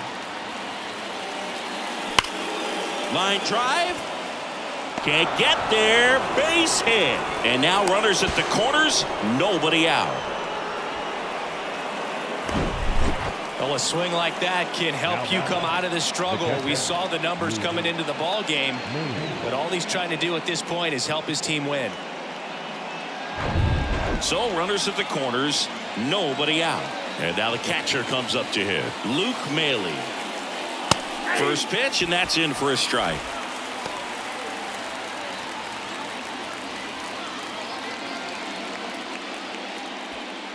Runners on the corners, no outs. And a foul ball. I think ultimately you want to tie him up, get the ball in on the plate so that he can't get the barrel to it and hit it to the outfield. And now the lefty. Check swing. Now we'll look down to first. And he punches him out. He went around. So far, just one of those days for this lineup. You get a couple of runners on, and you're looking at having a big inning, and that strikeout right there just pours water on the fire. Look for the next hitter to step up and try to do something, pick up his teammate and his club. Now it's going to be Jonathan India. On the ground to third, Segura to second, got him. The double play cuts down the potential tying run. No runs on 2 hits, no errors, and 1 left. 2, 3, 4 due up in the home half of the 6th. It's the Marlins 1 and the Reds nothing.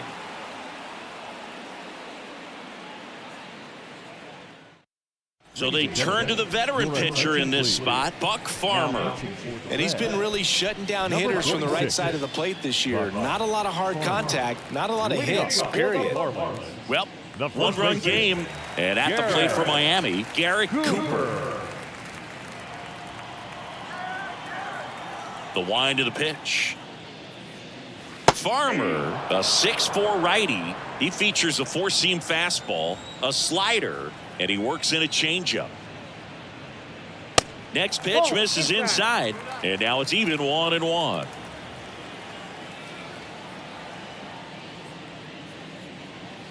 And that's too high. 1 strike. The count 2-1. That's ball 3. First pitch strike from the pitcher, but then no panic at all by the hitter. Very patient, showing good discipline. Now he's in the driver's seat with the 3-1 count. That one misses, so a leadoff walk. Pretty easy walk right there. Last pitch wasn't even much to think about.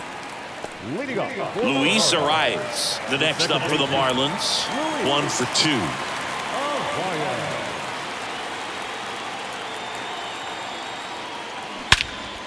That one is absolutely belted. Fairchild raging back towards the wall.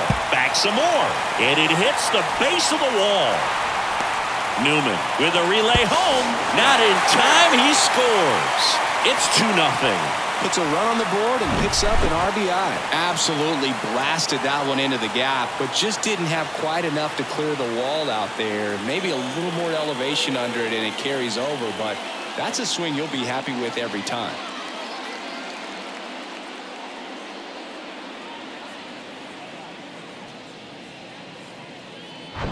Here's the cleanup hitter for Miami, Jorge Soler, who's 0 for 2 with a pair of strikeouts. Swing and a miss, and it's 0-1.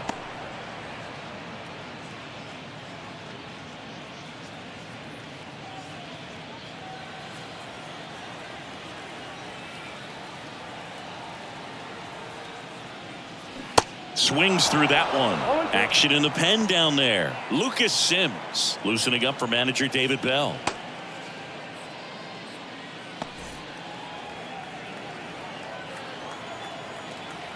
And the 0-2. Swing and a miss, and he is down on strikes for the 3rd straight at bat. 3rd time he struck out in this one, and definitely an individual performance you want to flush. He just hasn't looked very comfortable up there. Just one of those days. But when you're still winning the ball game, at least you can focus on doing your part to maintain that lead and getting that W.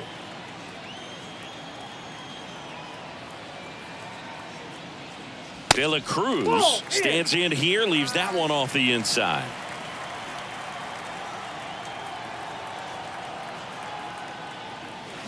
Next pitch off the plate, and the count is 2-0. Right-handed reliever. That one missed. Now 3-0. Get ready for some action here. Good RBI guy at the plate. Runners in scoring position, and a hitter's count. And he takes a strike.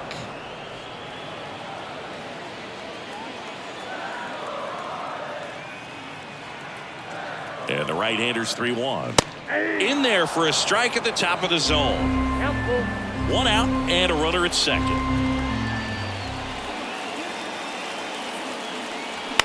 On the ground, right side.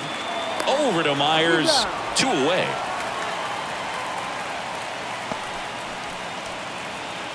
Now that's the third baseman. Gene Segura, the next up for the Marlins. And this is a big opportunity for him to pick up his teammate right here.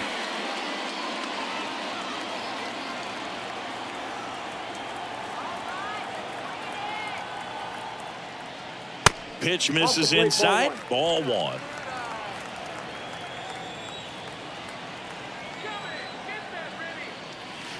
And a slider catches the zone. Man, this guy's got a great feel for his breaking ball today. And the pitch. Swings and misses at one down below the zone. He has a tendency to chase out of the zone, and that slider that's down, that's one of his money pitches to get that swing and miss.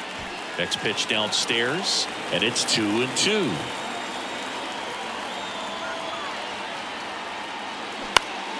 Stays alive. 2 outs with a runner at third.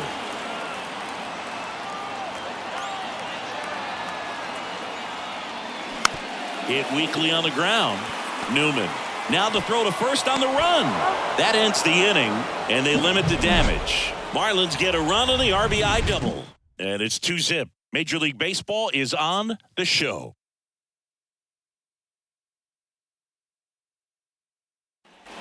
And welcome back. We go to the top of the 7th, and ready to hit now for Cincinnati, Nick Senzel.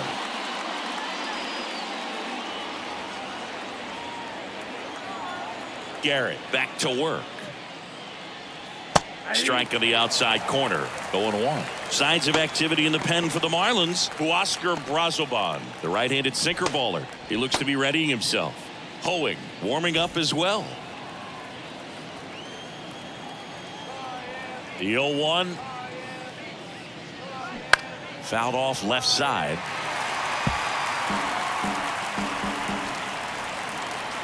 And a pitch. Tried to check his swing there. Now an appeal to first. He did not go around. Kicks and deals. That misses off the outside edge.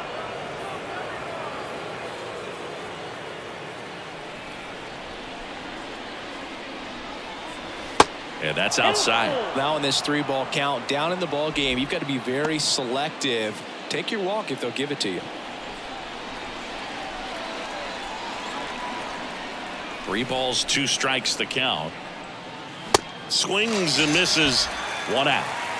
A big first out here in the 7th via the punch out. Yeah, it just does so much to change the outlook of an important inning like this. I mean, you got the leadoff hitter, so critical in setting the table when you got a tight game like this. So a strikeout really puts them on their heels. So digging in, Spencer Steer. Fly ball center field. Arise has it sized up. And there's 2 away. That's a really nice play, ranging back into the outfield for that catch. We all know those can be a little tricky, especially if the wind's swirling around out there. Next is the designated hitter, Tyler Stevenson. He's a catcher by trade, but the DH here in this one.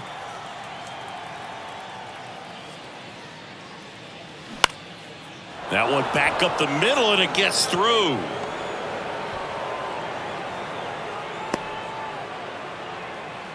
Well, that started and ended pretty quickly. No messing around right there. Just kept it simple. Played pepper with the middle of the infield and took it back where it came from, and there's just no one there to knock it down. So, man aboard. In now for the Reds, Stuart Fairchild.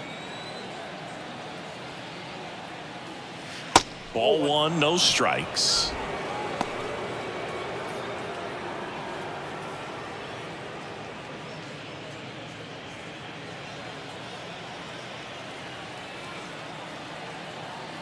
The tying run at the plate. And a good eye there.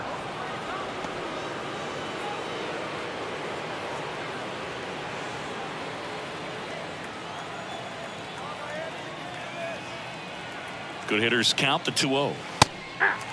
And it really looks like these hitters have been in between with their timing today. Good fastball, excellent slider, but they've not been able to commit to one velocity and stay there. Next offering popped in the air, right field. Burdick makes the catch, inning over. So no runs here and a base hit, no errors, and one left. Midway in inning number 7, and it's time to stretch. It's the Marlins 2 and the Reds nothing. Righty reliever out of the pen, Lucas Sims. He pitched yesterday, and we'll see him once again. Lucas Sims.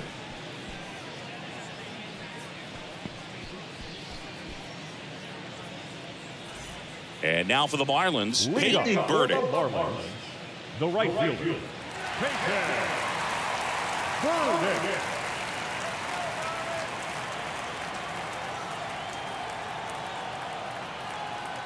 And a pitch. And that clips the inside corner.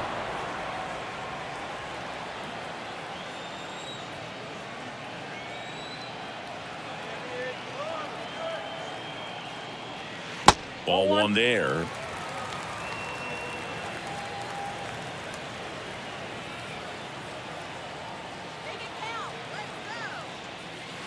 There's a strike.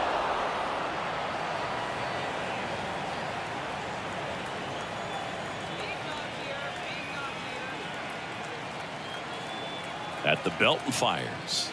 Ball 2. Straighten him up a little bit.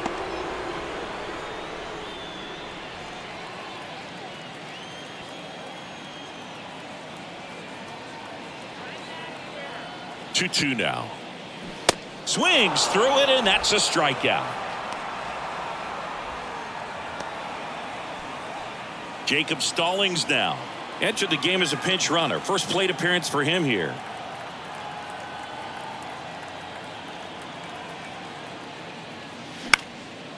Popped up, foul territory behind the plate. Maley settles under it and makes the catch. Out number 2. That was a good pitch to hit right down the heart of the plate. Had pretty good timing on it. Just got underneath it a little bit and popped it up. Garrett Hampson now at the plate. Maybe expecting a bunt here. Third baseman playing in on the edge of the grass.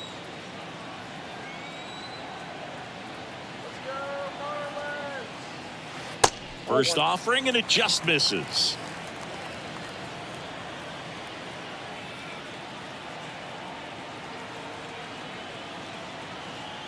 Righty to the plate. No, that's down.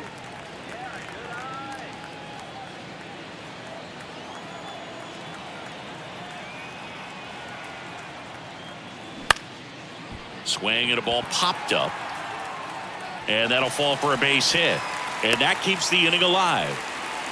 Anything but pretty right there, but he'll take it every time. With the way defenders track down balls these days, I mean, both from the infield and in the outfield, there really aren't a lot of base hits on balls hit like that. But there's always a little room back behind the first and second baseman to drop a lot. Runner on the goal. Pitch is low. Throw there. Safe. That was close, but StatCast shows us why he so often seems to be on the safe side of these steal attempts, Chris. Yeah, you see that plus speed, and he needed every last bit of it to swipe that bag. Such a threat on the bases. The next pitch misses. Now 2-0. 2 outs and 1 in scoring position. Next offering is down low. Well, I would expect in this 3-0 count, you're taking all the way. See if he'll walk you. Garrett Cooper waits on deck for Miami.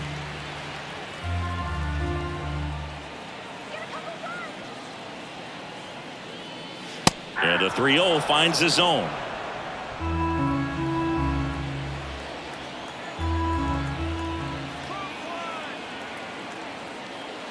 Swings through that one for strike 2. I think he was sitting off speed there.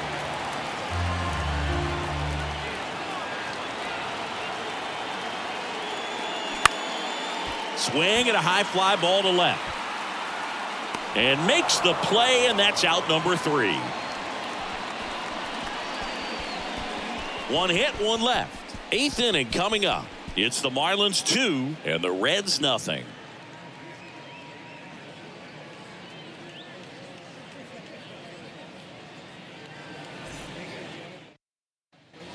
Back here at the ballpark. Now here is number 31. Henry Garrett into his 8th inning of work, Singy. He's been good. Yeah, he's the type of guy that gets better as he gets deeper into the ball game. If you're going to get to him, you get to him early. They didn't do that today. We'll see what happens as this finishes. Line to left. Makes a nice grab and a full sprint. And a quick out, number 1. Pitch count in great shape. It seems he might have a chance to finish it.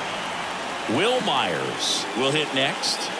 Really good piece of hitting last time, going to the opposite field. Swing and a base hit.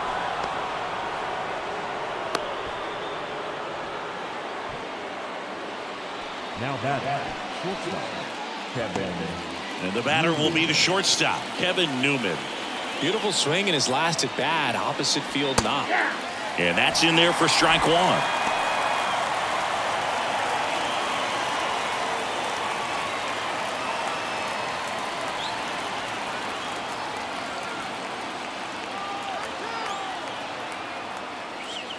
Next pitch is downstairs. Activity in the bullpen. Tanner Scott up and throwing.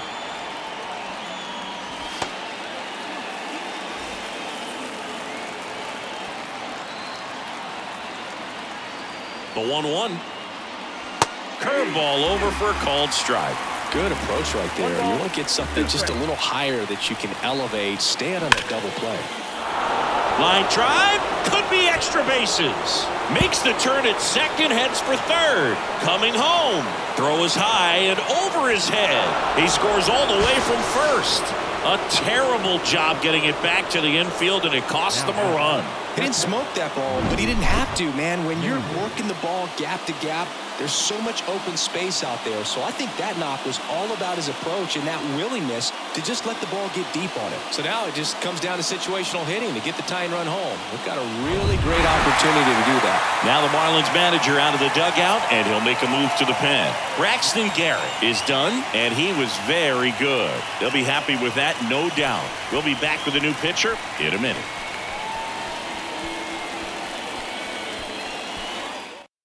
New pitcher for the Marlins, Huascar Brazoban.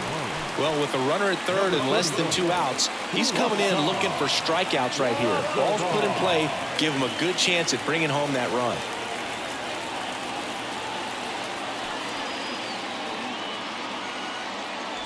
Next for Cincinnati, Luke Maile.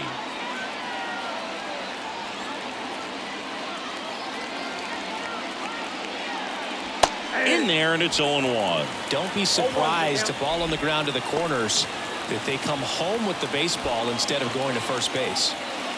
The tying run is 90 feet away. And now it's even up.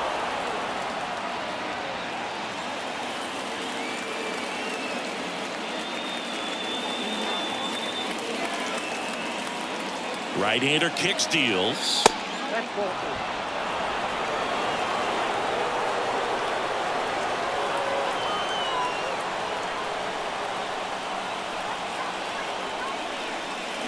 Swing and a miss, and that's strike 2.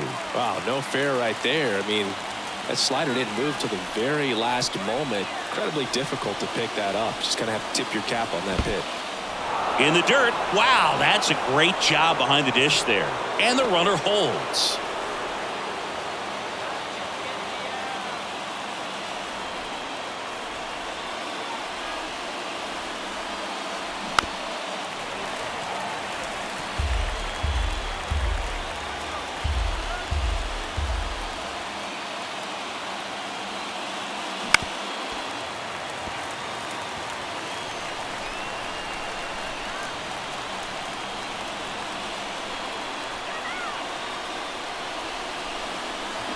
Strike 3, got him swinging.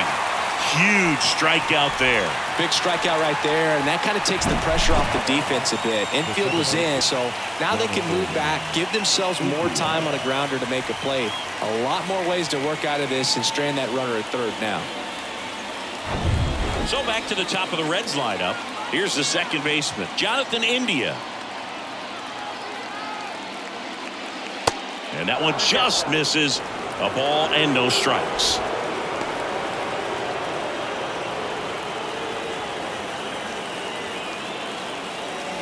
Runner at third, 2 away.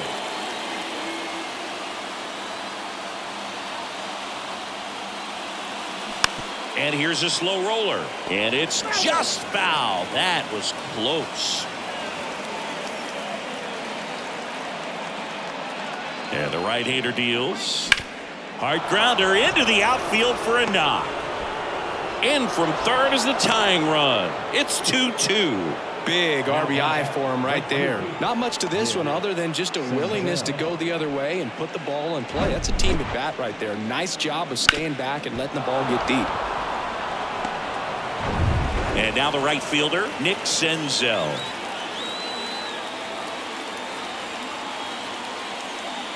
And the first pitch misses for ball 1.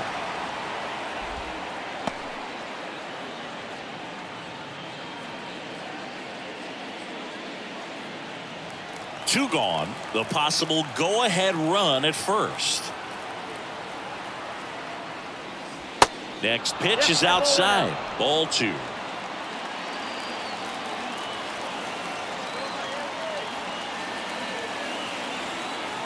Righty delivers. Now 3-0. At this point in the game, you cannot issue free passes. He's going to have to challenge this hitter. Hitter's got to be ready to swing it. Spencer Steer waiting for a turn at the plate. 3-0 down. And now 3-1.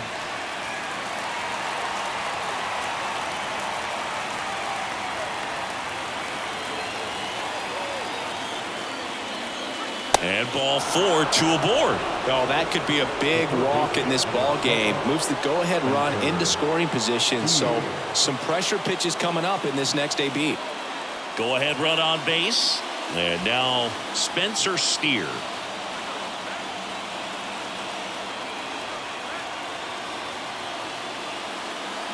There's a strike. Some guys are just more confident they can track that first pitch out of the hand of the pitcher. They don't care if they fall behind 0-1.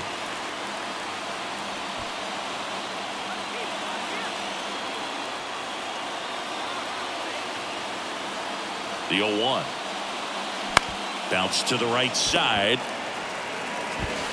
A rise on to first. That ends the frame.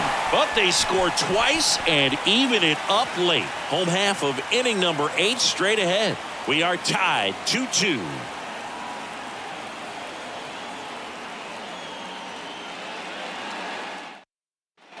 Bottom of the 8th. And here's the first baseman, Garrett Cooper. The first baseman, Garrett Cooper.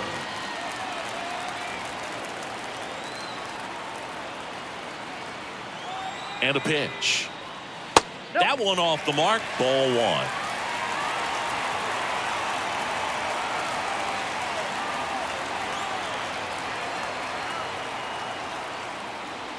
1. It's the slider in there for a strike. Getting a little frustrated with the strike zone.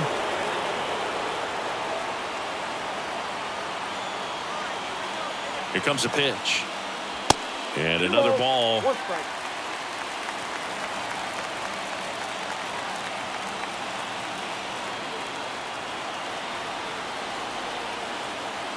And here it comes. Lined, and that's a base hit. Just so sound in his mechanics. Hits against a firm front side, and the hands just continue to carry through the middle of the field. No outs. Runner at first. Now it's the second baseman, Luis Arias. Drove it off the wall last time. Just missed out on a home run. And that one wrapped foul.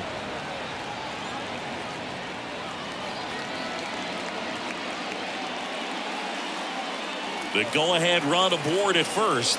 Nobody out. 0-2 as he waves at that one.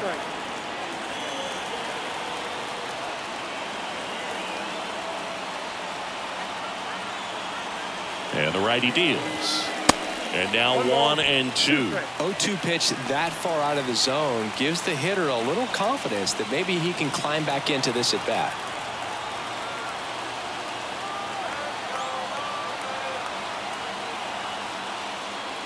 Next one is off the plate. The count now 2-2.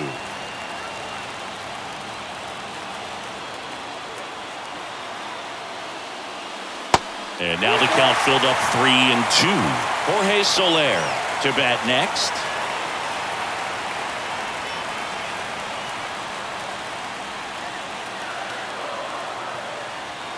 Three-two now. Chopped left side. Steer. Fired to second. Over to first. Safe. Now the designated hitter, Jorge. Substitution being made at first. Entering is the pinch runner, Jazz Chisholm Jr. Jorge Soler, the next up for the Marlins.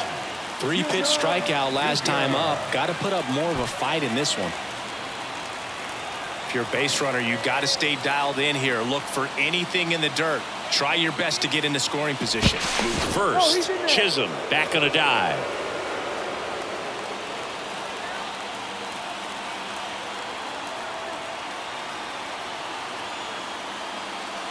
And the first pitch misses for ball one.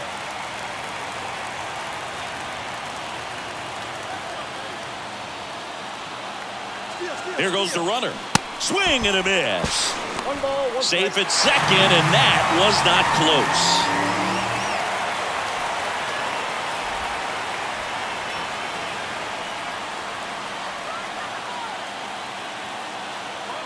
The pitch. And a count 1-2. Really going after him here. All fastballs to get ahead in the count. The 1-2. And a ball evens the count.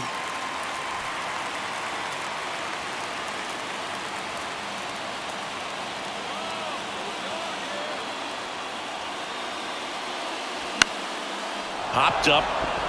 Myers has this one sized up. And it's caught for the out.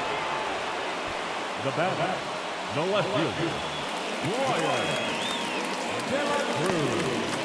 So a new arm out of the bullpen for the Reds, Alex Young. Definitely a guy that pounds the strike zone, makes hitters earn their way on base, and rarely gets in trouble because of free passes.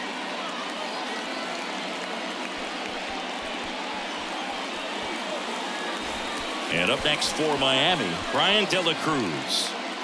He's been such a good hitter with runners in scoring position. Some guys just take it to another level. For him right now at the plate, it's like everyone else is in slow motion and he's in full speed.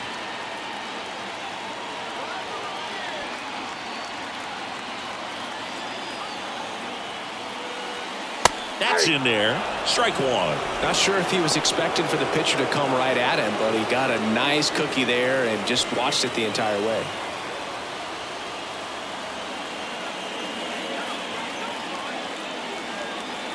Man at second. Hit slowly on the ground. Steer. Sends it across to first.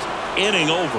Nice work from the Cincinnati pen there. Through 8 full, we are tied 2-2.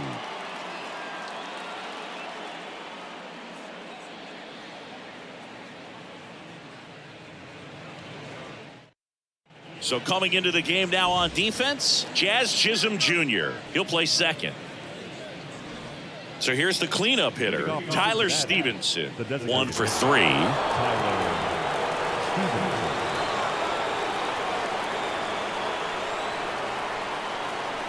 The right-hander back to work. And that's down and away. Count 1-0. Meanwhile, activity in the bullpen. Steven Okert, the lefty with big swing and miss stuff, is getting ready.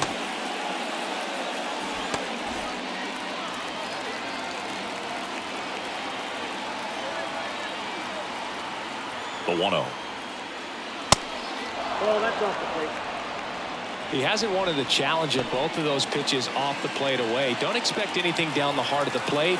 You may just have to be patient and take your walk here. Kicks and fires. There's the strike. 2-1 now.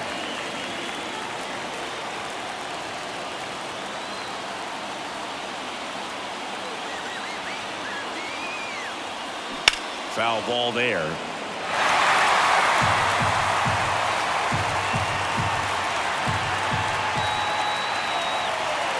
And he deals.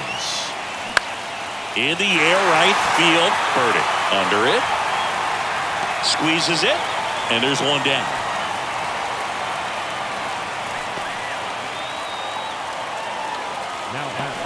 Here's the center fielder, Stuart Fairchild. You know, this guy's great speed is in the back of that pitcher's mind. If he can get on, it's going to give him one more thing he's got to think about.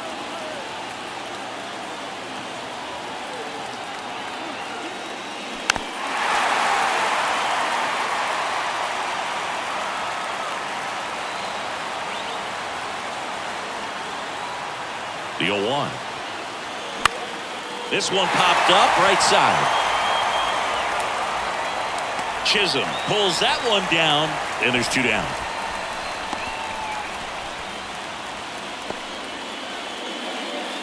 Number 31, the next to hit for the Reds.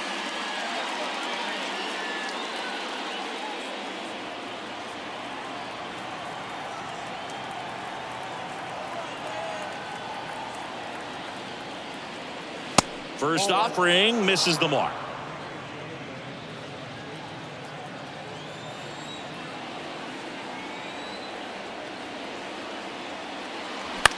On the ground out to short. Birdie fires over to first. And that is that. Nothing doing here this half. 6, 7, 8 scheduled to start the bottom of the ninth. We are tied 2-2.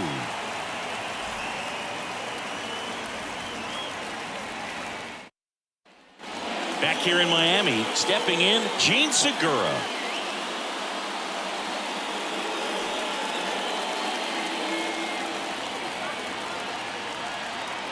The big lefty turns, kicks, deals. Just off the outside part of the plate. Bullpen activity starting up now. Alexis Diaz appears to be getting loose. Bracho getting cranked up as well. Ball 1, no strikes to Segura. And that's outside.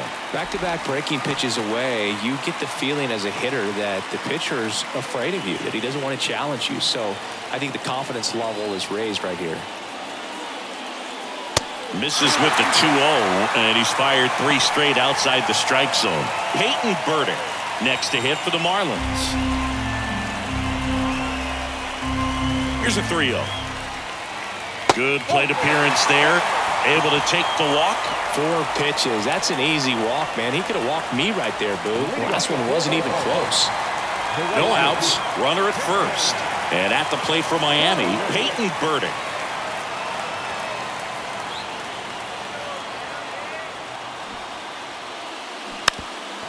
Lays down a bunt to the right side. Goes to second for 1. And that's all they'll get. The catcher, Jacob Stallings. Now it's the Marlins catcher, Jacob Stallings. He popped out to the catcher his first time up.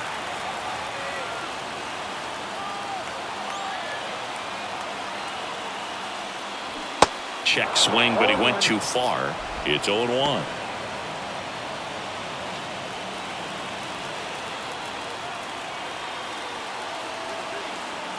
The pitch.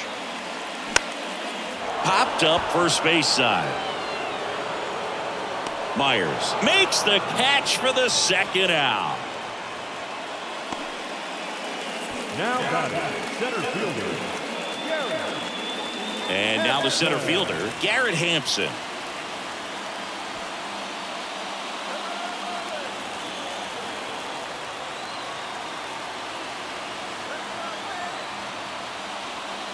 In there at the knees, and that's strike 1. 2 outs, but the winning run is at first.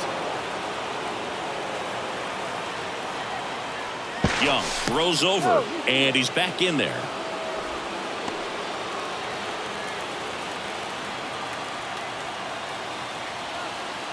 Oh, and 1 now.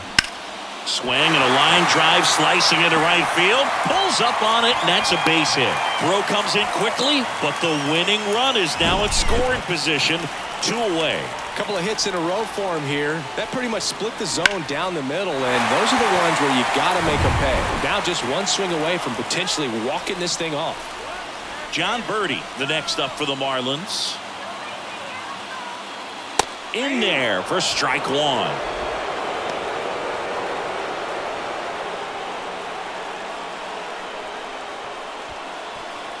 Winning run stands at second.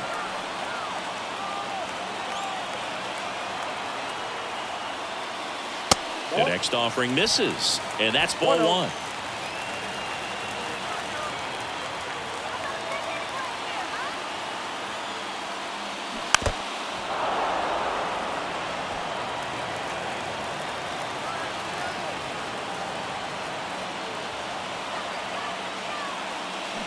Waves at the bender for the strikeout. So they can't come up with the winning run, and that means we'll have to go a little longer here tonight to find a winner. 9 isn't enough to decide a winner, so we are off to extra innings. We are tied 2-2.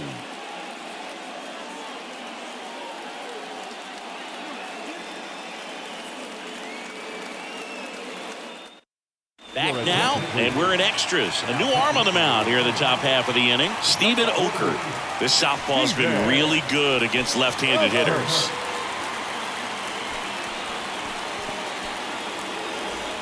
And now the first baseman, Will Myers.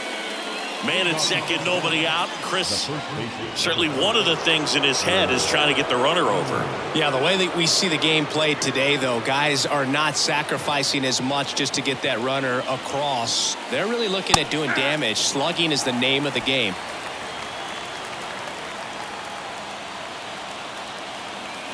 Oh, 1 down.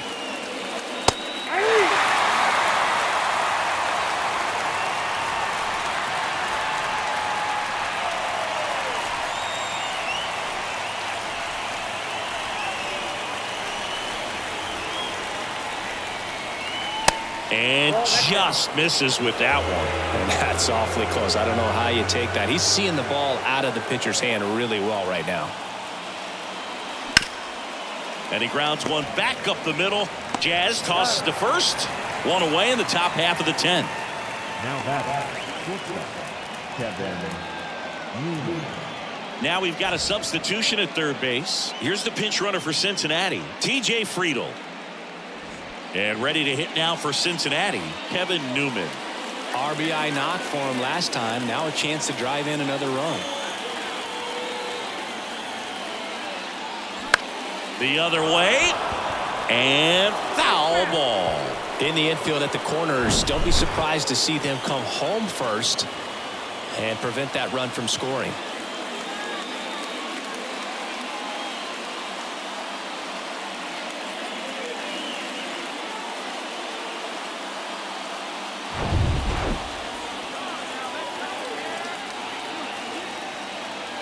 And the pitch.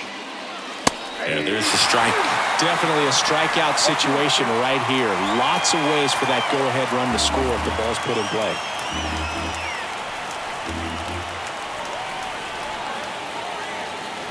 Breaking ball inside.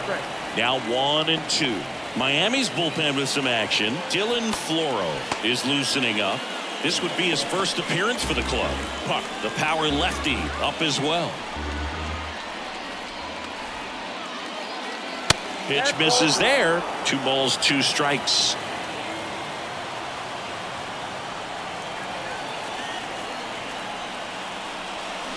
And a swing and a miss. 2 gone now. Oh, that's a huge strikeout right there. Big second out. Infield was in. They were playing the full court press, and he got the swing and miss. Keeps this one tied. This next at bat should be a lot of fun. The odds of wiggling out of this just went up considerably. Now the catcher up to hit, Luke Maile. That one's in there, and that is strike 1.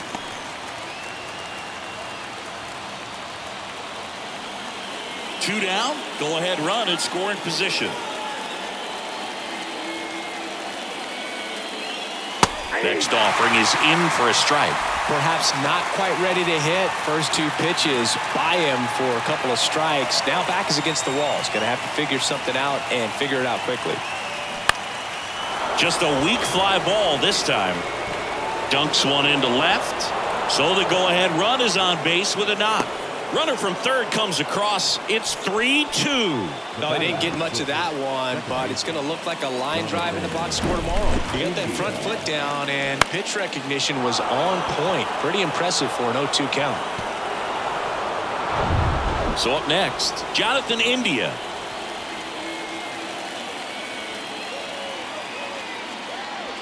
First pitch, and that's in for a strike. 0-1.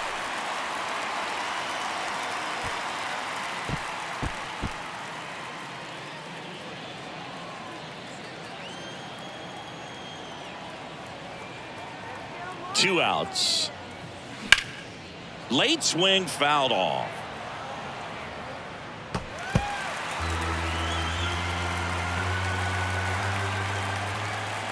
The 0-2.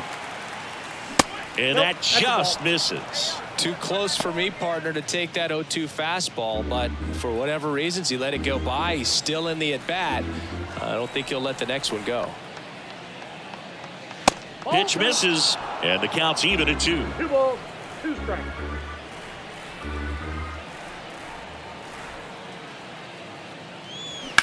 Swing and a ground ball out to short. On to Jazz, and that is that. But the RBI single pushes across a run. It's now a 3-2 ball game. It's Major League Baseball, and it's on the show.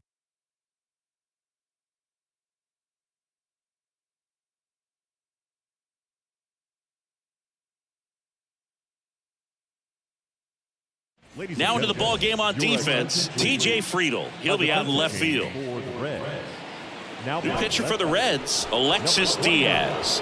Save opportunity for him right here, and he's their guy. Time to lock this one down and get out of here with the W.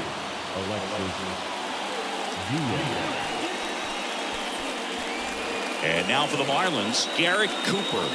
Good swing out of him last time. Ripped a liner into center. And the pitch. Check swing, appeal to first. No, he held up.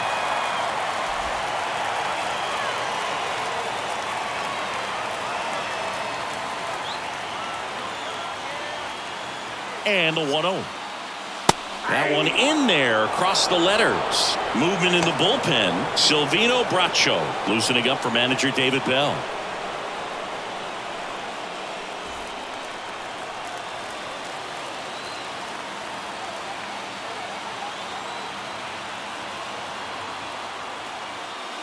Next offering misses, and it's 2-1. As a pitcher, you know the runner on second is ready to push things with his speed. A base hit's probably going to be a big run, so you really have to execute on the mound.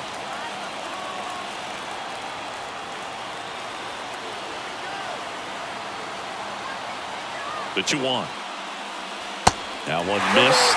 Really been able to slow down the game tonight with his at-bats, and the biggest one he's had so far, he doesn't look anxious at all. Jazz Chisholm Jr. waits on deck.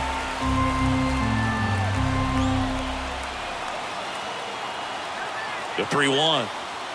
3-1, and he couldn't come up with it. Well, you know this guy wants to swing it, but he's showing some good patience in this one. It's the second time he's taken ball 4. Jazz Chisholm Jr. now getting his first plate appearance here in extra innings. He entered the game as a pinch runner. A little bit low.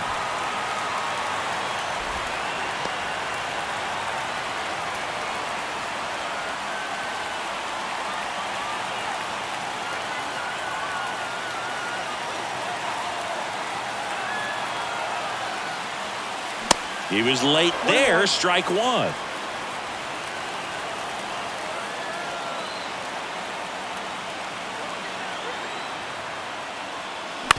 Bounce to third, and it goes just foul. Nobody out. Both the tying and winning runs on base. And that one is lifted in the air. Friedl makes a nice running catch.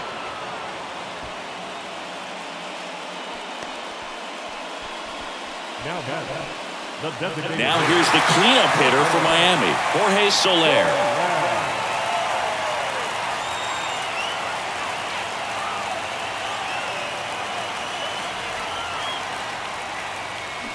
And that one fouled off.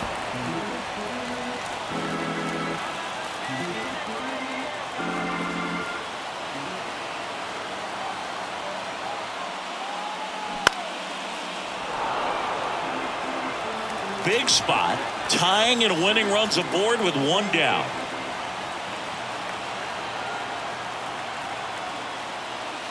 That missed inside. It's a ball and 2 strikes.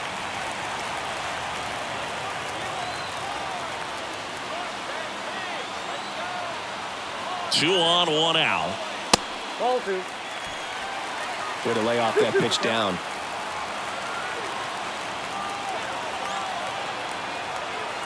At the belt and fires. Spoils that one, and it remains 2-2. A 1-run lead, and here in extra innings.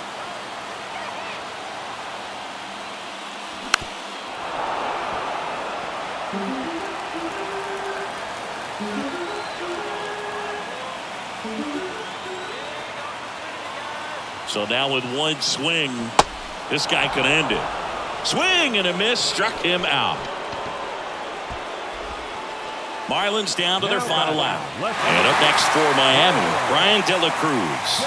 Trying to deliver as the hero.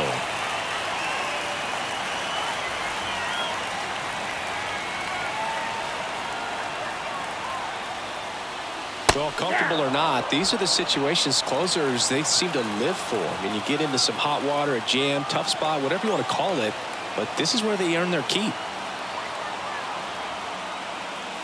There's a strike. Oh, this guy's so comfortable hitting with 2 strikes. Even a good pitch early in the at-bat. If he's not ready to pull the trigger, he's not worried if he gets to an 0-2 count. Swing and a miss, and he struck him out. The tying and go-ahead runs are left aboard as this one is over.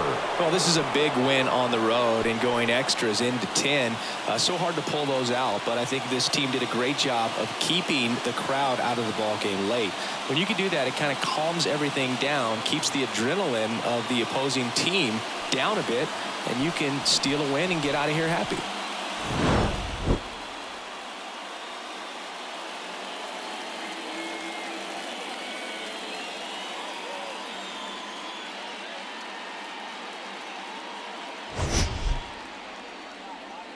Colorado. We've got baseball on the show. It's the Cincinnati Reds going up against the Colorado Rockies. And we'll be back with the first pitch right after this.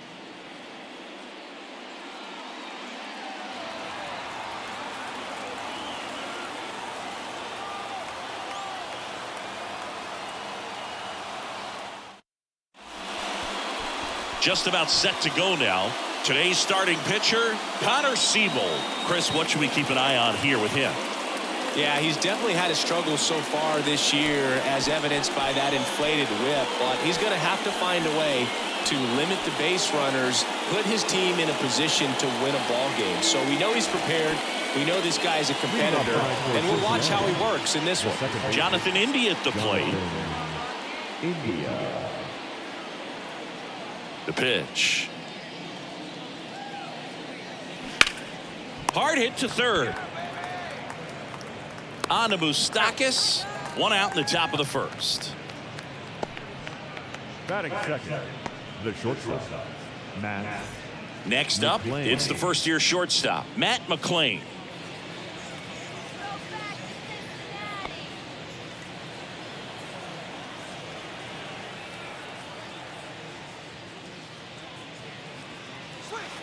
First pitch just misses. 1 ball, no strikes.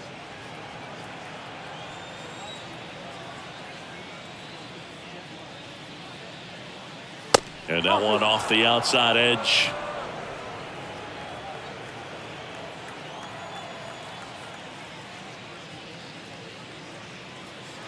And he flips a breaking ball in there, or a changeup. Either one. Something off speed. Good arm action on it, whatever it was. Right-hander kicks, deals.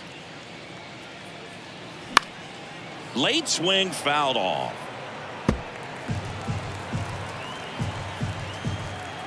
And now 2-2. Hard grounder into the outfield for a knock. Couldn't have timed it up any better than that. Just a simple ground ball the other way that had eyes on it, man. Sometimes that's all you need to do. Just let the ball travel, put the ball in play, and just hope it finds a hole. And ready to hit now for Cincinnati, Jake Fraley.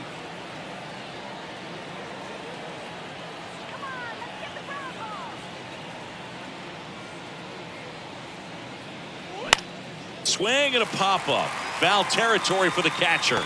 Wins, hauls it in, and there's 2 away. That was a good, hard fastball with some nice ride up in the zone right there. Hitter looked like he was on it, but I think that velocity at the end just beat him. Instead of a line drive or something hit deep, it's a pop-up and an easy out for the defense.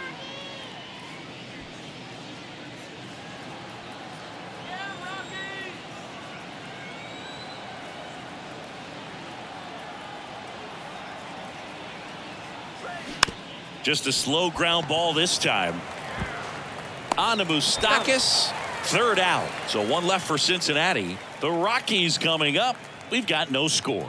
You're watching Major League Baseball on the show.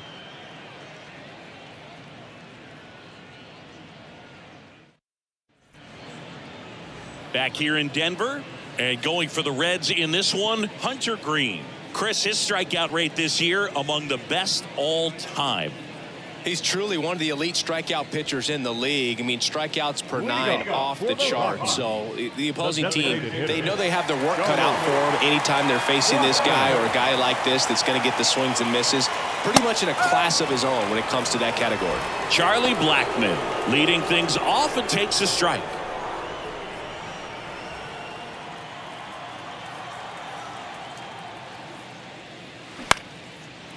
Base knock, center field.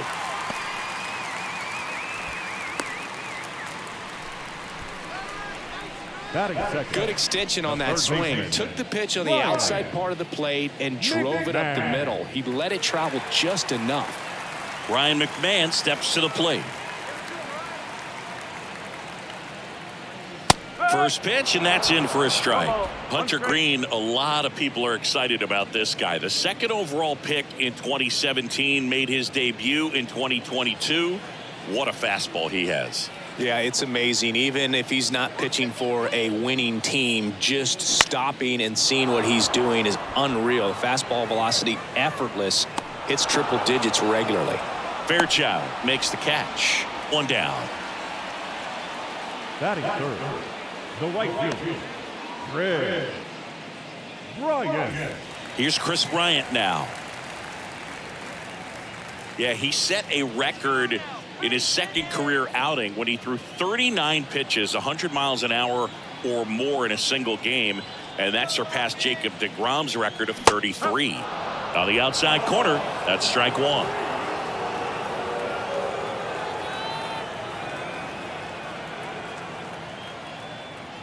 Next offering upstairs.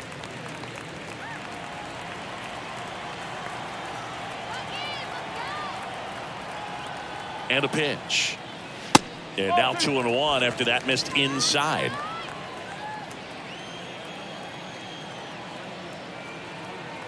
Runner on the go. Just a weak fly ball this time. Bryant out on the play. 2 away.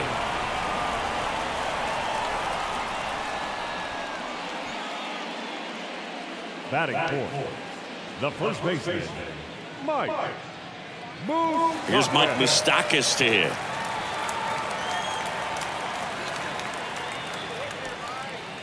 Singing Mike Moustakas, he goes by Moose. He was the 2nd overall pick in the 2007 draft. Been to a few all-star games. Career highlight, though, has to be winning that 2015 World Series with the Kansas City Royals. And became such a force in the postseason in 2014 that we nicknamed him Mooster October.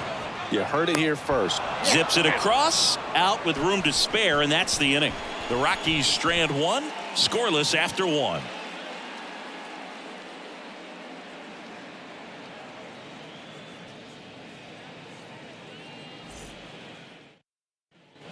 New inning getting started. In now for the Reds, Tyler Stevenson. Tyler Stevenson.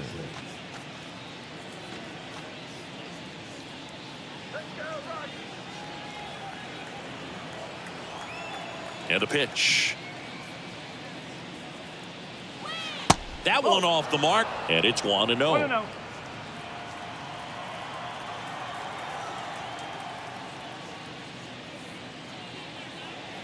Strike on the inside corner. Larry Bullard making the calls behind the plate for us in this one. Pretty good strike zone. Well reviewed by those we talked to around the league. Yeah, he's an umpire. He doesn't get a lot of looks from players, maybe here and there once in a while, but he's appreciated back there. That one finds the corner, and that is strike 2. Fans don't really understand the familiarity and relationship players and coaches have with umpires. I mean, you see these guys a lot. Yeah, Boog, these guys are all out there trying to do their best and perform at a high level. So when you respect that, I think over time you can develop a relationship with some of these guys. Senzel.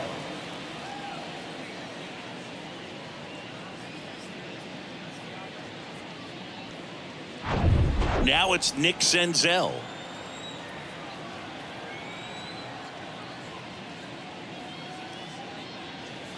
And first offering is fouled off.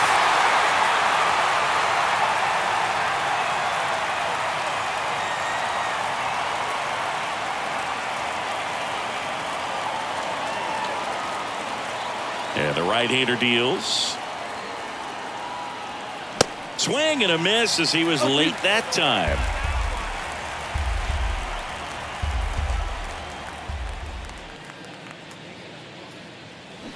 Got him.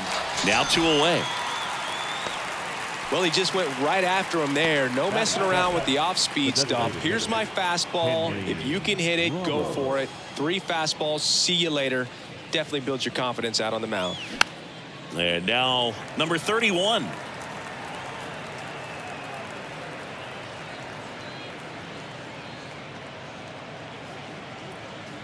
Second inning here, no score.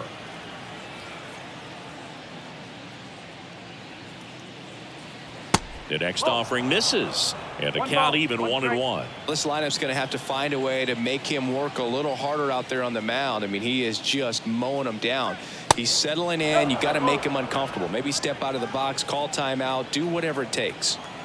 Kicks and fires. Got the bat going too soon. It's strike 2.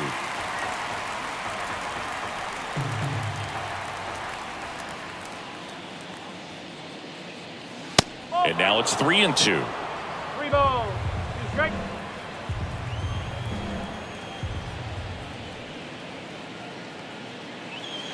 Caught him looking for the K. Impeccable command in that one. 3 batters, 3 strikeouts. That's electric stuff out there on the mound.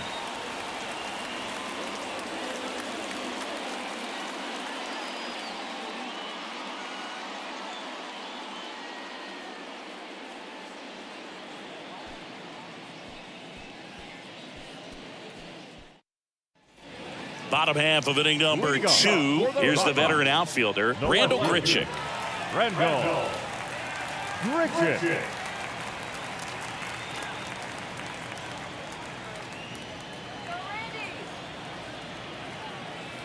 And the right-hander back to work. That's in there. That's strike 1. It's a good changeup to hit up in the zone. I don't think he recognized it. I'm sure he'd love to have that one back. Nope, that's Check out. swing, no appeal, and the count is 1-1. The pitch. Here's a rocket out to left. Makes the grab, 1 away. Batting 6th, the second baseman, Harold Castro stands in.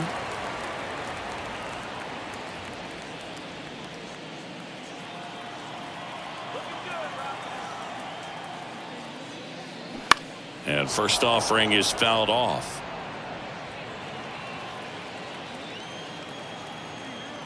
One down, base is empty. That misses the zone, and it's a ball and a strike.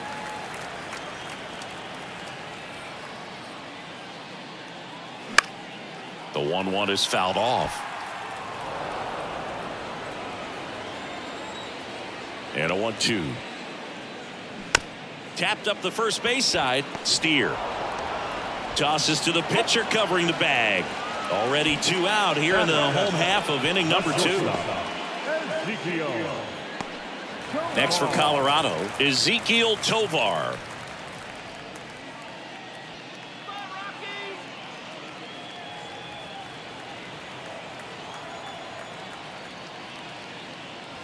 First pitch doesn't find the zone. Well, he's so great about hitting the ball the other way. He gets those arms extended. So right there, just trying to straighten him up a little bit so he doesn't have as much outside plate coverage. The wind to kick the 2-0. There's a strike.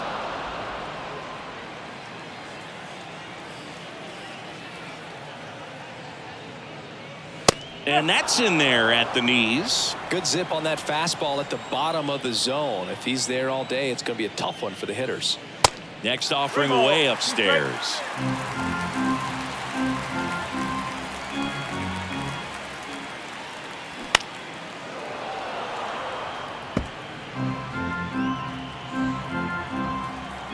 The pitch. Line drive, and that's a base hit out into center field. Joey gets on base and keeps it going. These guys today are so great with handling velocity. They're seeing high speeds day after day, and a nice job of turning that one around. Austin Wins digging in for the Rockies.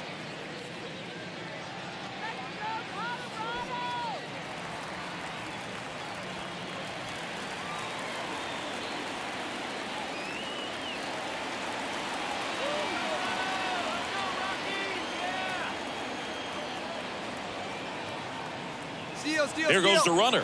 Pitch in for a strike.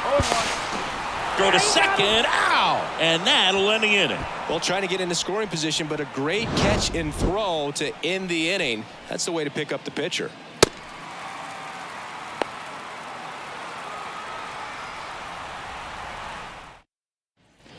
Well, here we go. Top of the third. Scoreless game. And here's the veteran outfielder, Will Myers.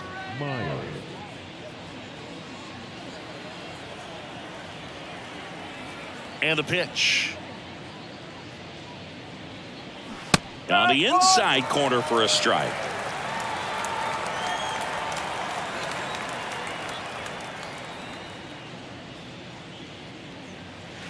Next offering misses, and it's 1-1.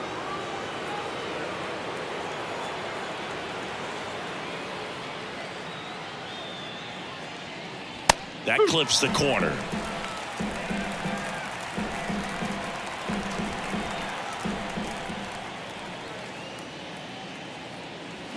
And a swing and a miss.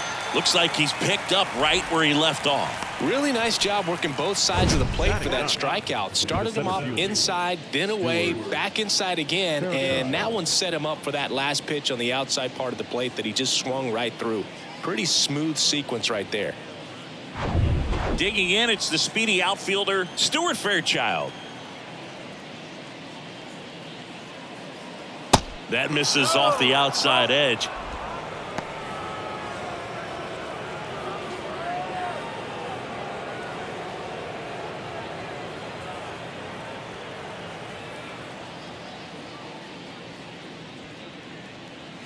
That's off the mark, and it's 2-0.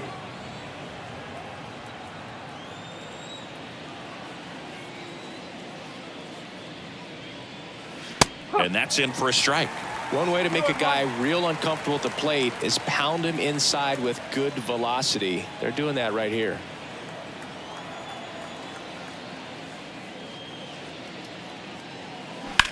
Bounced out to short. To first. First two batters retired here in the top of the third. The batter number 6, second baseman, Jonathan. Back to the top of the lineup. India. Now here's the Reds leadoff man, Jonathan India. First time up, he grounded to third.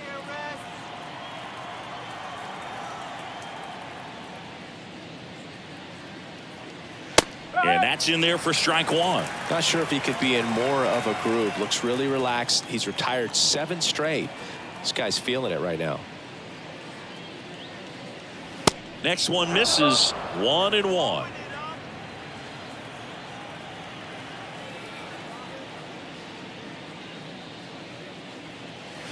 The 1-1 is fouled off. Top of the third, no score.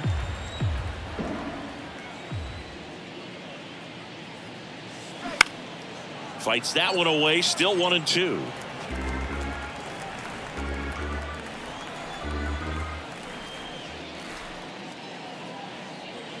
And he dodges that fastball. 2 balls, 2 strikes.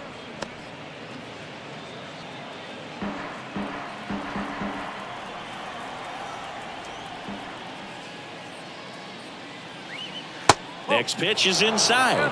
And now it's 3-2. Matt McClain on deck for Cincinnati.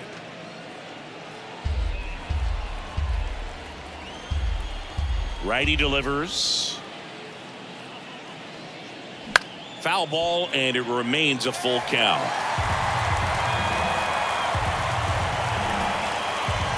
And the righty deals.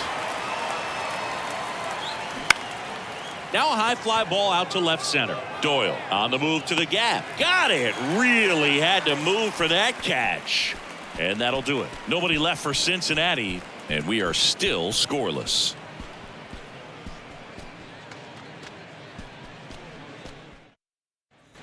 Back here at the ballpark. Now here is Austin Wynns. The catcher, Austin Wynns.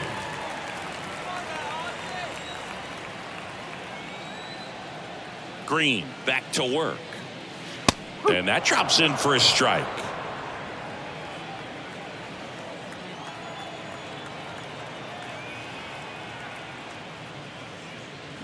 Check swing, but he went too far. And it's 0-2.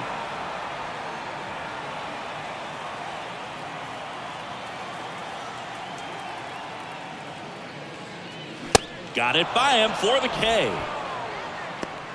Dominating strikeout there on just 3 pitches, and that's what a good power pitcher can do to you. He's hitting his spots, filling up the strike zone.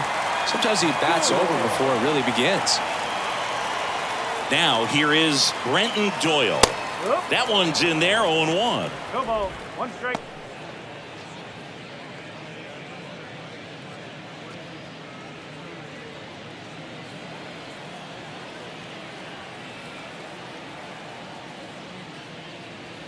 And there's the strike. That was absolute gas. Triple digits on the gun. It's just a different experience as a hitter watching that go by.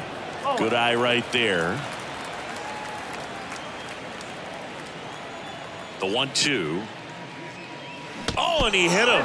He had him 1-2, and he ends up hitting him with a pitch. Well, now the best way to make them feel the pain is scoring from first. Look for a good secondary lead and an excellent jump when the ball's in play. Blackman at the plate and takes high there. Doyle at first, 1 gone.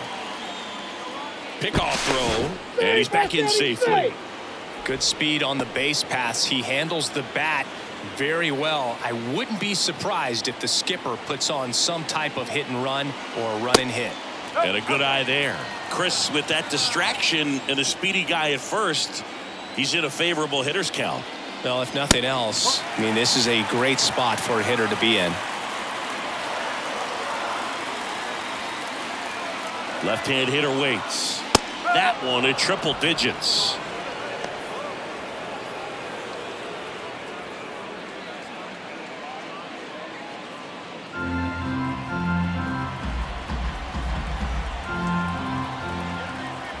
And the right-hander's 3-1. And he takes a strike.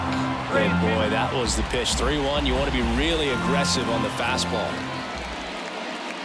Fouls that off to the left, and we'll do it again.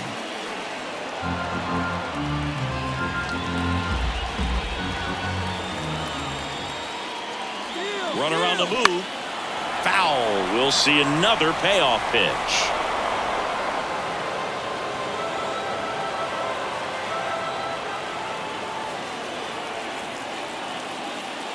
And he walked him. Almost a coin flip for the umpire in that call, but most umpires just don't want to give pitchers a break up in the zone like that. 1 down. Here's the third baseman, Ryan McMahon. He's 0 for 1. When you talk about elite defensive third baseman, this guy is at the top of the list.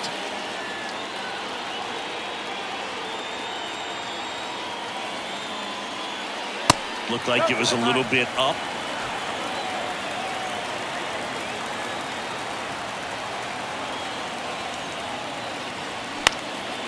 Line drive, caught.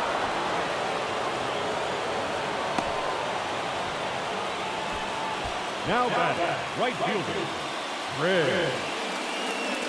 Chris Bryant gets a chance to hit here. Flied out his first time.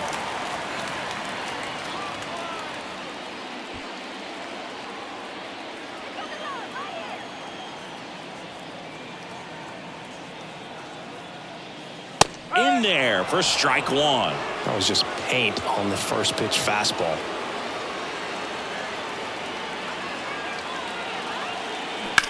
That one ripped. And a base hit right there. Around third. He scores on the board first. It's 1-0. Well, he gets it done in a big spot to get the run across. Good job getting the foot down so he could catch it out front and pull it. Turned on it nicely for the knock.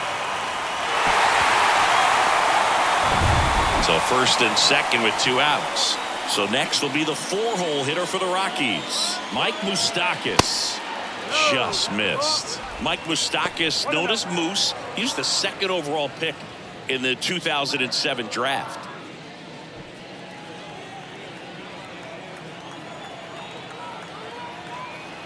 Righty to the plate and fouled off. 2 outs. Couple of base runners at first and second. Going to count 1 and 2. Wow, just a beautiful backdoor slider right there. If you've got any chance of hitting that pitch, you have to wait until the absolutely last millisecond. And there's the 3rd out. That'll do it for the inning. So 1 run in the inning on this base hit. It's now a 1-0 ball game. You're dialed into the show.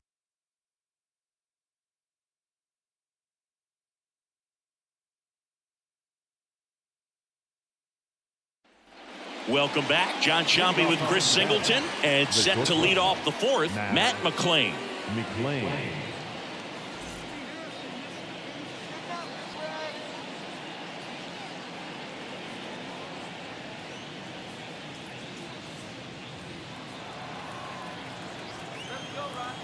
The right-hander back to work. And first offering is fouled off.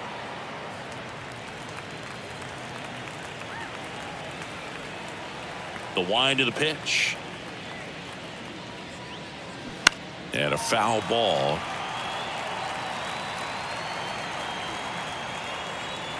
Kicks and deals.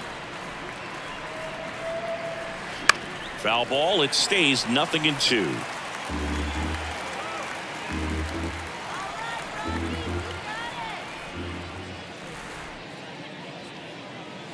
Good eye in that spot. It's a good take.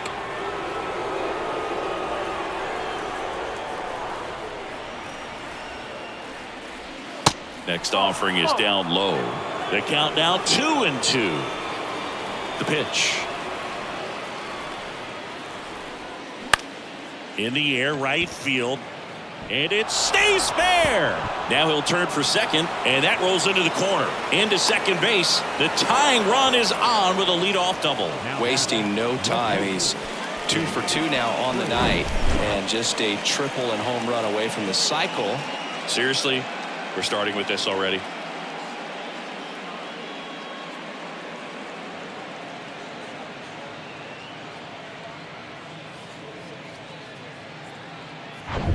Now the left fielder, Jake Fraley. First time up was a pop out.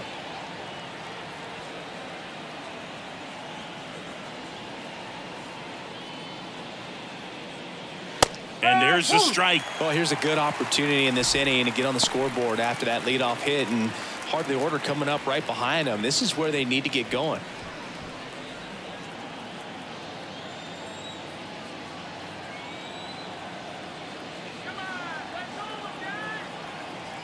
Runner leads away at second. 1 ball, 1 strike. Runner at second, nobody out.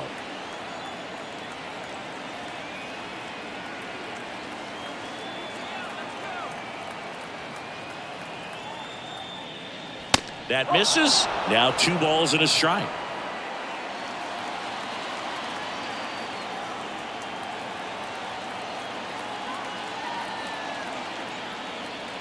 Man at second. And now 2-2.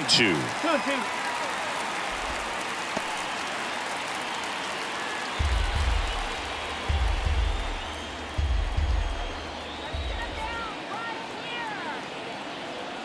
And here it comes. Bounced up the middle. On to Moustakas. That's the first out in the top of the fourth. Up next for Cincinnati, the first baseman, Spencer Steer. Spencer Steer now at the plate. Grounded out back to the pitcher his first time. And this is a big opportunity for him to pick up his teammate right here.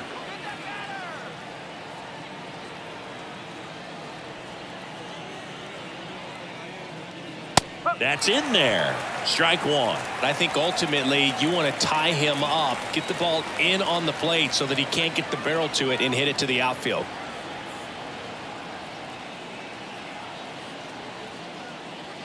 And that's in for a strike. One away with a runner at third.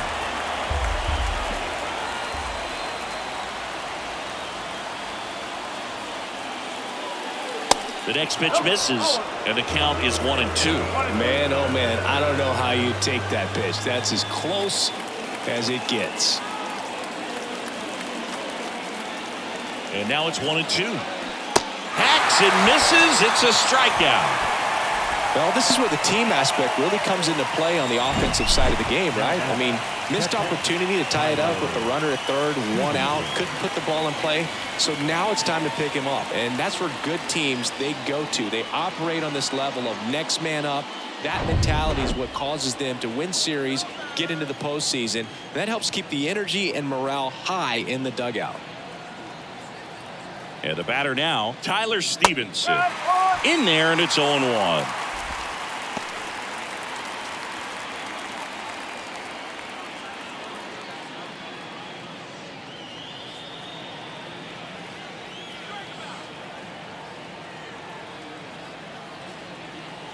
Here comes a pitch. That one a little bit high, and now it's even 1-1. McLean at third with two away.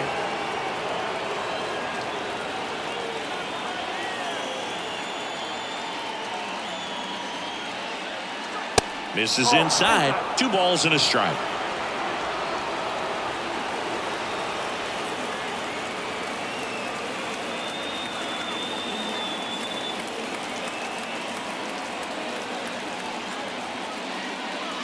And that's a little bit high. Well, these guys have had a hard time scoring in this one. The guy out there on the mound wants to keep attacking, make sure that they don't get any confidence.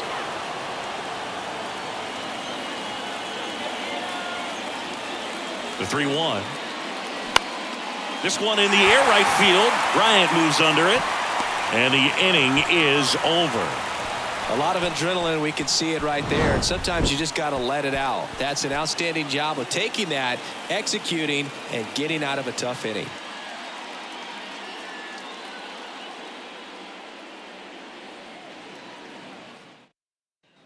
Back here at Coors Field, here's the left fielder, Randall Grichuk. The left fielder, Randall Grichuk.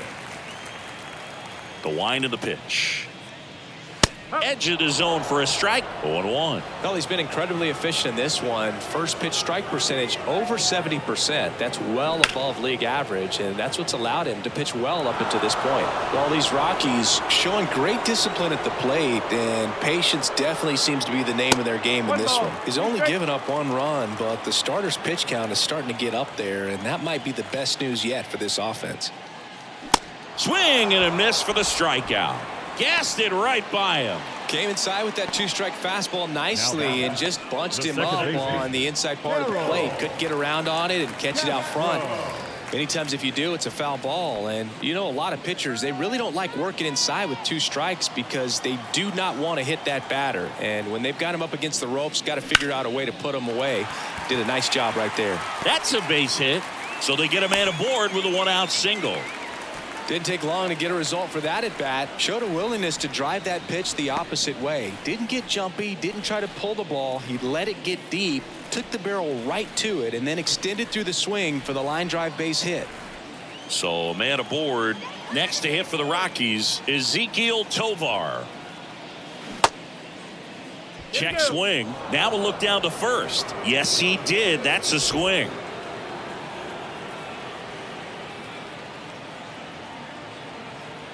The pitch. Popped in the air. Left field. Fraley should have it. 2 down. Just pulled off of it a little bit right there. That front shoulder coming open instead of staying closed. If he does that, he's going to be able to go up the middle the other way with some authority instead of a fly out to left. Austin wins the next to hit. He was a strikeout victim his first time.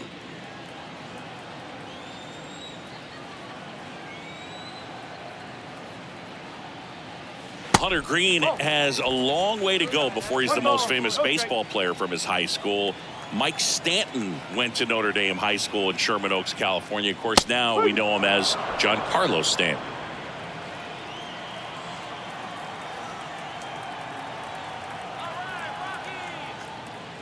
Next offering is in for a strike. 1 and 2.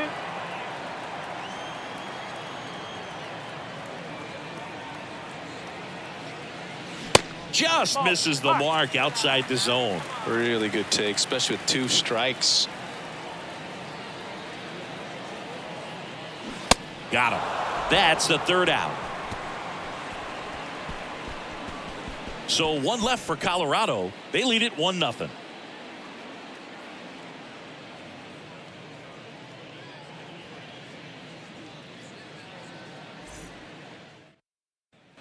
And welcome back. Ready now for the 5th inning. And ready to hit now for Cincinnati, Nick Senzel.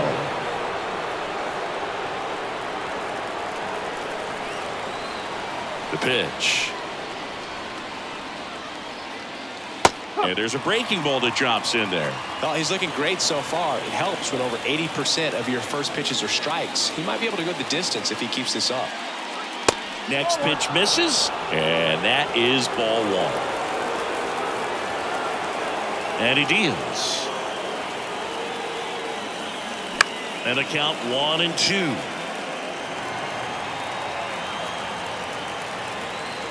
Right-hander kicks, deals. Not even close there. And the count's even at 2.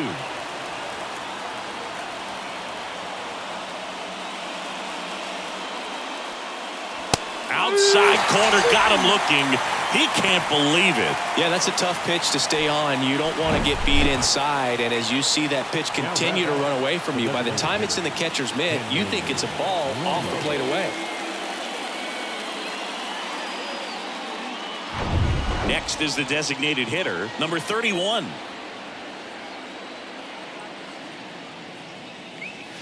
First offering misses the mark. 1-0.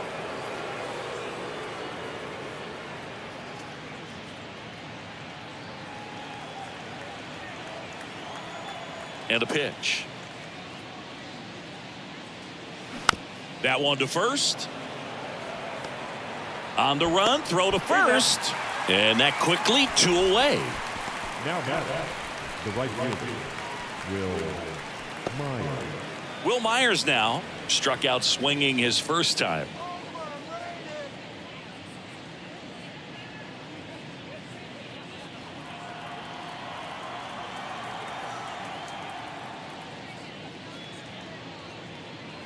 That misses. Ball 1. 1 ball, no strike.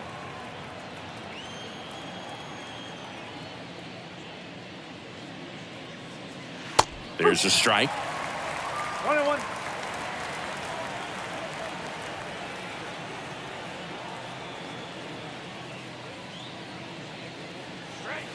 And 1-2. Well, this offense has just been locked down. Almost 5 full innings of shutout baseball.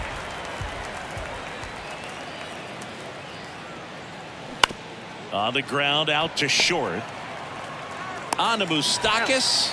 That's out number 3. And 1, 2, 3 go the Reds. They still trail 1-0.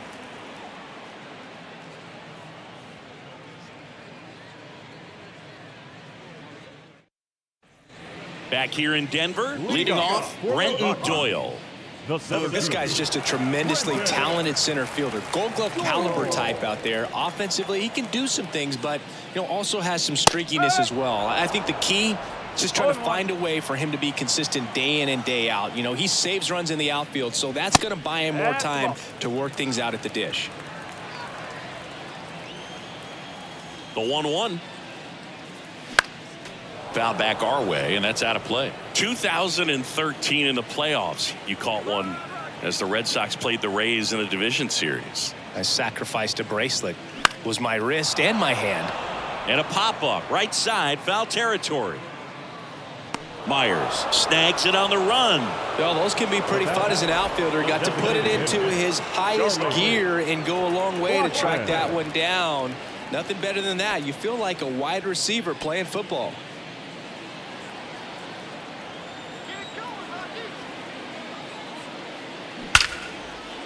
Line drive, base hit, right field. So a man aboard now with one away. Man, those are the types of hits where you don't feel any vibration in your hands whatsoever. Such a good feeling. Good pitch, hard and inside, but he showed off some quick hands, got the barrel to it, and was able to yank it into the outfield. Now the third baseman, Ryan McMahon. Ryan McMahon.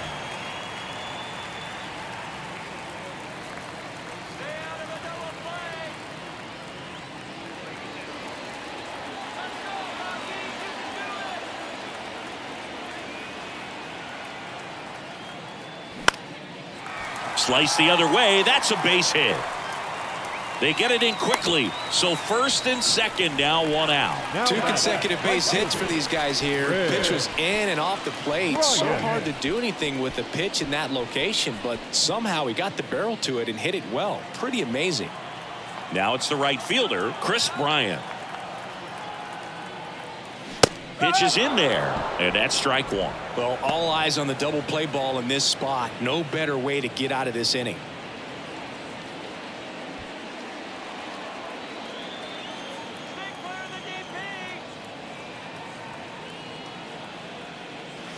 And there's a ball. Activity in the bullpen for the Reds. Derek Law loosening up for manager David Bell. Young getting loose as well. Blackman, the lead runner at second. McMahon at first. One gone. That one ran inside, almost got him. Could be some action here on this next pitch. Couple runners on. Probably a challenge pitch coming.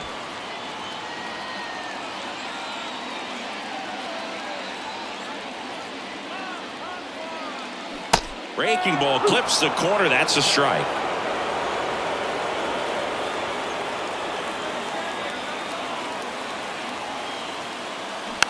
Hit slowly on the ground. Senzel to second, over to first, safe.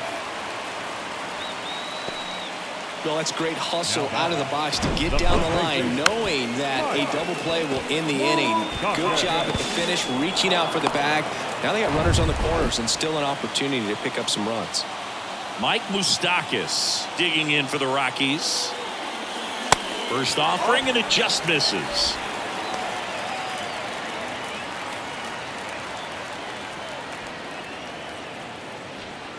Corners are occupied with two down.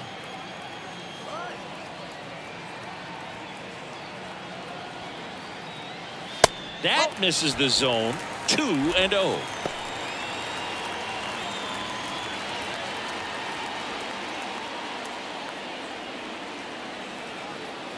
Left-hand batter waits.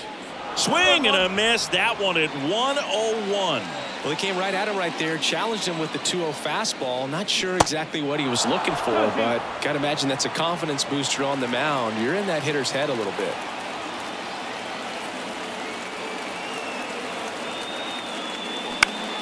And that one is lifted in the air. Fairchild makes the catch. Inning over. 2 left for Colorado, but they're on top 1-0.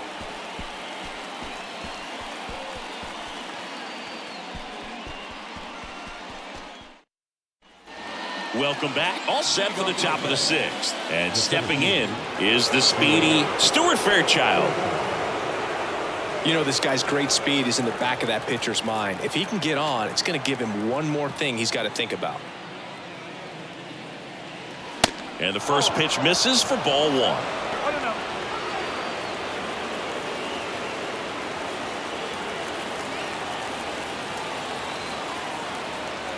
kicks and fires. Line and a base hit into right. Well, that was an important at-bat in this game, so great job there stepping up to the challenge. That pretty much split the zone down the middle, and those are the ones where you got to make them pay. And now let's see if they force some action with good wheels on the bases. So back to the top of the Reds lineup. Jonathan India, the next to hit for the Reds.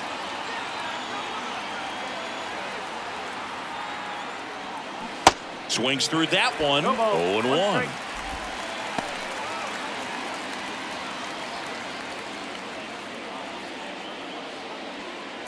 Nobody out. Runner at first.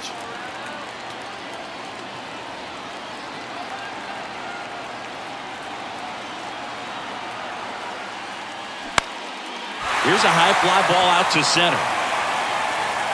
Makes the grab. Nice play after the long run. And there's one down. Now batting, Matt McClain, the next to hit for the Reds. Really good piece of hitting last time, going to the opposite field. Definitely wants to stay out of the double play here. Ball on the ground in the infield. Should be an inning-ending double play.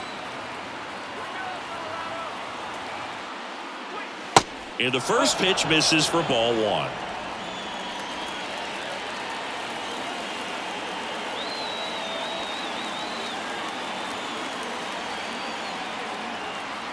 At the belt and fires. Foul ball.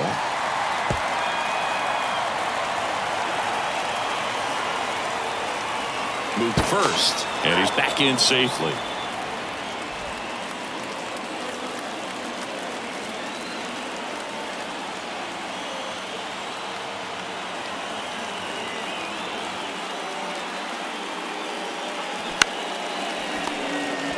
Fires to second for one. Double play. They can't seem to break through. Inning over. Poetry in motion there as the second baseman turns the double play. Nice throw to first, and that's the way to end the inning.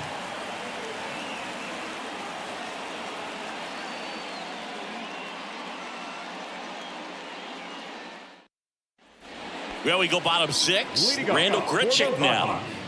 the left fielder, Randall Grichuk. And the right-hander back to work. Breaking ball through there for a strike. Tonight, his slider has been really impressive. I mean, tight spin. Seems like the hitters aren't picking it up out of the hand. And a pitch.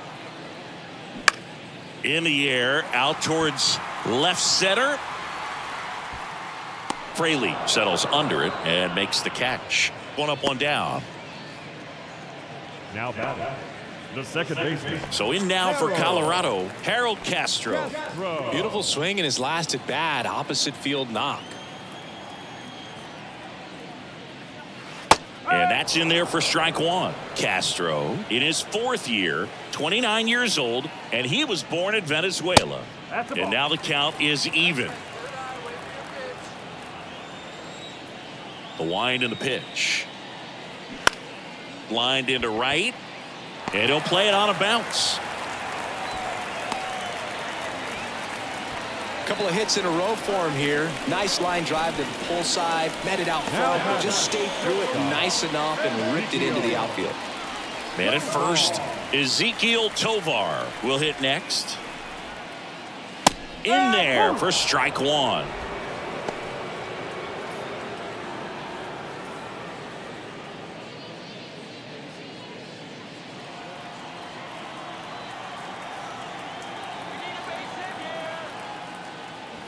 And that's outside.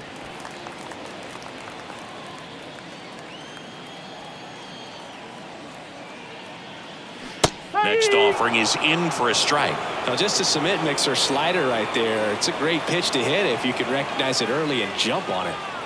And the righty deals. Got him swinging for the strikeout. Some high cheese for strike three.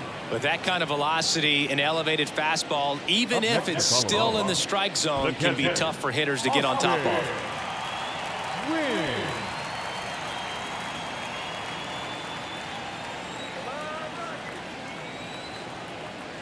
Wins. In the box again.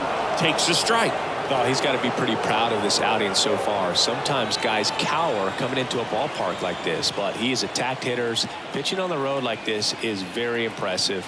This has been a treat to watch. And that one lifted in the air center field. And puts the squeeze on that. And the inning is over. The Rockies strand one, but they still lead it 1-0.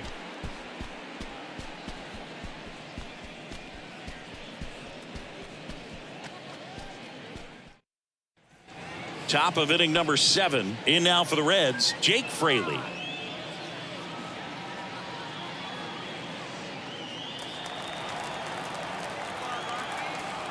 Seabold back to work. That one missing inside. The Rockies have some action in the pen. Daniel Bard getting ready to come on for Bud Black. Suter warming up as well. The 1-0. That one in there across the letters. Well, this guy on the mound's done a lot better than we would have expected, and the hitters just don't seem to have the right game plan. They're taking too many mistake pitches for called strikes. The 1-1.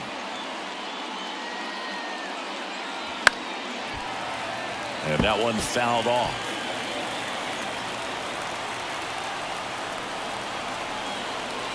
The 1-2.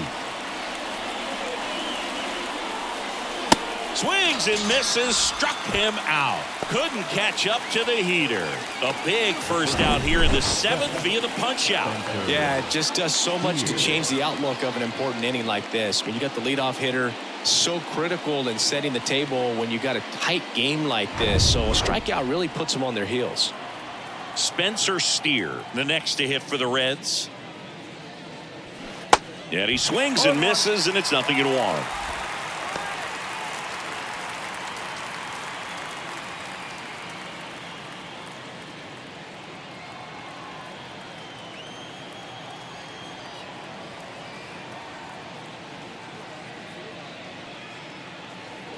Swing and a miss as he chases that one darting out of the zone.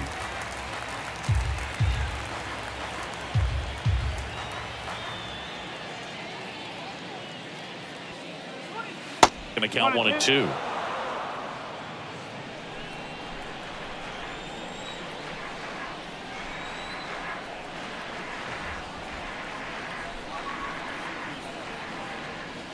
And another ball. Recognize that changeup right out of the hand. Just spit on it.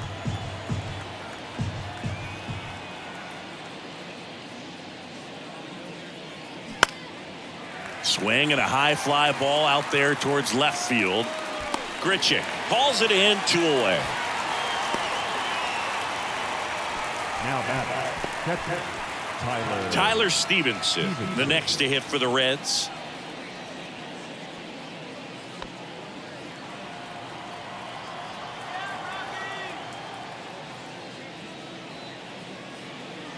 That's in for a strike.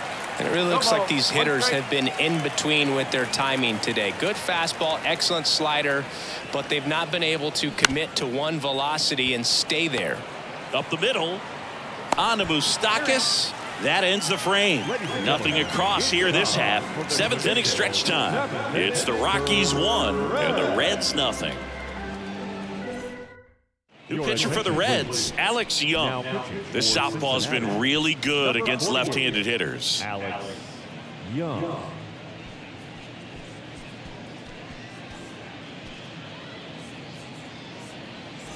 Well, 1-run game. So in now for Colorado, Brenton Doyle. This is a guy who's in the lineup first and foremost because of what he contributes defensively, Chris. And when you talk about preventing runs from being scored, this guy is a big contributor. There's a strike. I was always told it's hard to take you off the field when you play really good defense, especially at a premier position, and that's what he does. Bounce to the right side. Over to first, and 1 away in the bottom of the 7th. Up next to Colorado, the designated hitter, Charlie Blackman. So the Rockies lineup turns over. There's Chuck Nasty.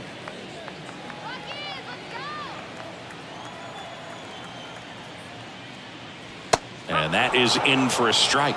It's 0-1. Action in the pen down there. Derek Law, the hard-throwing righty, is up and loosening.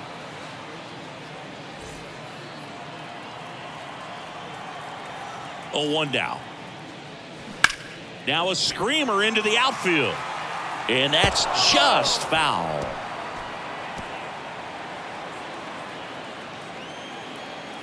And a pitch. Short hop liner, handled it short. On to first. 2 up, 2 down. Up next for Colorado, the third baseman, Ryan McMahon digging in for the Rockies. Showed a really nice opposite field approach in his last at bat.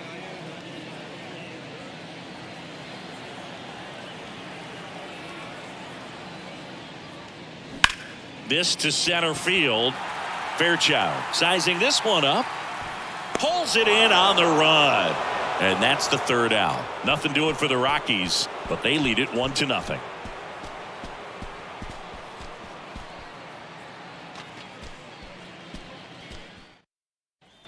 We're at the top of the 8th. Stepping in, Nick Senzel. The pitch. Clips the corner. That's strike 1. Stirring in the Colorado bullpen. Brad Hand, the veteran southpaw, is getting ready to come on if needed.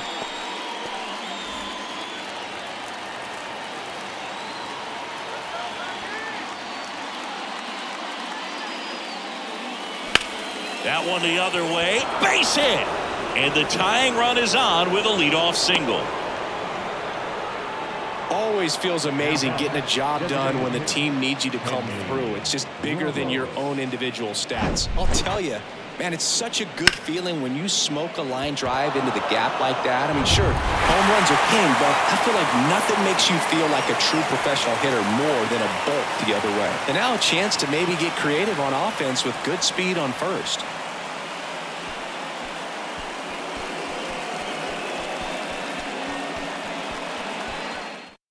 Daniel Bard takes over on the mound. And he's had 3 days off since he pitched last, so expect him to be totally rested. I'm sure he's itching for this opportunity right now.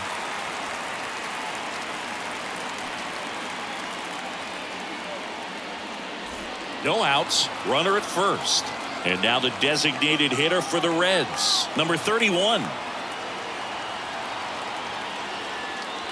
There's the strike. If you're a base runner, you got to stay dialed in here. Look for anything in the dirt. Try your best to get in the scoring position. Senzel aboard here at first with nobody out. Bard with a throw to first. Back in there standing.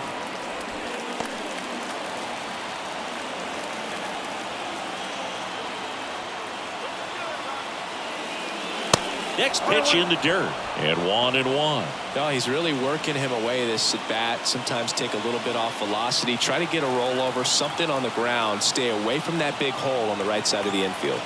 Righty delivers. A little out front there as he swings through it. With 2 strikes, may see some movement over there at first base. Try to stay out of a double play here. Runner at first with no outs here.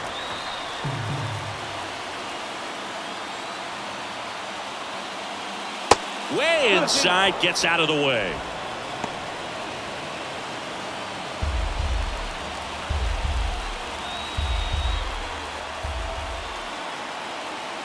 Two now. Flares it into the outfield. Fair ball.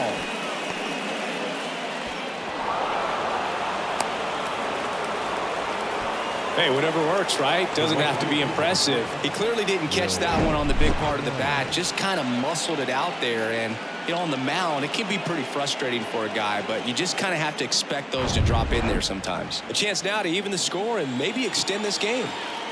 Next for Cincinnati, Will Myers. Trying to move the runners over. And he barehands it. The throw goes to second. Safe there. Safe at first as they can't make the play.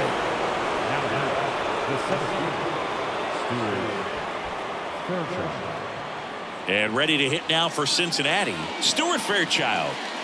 This is what stat nerds like myself might call a high leverage situation. Yeah, Boog, not sure what the numbers say, but clearly an at-bat that could change the course of this game dramatically.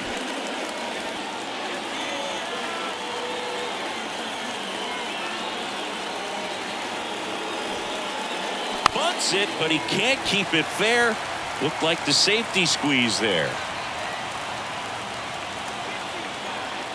Right-handed reliever. The possible tying and go-ahead runs on base. Nobody out. Can't glove it cleanly. The feed for one.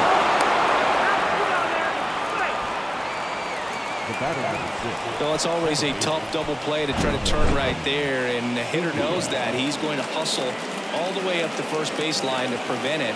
Nice job of getting that run across.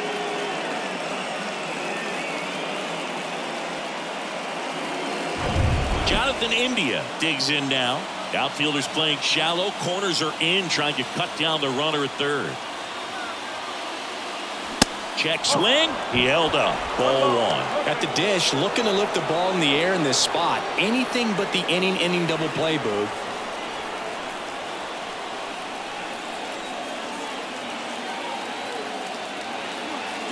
Righty to the plate.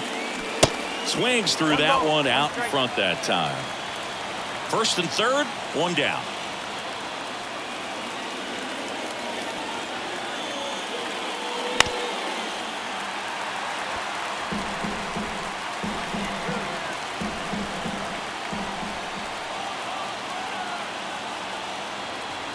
One and two now.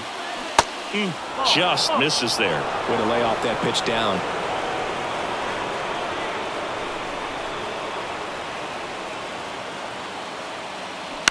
Bounce to the left side. And it gets by him.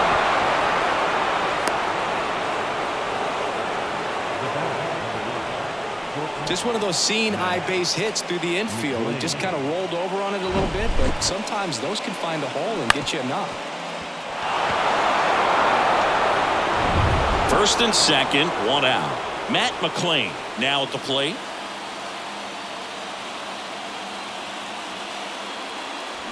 On the ground to first, could be two. Knocks it down, but plenty of time to recover, and that's the second out. Well, there's a lot riding on that at bat right there. Nice job of the pitcher to bear down, make the pitch, get the ground ball. Excellent piece of work. Now the left fielder, Jake Fraley.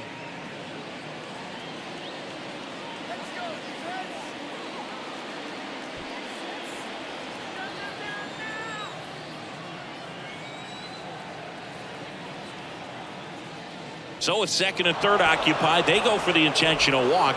Base is now loaded, and there's a force at every base. So they turn things over to the righty, Pierce Johnson. He last pitched 2 days ago. Ladies and gentlemen, your attention please. Now pitching for the Rockies, number 13, Pierce Johnson. 2 outs, bases full. So now here's the Reds' cleanup hitter, Spencer Steer.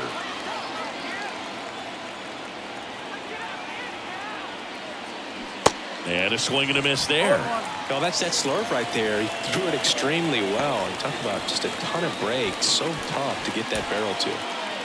Fairchild at third. India over at second. Fraley on at first with 2 down. Strike 2.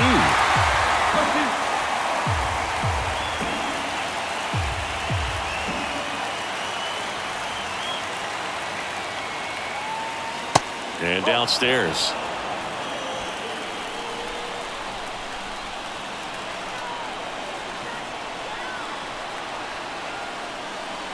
Swing and a miss, struck him out. Good job at damage control right there. 2 runs in the inning, but they strand 3. Last half of the 8th coming up. It's the Reds 2 and the Rockies 1.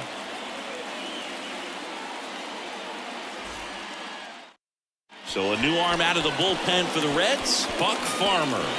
These are the spots relievers really make a name for themselves. Late and close. There's not much margin for error, but at the same time, there's a reason they're put in these situations.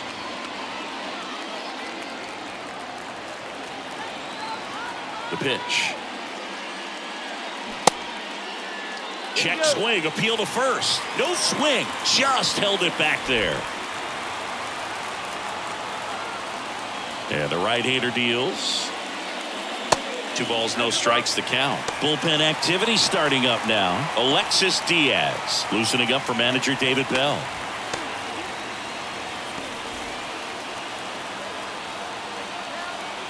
Two-0. In the air out to center. Fairchild gets there. He's under it. Hauls it in, and there's one away. Well, such a confidence boost for a reliever to come into the ball game and get the first hitter he faces. Just makes everything slow down a little bit, and then from there can really settle in.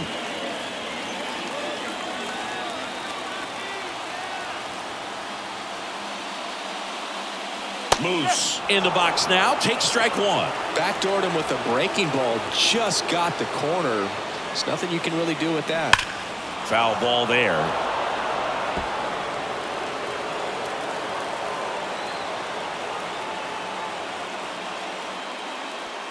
And just misses with that one. That's a really good take. Swing and a miss, and he got him. Now 2 out. You usually are going to see that inside fastball a little longer coming in from the opposite side, but that pitch really got in on him right there. I mean, that's a well-thrown pitch. Tough to do anything with that in terms of getting the hands through and the sweet spot of the bat to the baseball. Randall Grichuk getting ready to hit. That one missed.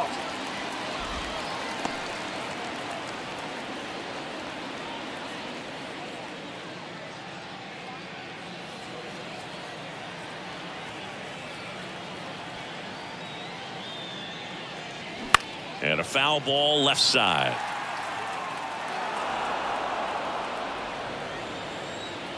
And the pitch. And there's a strike. Very solid inning on the mound so far here in the 8th. Holding on to this narrow lead. This is exactly what they were looking for. The next offering misses. 2-2.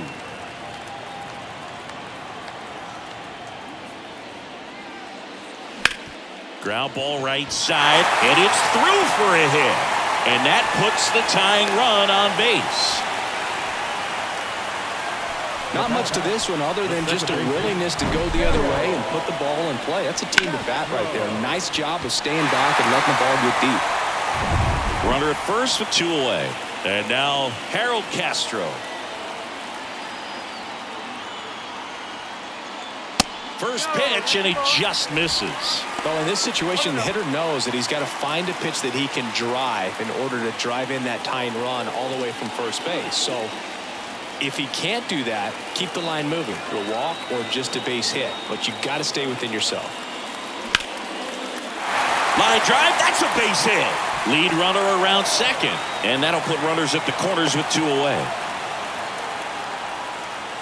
Back-to-back base hits. Nice job of driving that pitch the other way on a line. You know, hitters, they take so many reps in the cages working on going to the opposite field, and it doesn't always translate into the game, but right there it did, and he did it perfectly. And now a crucial opportunity to tie up this game with another base hit.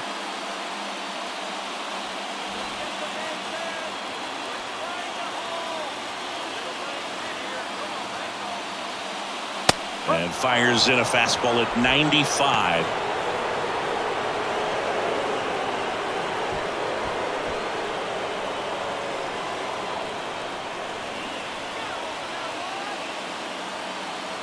Two outs.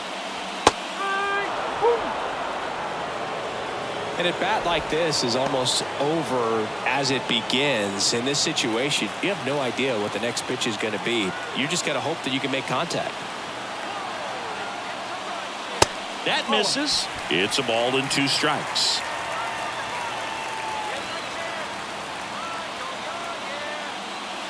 And a ball evens the count. You see how the catcher wanted that pitch up and in. Want to try to tie him up. That's the one thing we're seeing, that high fastball. You have to get it up there because of how hitters have changed their swings.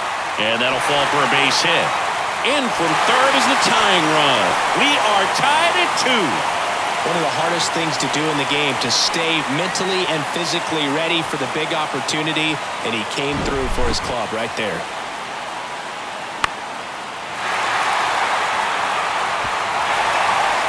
So they bring on the veteran, Derek Law, on for his 20th appearance of the year. Your attention, please. Now pitching for Cincinnati, number 47, Derek Law. And the batter now, Austin Wynns.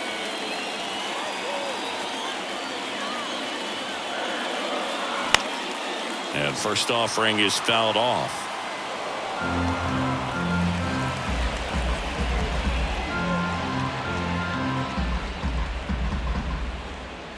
Castro on second. Diaz at first. 2 out of the inning. Swing and a miss.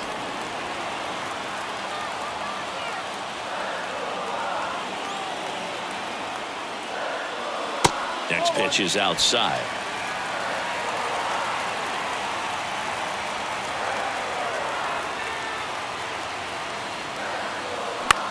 To the right side. He'll do it himself. That ends the inning and stops things from getting out of hand. But they pick up 1 run on the RBI single. 2-2 game. It's Major League Baseball on the show.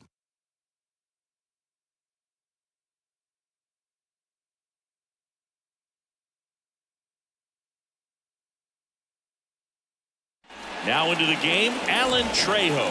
He's in at shortstop. Tyler Stevenson digs in now. The catcher, Tyler Stevenson.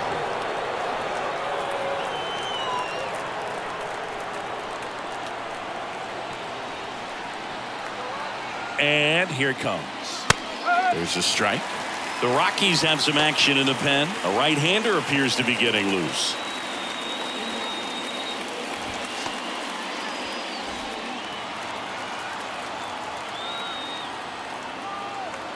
The 0-1.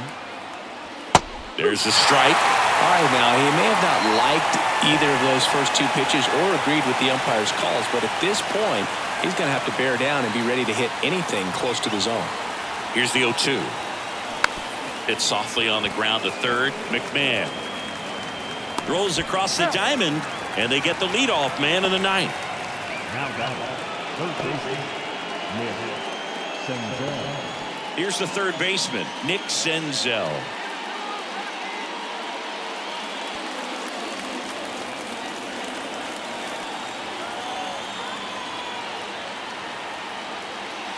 First pitch just misses. Home plate umpires trying to tighten things up a little bit.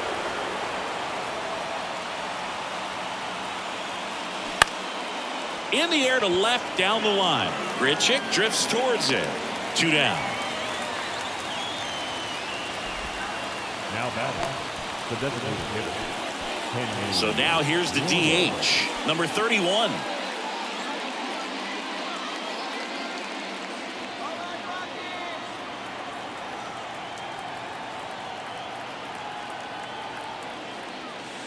First pitch doesn't find the zone. Johnson, 31 years old, and he's playing today in his home state of Colorado.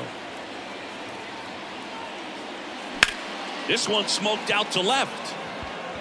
Squeezes it, and that will end the inning. 3 up, 3 down that time, and 9-1-2 scheduled to lead off the bottom of the 9th. We are tied 2-2.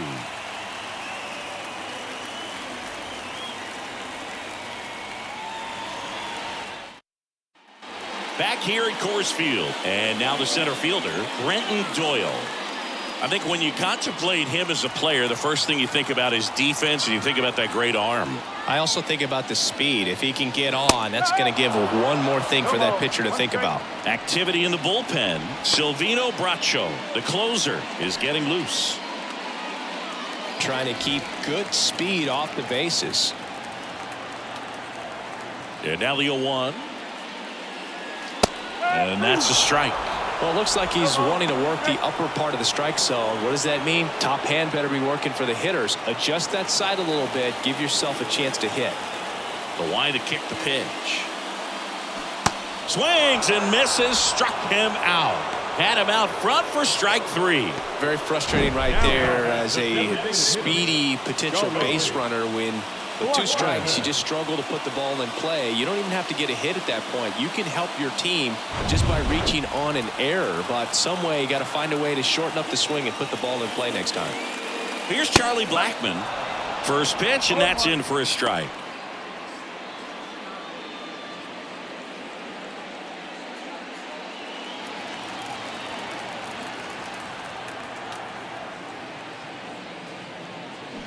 This one ripped, but foul to the right. All tied up here in the last half of inning number 9. And takes low for ball 1. And that's awfully close. I don't know how you take that. He's seeing the ball out of the pitcher's hand really well right now. Out towards left center. He's got it. And there are 2 outs. The third baseman, number 24. Ryan McMahon, the next to hit.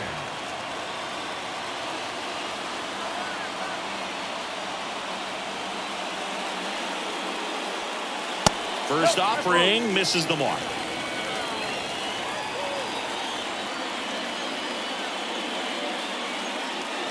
And delivers outside.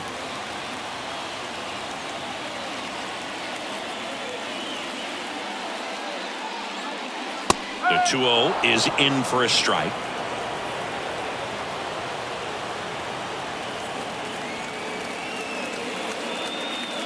See the velocity, 97 with that fastball. Chris Bryant waiting for a turn at the plate. The 3-1. The right-hander gives up the 2-out walk. Now back, right fielder. Chris Bryant digging in for the Rockies.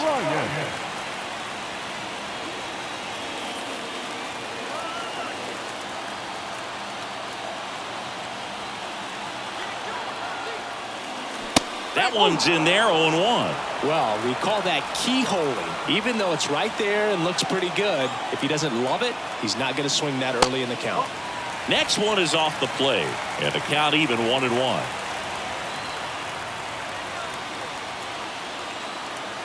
Kicks and deals. And there's the strike.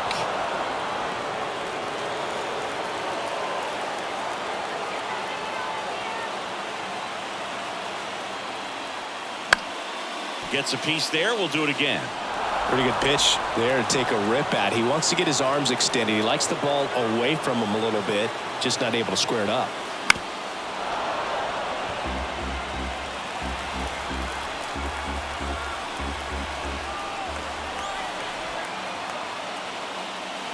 That one misses, and the count is even, 2-2. 2 outs, but the winning run is at first.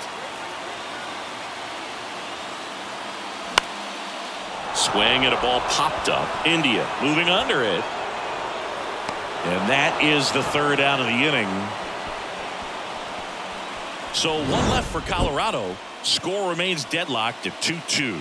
That was an opportunity to do damage. He popped it up instead. Frustrating at bat. He'll be thinking about that one for a while. Back here at the ballpark at the plate, Will Myers. Man at second, nobody out. Chris, certainly one of the things in his head is trying to get the runner over. Yeah, the way that we see the game played today, though, guys are not sacrificing as much just to get that runner across. They're really looking at doing damage. Slugging is the name of the game.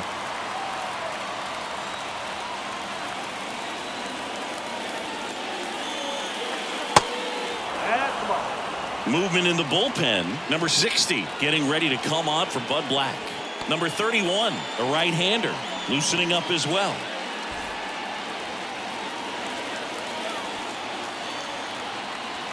The 1-1. Swing and a miss. Chased it out of the zone.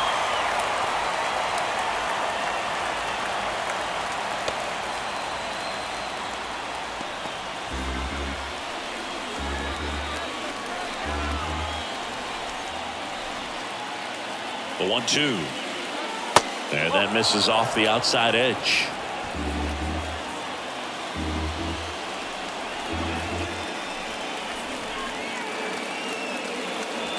And it's filled up. That's where you want it. It's a good miss.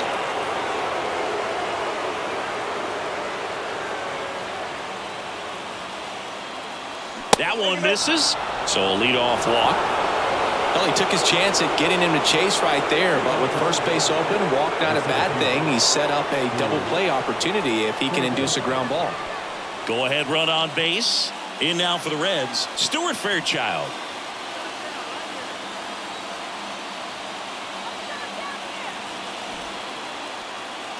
Squares, pushes at it, misses it. It's a strike. 0-1. All tied up here in extra innings.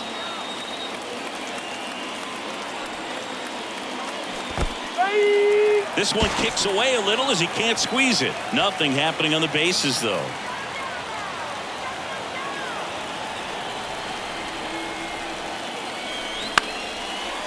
Line drive, base hit. Runner around third on his way to the plate. He will score. It's 3-2. Well, he wasn't afraid to hit with 2 strikes. I think he choked up a little bit, maybe spread out, but he got the job done right there.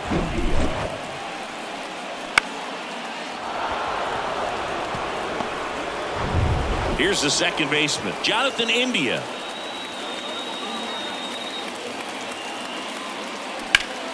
That one back up the middle, and it gets through. Here comes Myers. Here's the throw to the plate, and he's in there as a run scores. Just kept it simple. Played Pepper with the middle of the infield and took it back where it came from, and there's just no one there to knock it down.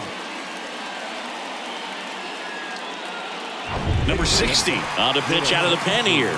And he comes on here for the first time this season, and I'm sure there's some nerves involved in that, so we'll see how he settles in.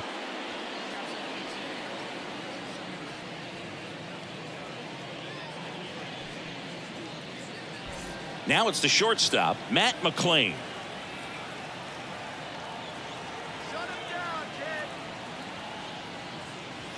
In there, and it's 0-1.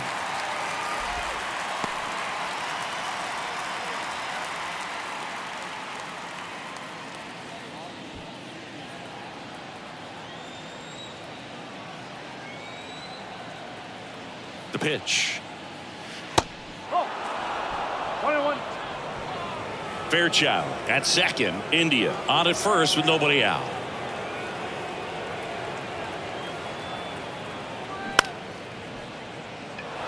And that's a fair ball. Fairchild headed for the plate. He'll score, and they're up by 3. And the throw's offline, safe at third. Just a really nice job of turning on that pitch and smoking it down the line, and there's no one playing there, so once it drops in fair, you're on your way to extra bases.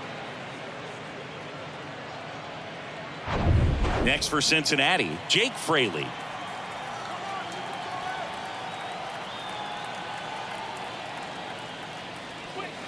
Ball 1, no strikes.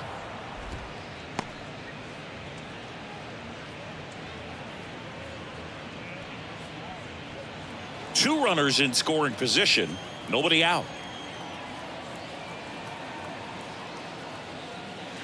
Outside. No strike.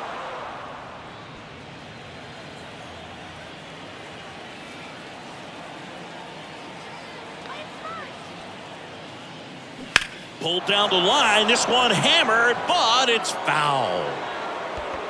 Thought that ball was hit pretty hard and sure had home run distance, but if you're the pitcher out there on the mound, you execute it. Just a long strike. You go after him and finish him off. 2-1 pitch is in there, and the count is even.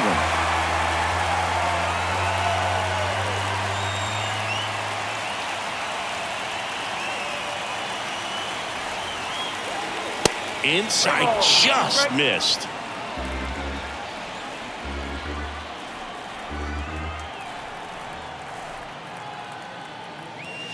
Goes down looking.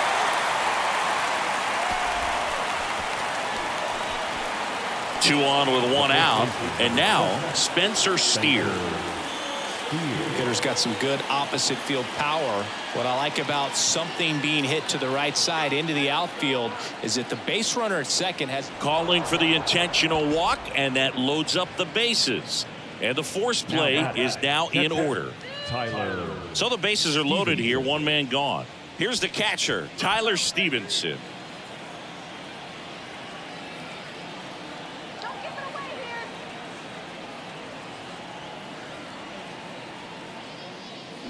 Swing, and this one's crushed. No doubt about it. Grand slam. He unloads on that one, and they tack on to their lead. It's 9-2. He ambushed him right there, Siggy. Yeah, swinging on that first pitch, and I think losing one over the fence is exactly what he had in mind as well.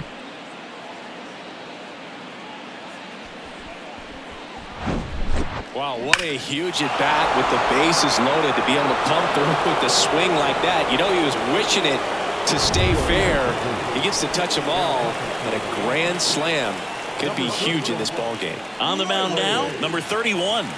On for his major league debut, so we'll see if he's ready for the big stage. He just has to remember this is the same game that he's played all the way through the minor leagues to this point. The only difference, there are just more people in the stands and it's a bigger stadium, but the game itself is still the same.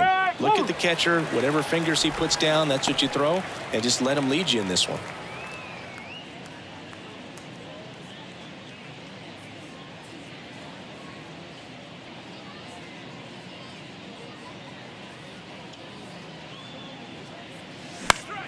And a foul ball. Well, he gave up on that pitch early, and it ended up staying in the zone. I'm sure he's kicking himself and would like that pitch again. Swings and misses. It's a strikeout. Slider got him for strike 3. Third time he struck out in this one, and definitely an individual performance you want to flush. He just hasn't looked very comfortable up there. Just one of those days. But when you're still winning the ball game, at least you can focus on doing your part to maintain that lead and getting that W. Number 31 stands in now and watches strike 1.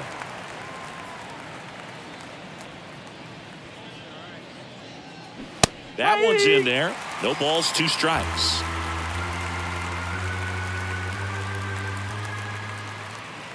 Here comes a pitch. Inside, just missed. Boog, he never moved because he never had time to. With that kind of velocity, you'd prefer that pitcher work away. The 1-2.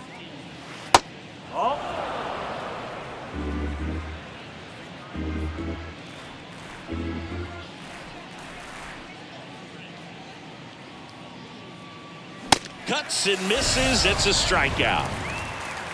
But they take the lead on a huge 7-run outburst. Last chance to even things up. We head to the bottom of inning number 10.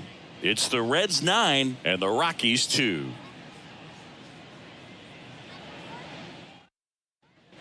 And welcome back. Now at the plate, Mike Moustakas. The first baseman, Mike Moustakas.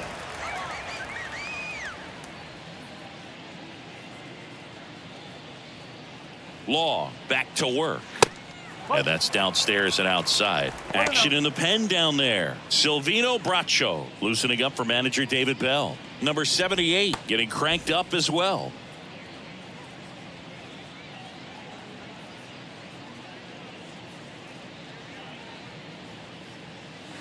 And there's the strike.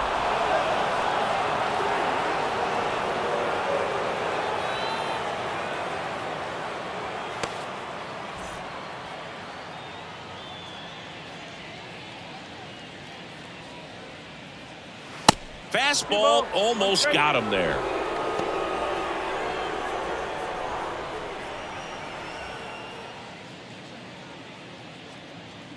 Two and one now. Hard hit right side. India over to first in time. And they get the leadoff man in the 10th. Up next to Colorado, the left fielder, Randall. Here's the left fielder, Grichuk. Randall Grichuk.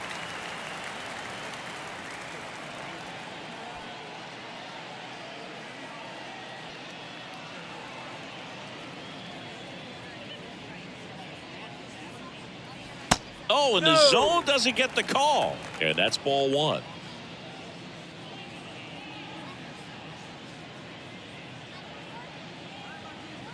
Just off the outside edge. He hasn't wanted a challenge in both of those pitches off the plate away. Don't expect anything down the heart of the plate. You may just have to be patient and take your walk here. Next offering is in for a strike. Runner on at third, one gone.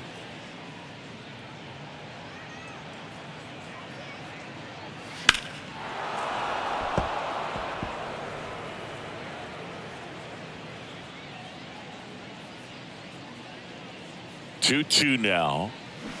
Knocks that one away, and we'll do it again.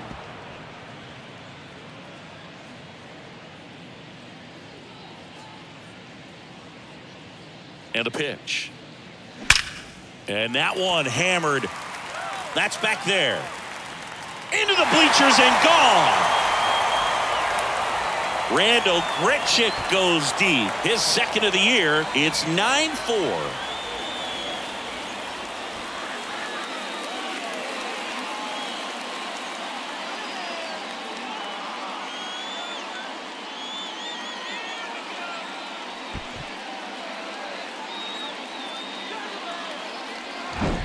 That cutter low and away can be a really tough pitch. You have to stay within your mechanics and trust that you can get good wood to it. Well, he did right there.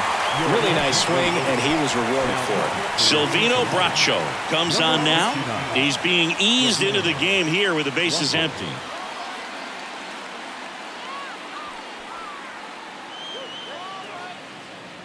Harold Castro digging in for the Rockies.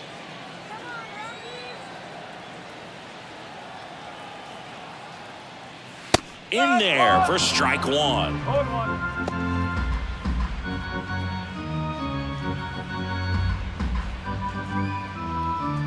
Still only one out here in the inning.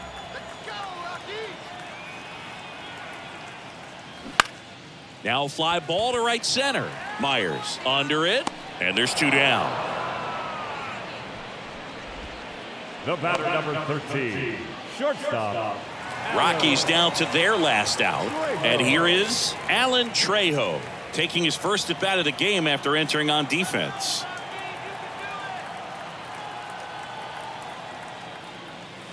Close, but called a ball, and it's 1-0. No strike.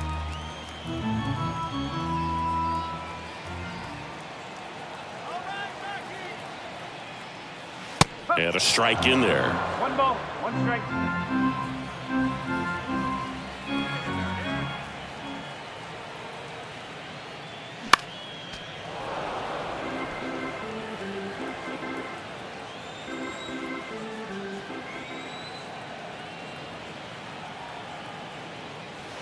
Next offering misses down and away. 2-2.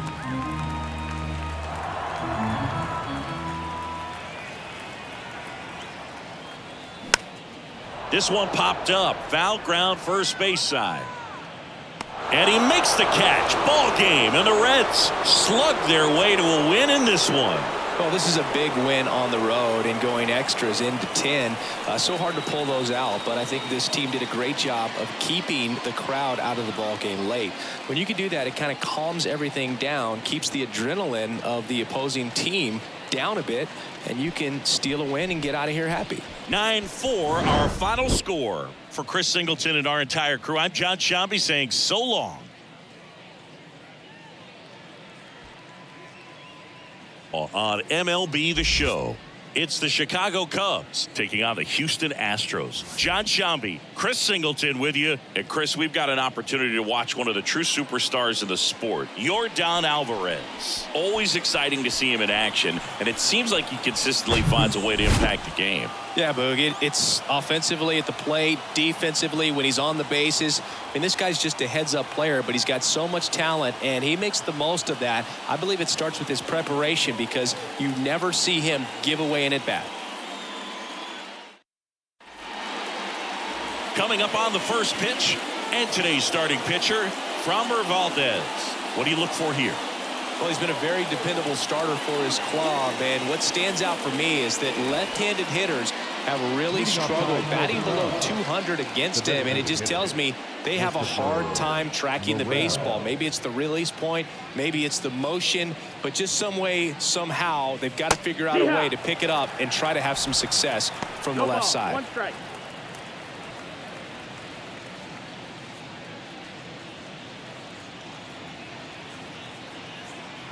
Kicks and deals.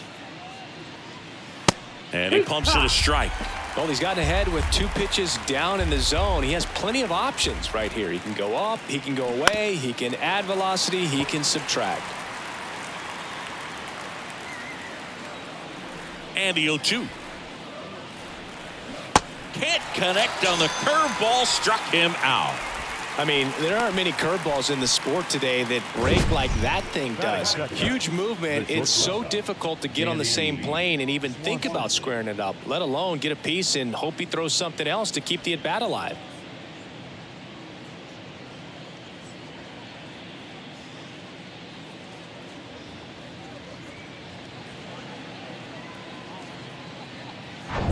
Dansby Swanson stands in.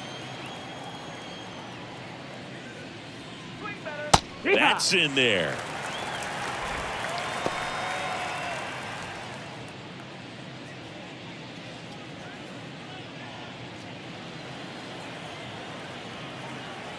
Here's your 1.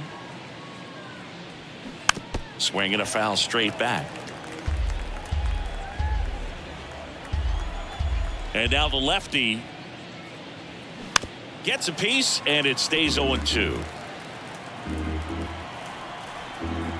The wind of the pitch. Swanson tries to hold up, appeal to first, and yes, he offered at it. Well, anytime you can punch out the top 2 guys in a lineup to start an inning, got to be feeling pretty good out there on the mound, because when you think of just having a distraction, table setters on the base paths, and all of a sudden you're dealing with the number 3 hitter, any distraction can cause you to serve up a cookie, and instead of it being a solo shot, it's a 2 or 3 run homer.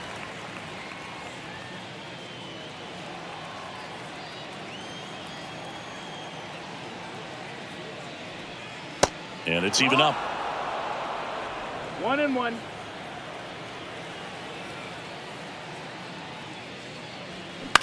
Fastball right back to the mound. Fires over to first. And that is the 3rd out of the inning. 3 up, 3 down for the Cubs. Now here come the Astros. No score. Back after this on the show.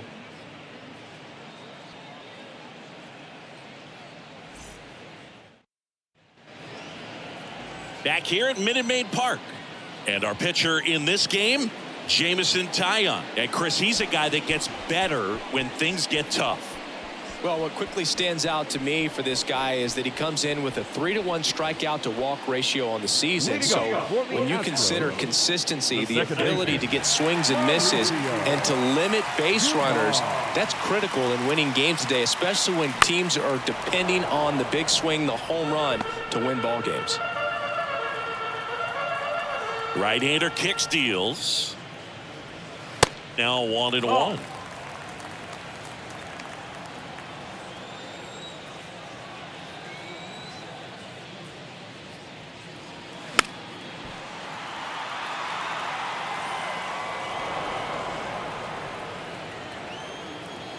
Here's a 1-2.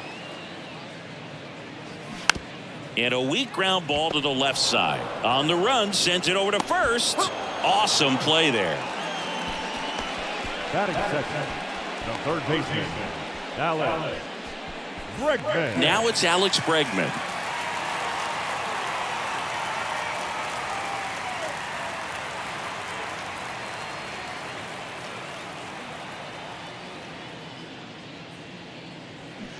Fouled off left side.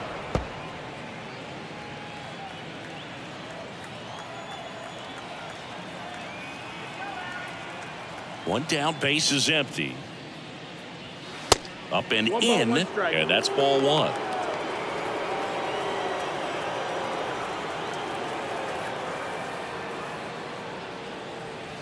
And another ball. 2 balls, 1 strike.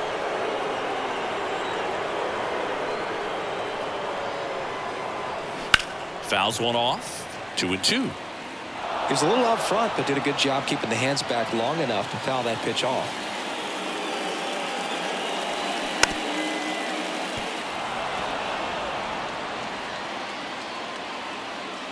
Two now. That's a ball. Full count.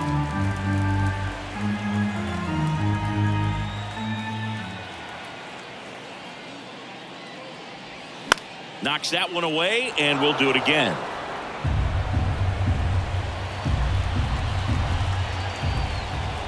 And a pitch. Fouled off again. And it remains 3-2. Ninth pitch of the at-bat due next. Battling here as he fouls it away.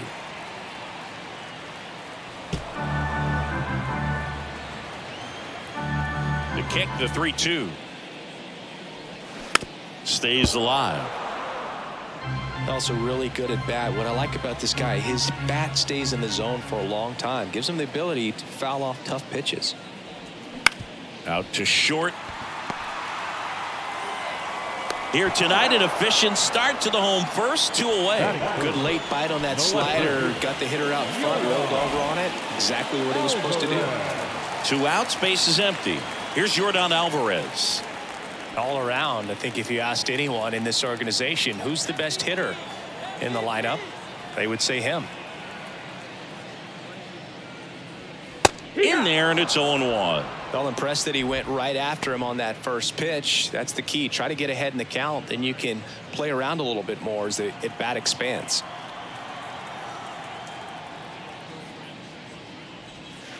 Next offering in the dirt, and a count even 1-1.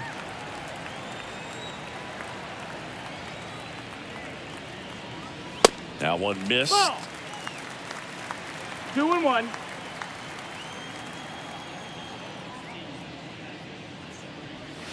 Two balls, 2 strikes to count with 2 outs.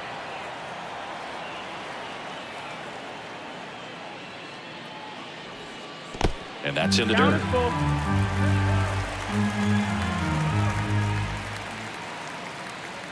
The 3-2 is off the outside edge, and that is ball 4. You know, I think he's okay with that outcome. It wasn't an intentional walk, but he wasn't exactly trying to attack the zone either. Here's Kyle Tucker. And first offering is fouled off. Kyle's brother Preston got a little bit of time in the big leagues. Pretty good left-handed hitter. Played his college ball at the University of Florida.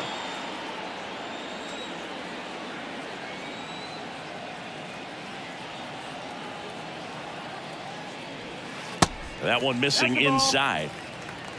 1-1. Alvarez, the runner at first with 2 gone.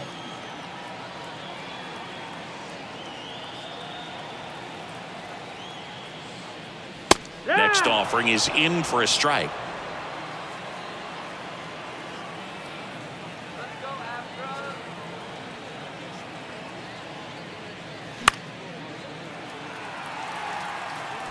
A defensive swing right there. Some cheese on the inside part of the plate, but the hands are still stinging after that one.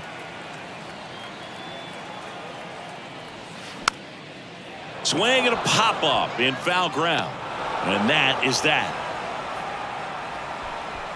1 left for Houston. We played an inning, no score.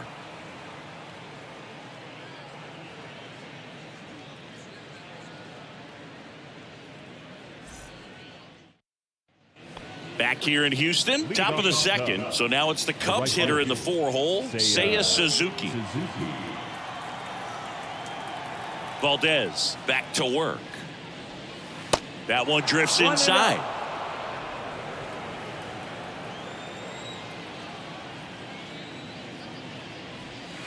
So 2 balls and no strikes.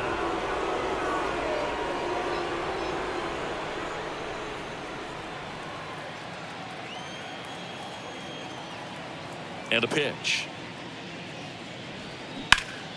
Ripped to third and caught.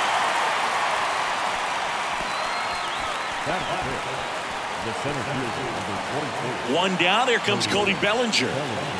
Singing, you can't ask for anything more. This guy checks all the boxes offensively. He's the ultimate professional, and it doesn't just start at game time. It starts in the afternoon, the way he prepares and gets ready for the ball game. I tell you what, his teammates feed off of the leadership that he shows on and off the field. On the ground, right side. Dubon to first, and Bellinger is out.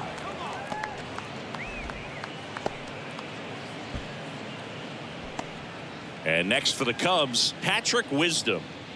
He is very much your typical power hitter. I'd say he falls into the 3 true outcomes category. Well, we've seen more and more of that lately. The ability to drive the ball to slog is getting heavily favored over any discipline or strikeout concerns.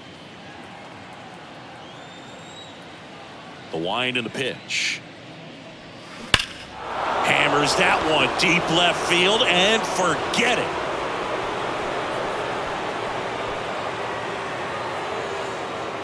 That'll fire up the dugout, and they grab the lead. It's 1-0.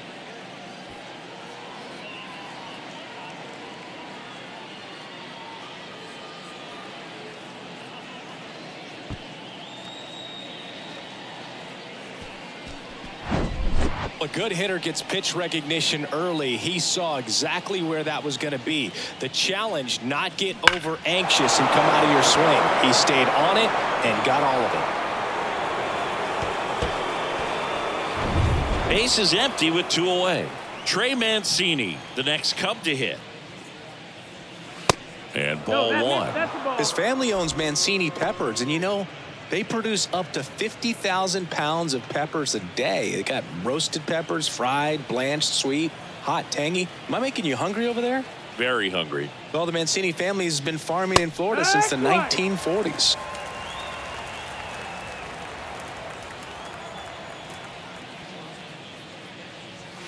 Gets him to chase after that one. Talk about tying a guy up. That was ugly.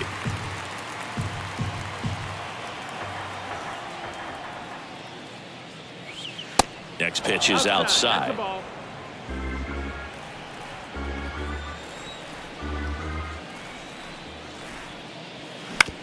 And a ground ball to first. He steps on the bag, and that will end the inning. But they're off to a good start as they pick up a run on this solo shot. And the home team down a run. Major League Baseball is on the show.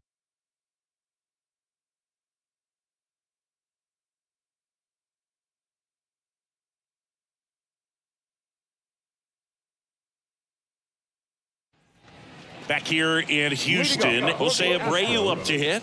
The first baseman, Jose Abreu.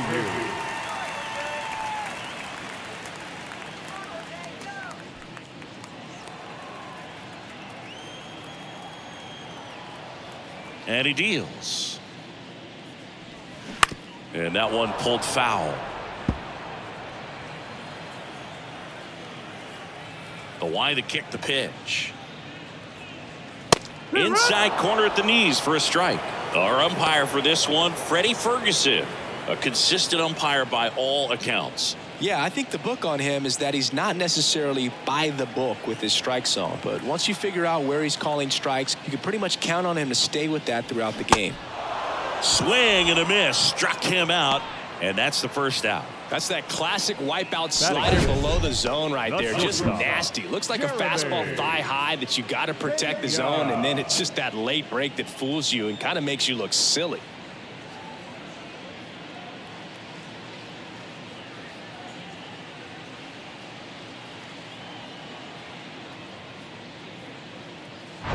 Jeremy Pena up next for the Astros.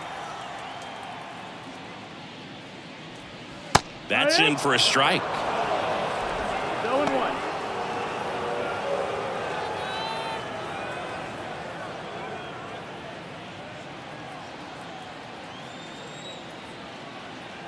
Here comes a pitch. And that one a little bit high.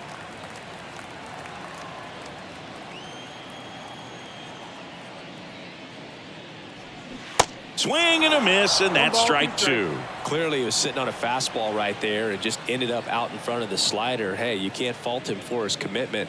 Now he's just going to have to battle with 2 strikes.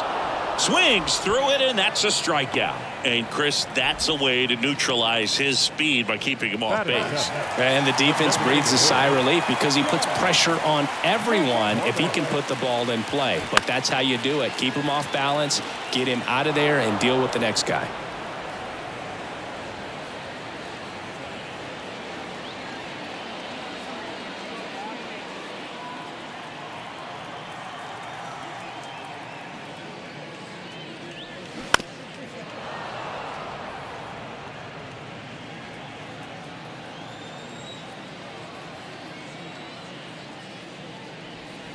Next pitch is outside.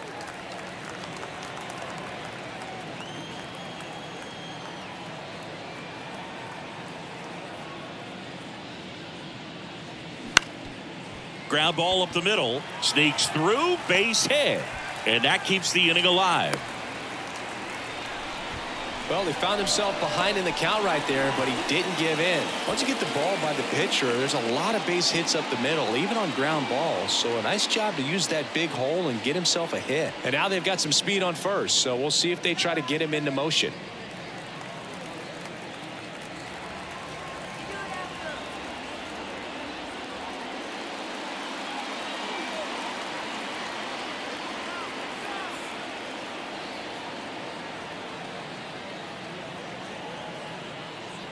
Jake Myers stands in now and watches strike one.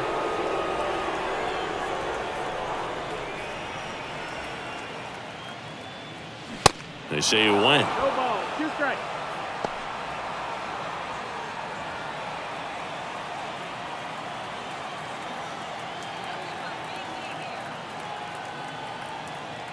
At the belt and fires. Line to right, and that'll be a base hit. Throw in holds the lead runner at second. 2 on now with 2 away. Batting ninth, the catcher, Martin Maldonado up to hit. Kind of a throwback. No batting gloves. In there for strike one.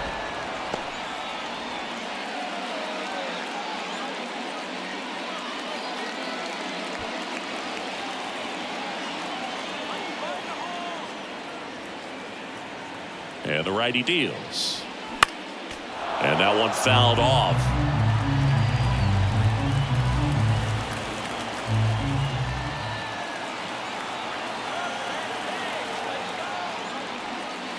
Way outside. Now 1-2. 0-2 pitch that far out of the zone gives the hitter a little confidence that maybe he can climb back into this at bat. Righty to the plate. 2-2.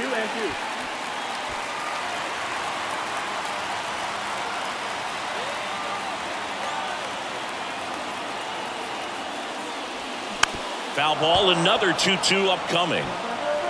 2 outs, couple of base runners at first and second.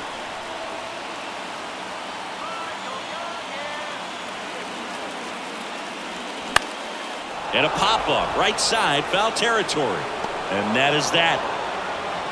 2 left for the Astros. They trail here 1-0.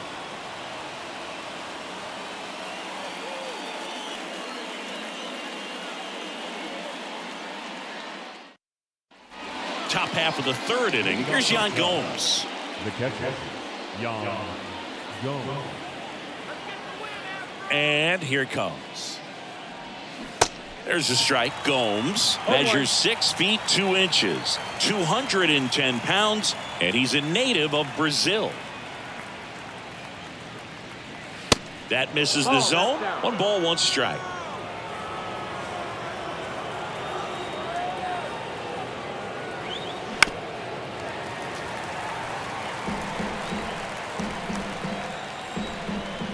Yan Gomes waits. Got him looking. That's a strikeout. I don't know about you, Chris, but that felt like a weird at bat right there.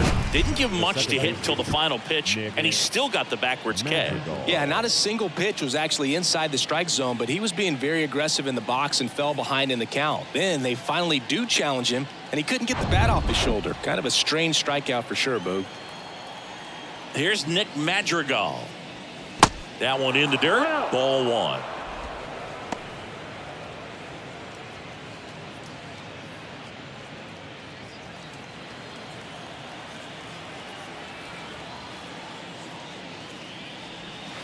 Just missed.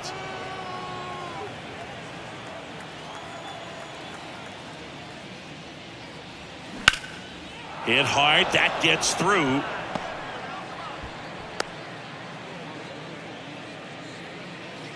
He was all over that one. Really nice job staying up the middle with his approach. He didn't try to do too much with the pitch, just shot it through the infield. Back to the leadoff spot in the Cubs lineup. Christopher Morel digs in now. Outfield playing very deep, not wanting anything over their heads. 0 for 1. He struck out swinging last time. Chris Framber Valdez has turned into one of the best pitchers in all of baseball. He's got that power sinker and the power cologne. And the power curveball as well. Just a joy to watch him pitch. It seems like he's been around a long time. Kind of an old soul, Boog. Kicks and deals. Foul ball, still 0-2. Yeah, just goes about his business, gets a lot of ground balls when they put it in play, and just loves being out there. And as for the cologne, makes him pitch better, he believes. And it gets by him.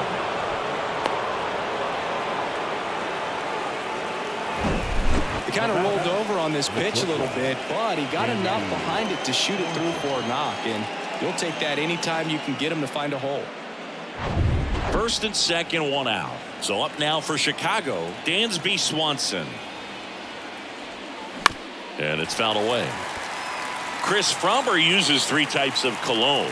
Tropical scent for pitching, a more subtle smell when he's not pitching, and a very intense smell for when he goes out. That's what I call self-awareness right there. The tag at third, and he's out.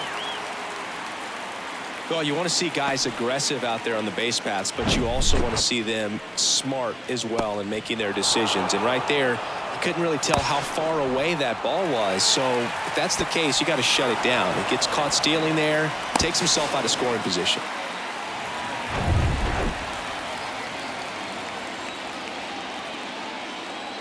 On a strike, the pitch. Laced down the line. This looks like extra bases. And it bangs up against the wall. The run comes in from second. It's 2-0. The tag, and that's out number 3, inning over. So it's 1 run, 3 hits, no errors, and nobody left on. We head now to the home half of inning number 3. It's the Cubs 2 and the Astros 0. Back here at the ballpark, bottom of the inning, here's Mauricio Dubon. First pitch doesn't find the zone.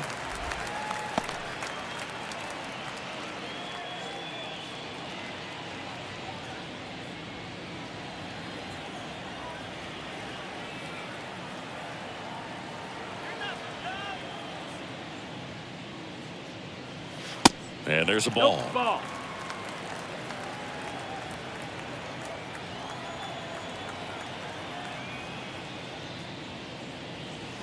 And now 2-1.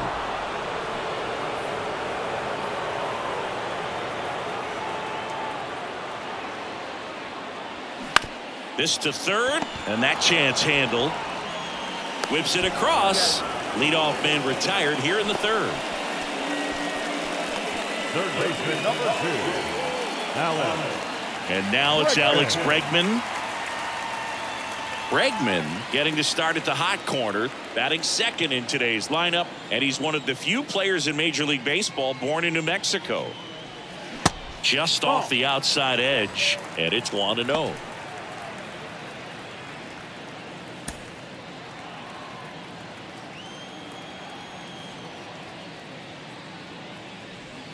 And that's in there at the knees. Man, this guy's got a great feel for his breaking ball today. Swings and misses. That is strike 2.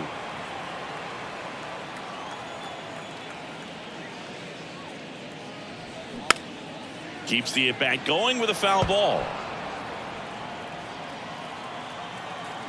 The wind of the pitch.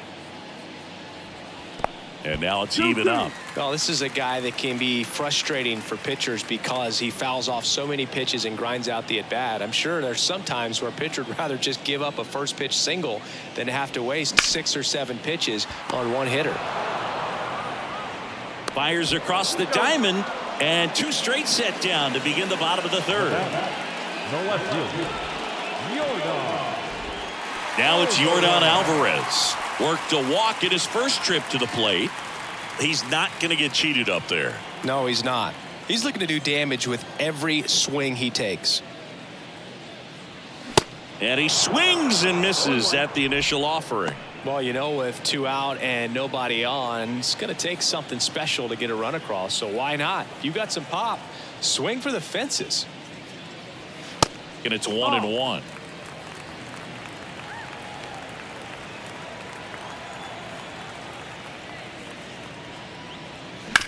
The other way, and he beats the shift. Makes the turn and heads for second. He's there. It's a 2-out double. Everything came together for him. I really like that swing, man. He didn't just push it the other way through the infield. He drove it that way, and it kind of makes me think he was thinking opposite field as he stepped into the box. Got a pitch he liked, and he got it done. Man at second here with 2 away. And next to hit for Houston, Kyle Tucker. He popped out to the catcher his first time up. In for a strike. 0-1. The strategy of winning a ball game, when you could make that pitcher work a little more, expose himself by throwing pitches, that could be the key to winning perhaps later on. So good job of extending this inning, getting a knock with 2 outs to bring the number 4 hole hitter up. Man on second, 2 down. Foul ball there.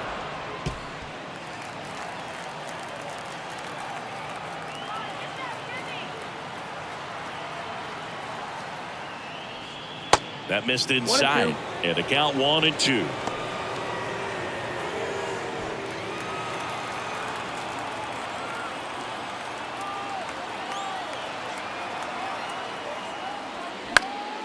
And a foul ball. He stays alive.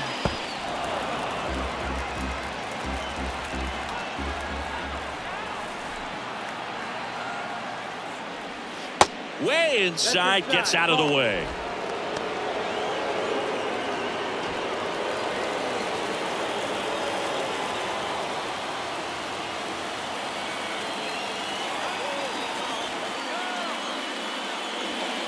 And a swing and a miss, and that's that. So the Astros lead 1. They trail it here 2-0.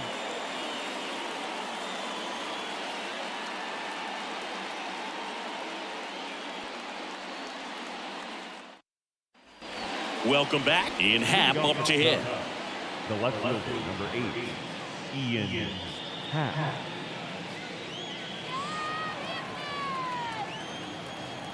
The pitch. In there at the knees. Strike 1.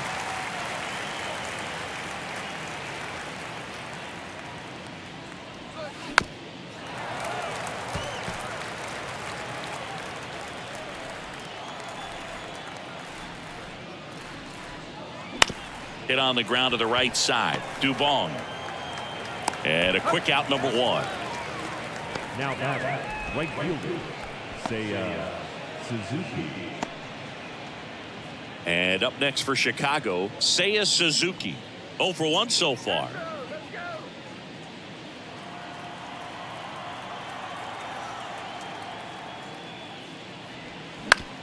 Right side. And that one handled. 2 quick outs here in the top of the 4th. No, he didn't recognize changeup earlier enough. Got out in front a little bit, rolled over on it, and beat it into the ground. Bellinger up to hit. This is a true 5-tool guy. Not very many of them out there, but when he's on the field, you can't take your eye off of him. And that one missing low. Fans come to the ballpark to watch him play. And in baseball, to have such a talented player going out there every day and putting on the show that he does, just a joy to watch. 2-0 to Cal. Here it comes. 3-0. Hits for average power, the ability to field, the arm, and then the speed. Really impressive. Good plate appearance there.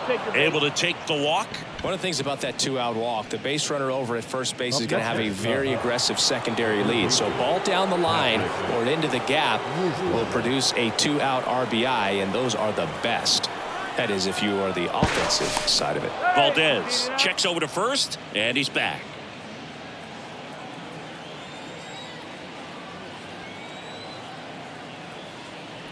Wisdom in the box with 2 gone, and takes a look at a called strike.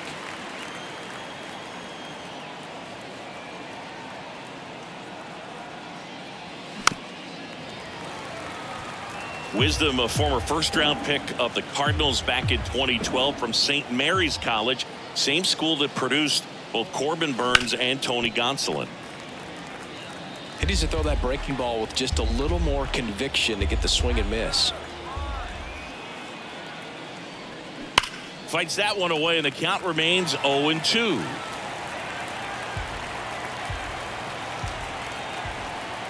The pitch. And that just misses. Caught a break right there. Pretty good pitch on the outside corner.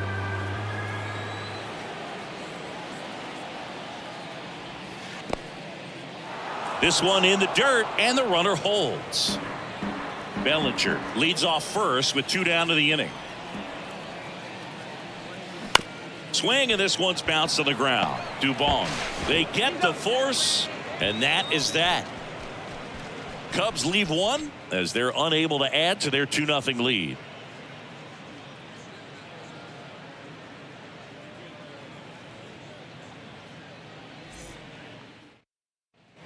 Bottom 4, and stepping in for the Astros, Jose Abreu. The first baseman, Jose Abreu. Taya back to work.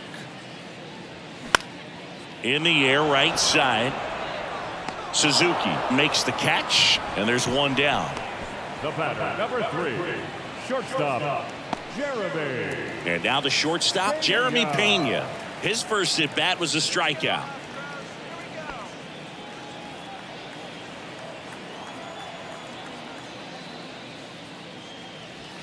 That one's in there, 0-1. Boog, over 80% of his first pitches are strikes. When you're doing that, you could have a really good day out there on the mound. That one fouled off.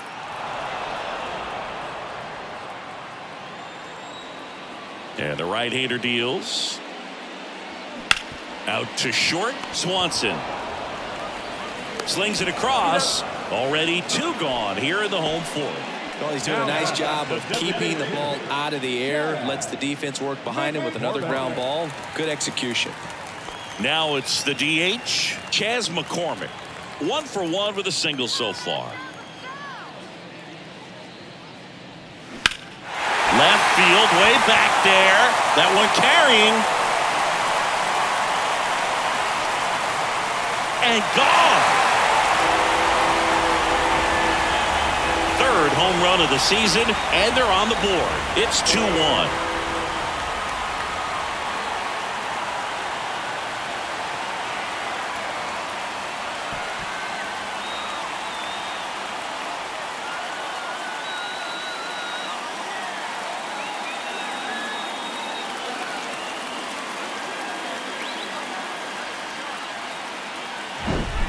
With a low 90s fastball, you have to live on the edges and hit your spots. If you don't, you'll get hit hard.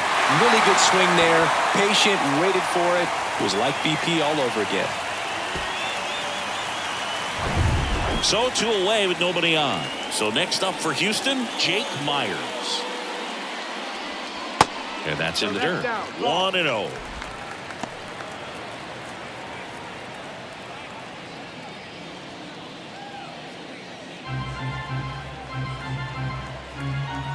And a pitch. He swings and fouls one off.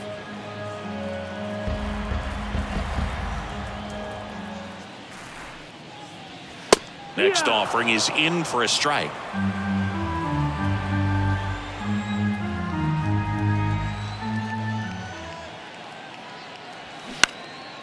Fly ball down the line. Flashes the leather on the run and catch. And that's the inning. Astros claw back a bit on this solo homer. And this is now a 2-1 ball game. It's Major League Baseball, and it's on the show.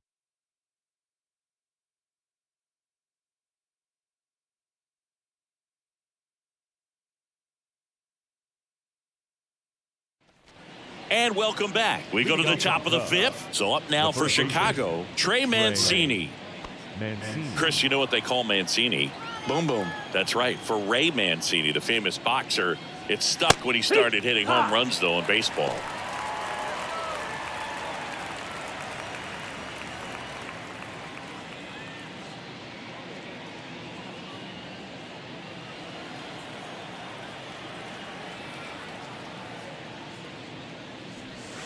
Just off the outside edge. Yeah, good power hitter on the field, but a really good human being off the field. And in fact, in 2021, He was named the AL Comeback Player of the Year after beating stage 3 colon cancer in 2020 and became a real inspiration to many around the league. Swing and a miss. It's 2-2.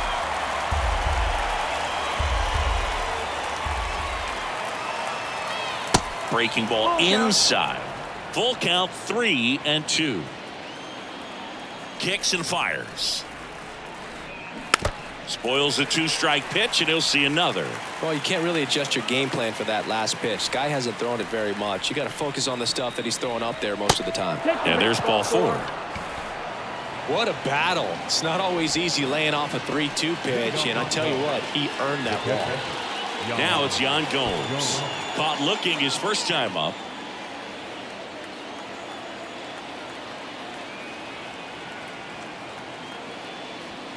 In there, and it's 0-1. Well, he's been incredibly efficient in this one. First pitch strike percentage over 70%. That's well above league average, and that's what's allowed. Runner on the go. And a foul ball. Mancini gets his lead at first with nobody out. Up the middle. Oh, he gloves it. The throw. Pena over to second. On to Jose Abreu. That's 2. Well, almost any time you roll over and send a 2-ball to short at this level, you can pretty much count on a double play. Middle infielders are just so reliable, and they work on these plays all the time, so it almost becomes like second nature. Nick Madrigal will hit next.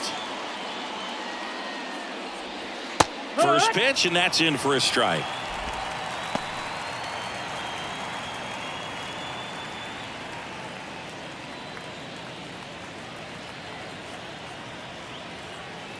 Two outs. Tapped at the plate, but it's a foul ball. 0-2 now. Gets a piece and stays alive.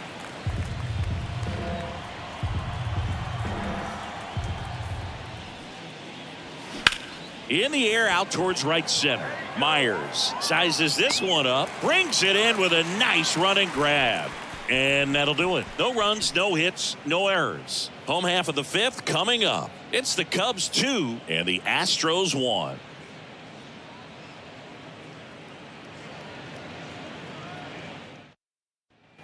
Back here at Minute Maid Park. John Sciambi with my buddy Chris Singleton. It's set to get us started. Bottom 5. Martin Maldonado.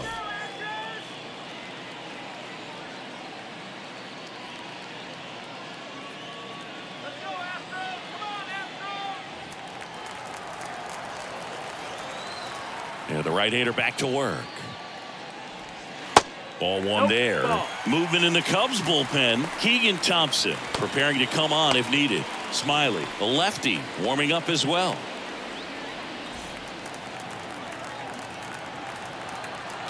Righty delivers.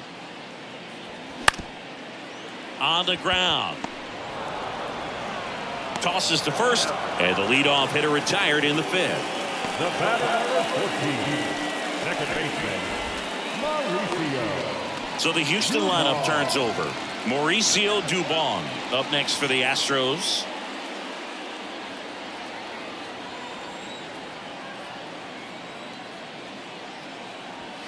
Off the plate, and that's ball 1.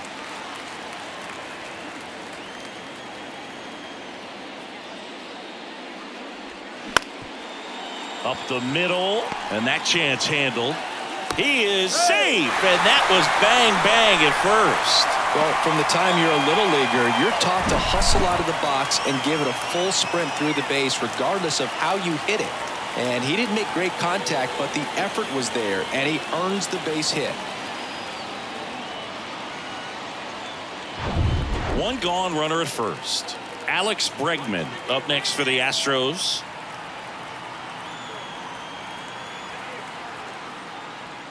And a good fastball to start him off. That's strike 1.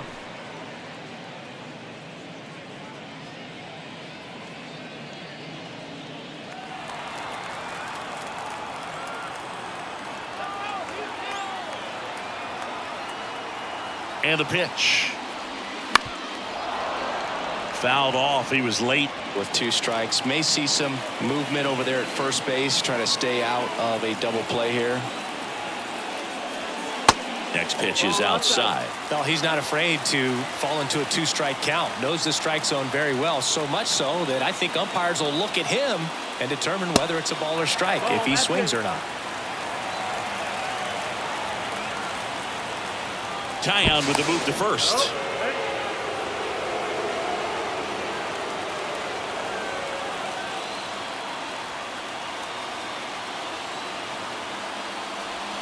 Next pitch, not close, up high. He should get a pretty good pitch to hit here with the 3-hole hitter coming up if he's walked.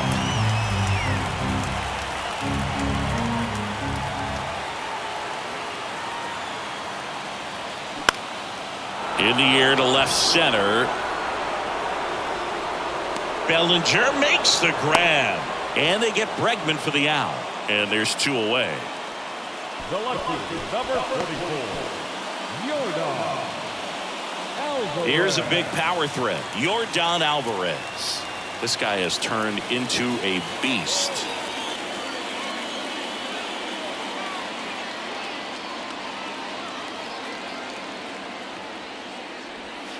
First offering misses the mark.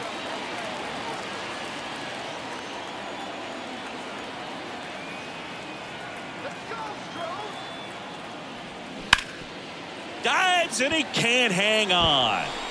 Gets to first ahead of the runner, and they do get the out. 1 left for Houston, and they trail it here 2-1.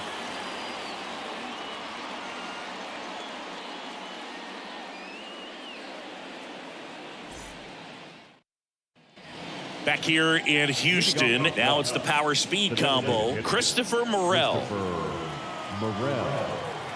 The pitch. Morel, 23 years old, and he was born in the Dominican Republic. Here comes the 0-1. Now 1-1. 1-1.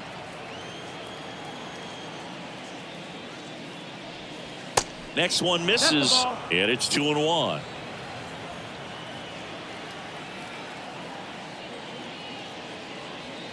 Next offering is outside. First pitch strike from the pitcher, but then no panic at all by the hitter. Very patient, showing good discipline. Now he's in the driver's seat with the 3-1 count. 3-1, and he couldn't come up with it. I don't think he really wanted to pitch to him right there anyhow. Leading off from the top. Here's the shortstop at the plate. Dansby Swanson, 1 for 2. Swanson, former first-round pick by the Arizona Diamondbacks. Vanderbilt player in college, College World Series player, all that good stuff, but really coming into his own.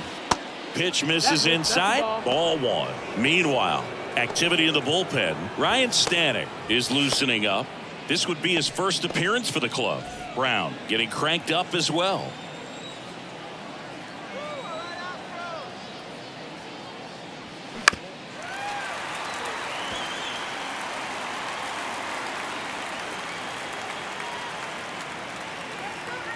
One now.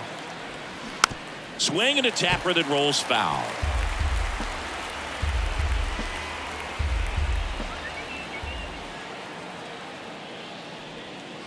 Misses inside, and the count is 2-2. Well, he might have to look for a different put-away pitch right here, 2-2. He's already seen the curveball a couple of times in this at-bat, so might have it timed up and ready for it.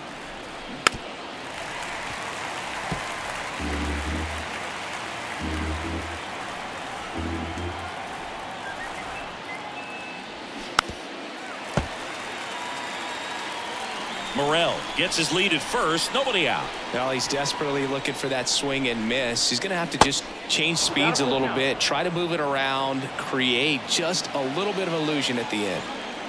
And here's a 3-2. Battling here as he fouls it away.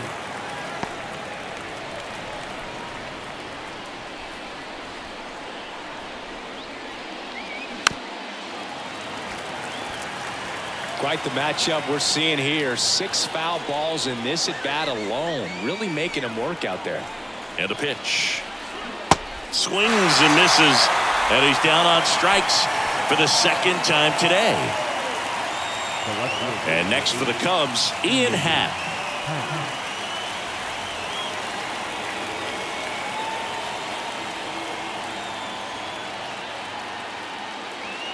That one catches the corner for a strike.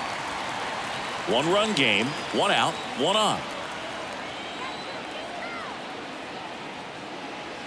That misses, and it's a ball and a strike. 1 ball, 1 strike.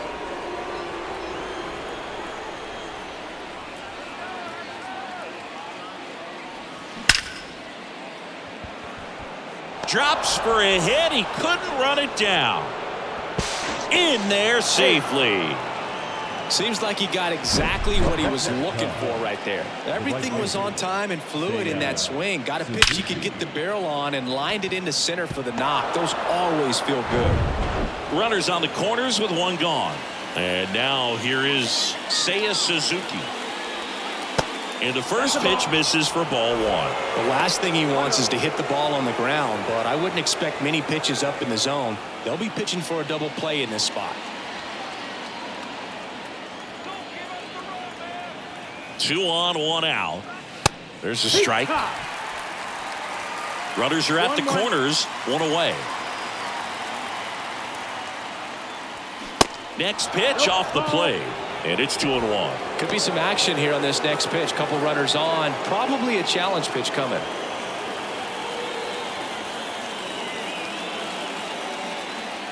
2-1 now. And a curve finds the outside corner for strike 2. Great spot to be in right here for the pitcher. You can either strike this guy out or get a ground ball double play. The pitch. Swing and a ball popped up. Pena gets under it, pulls it down, and he makes the catch. And there's 2 away. Up next for the Cubs, the center fielder, Cody Bellinger. Here's Cody Bellinger. He's 0 for 1. Singy, he's a guy that covers both sides of the plate about as well as anyone in the sport. How difficult is that to do? Well, just look at the back of my bubblegum card. You'll see how hard it is. These guys are great, man. They have the ability to look out there, but also to be able to turn on the inside pitch. Those that can really sharpen things on the outer half, those are the ones that become elite. Next offering is in for a strike.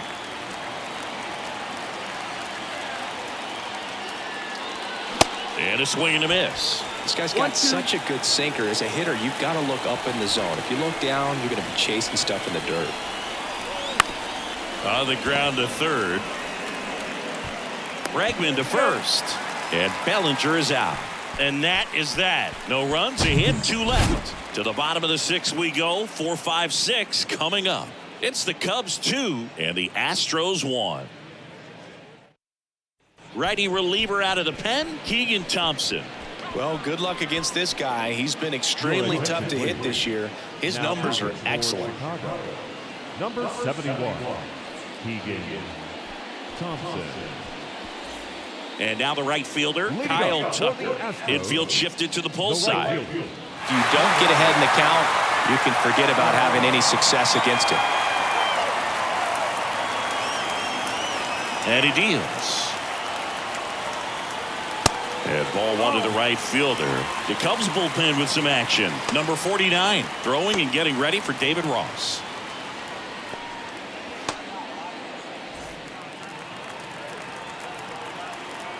The 1-0. That's out to center field. Bellinger drifts towards it. And it's caught for the out. Up next at the Astros, the first baseman, Jose. And here's the first baseman, Jose Abreu.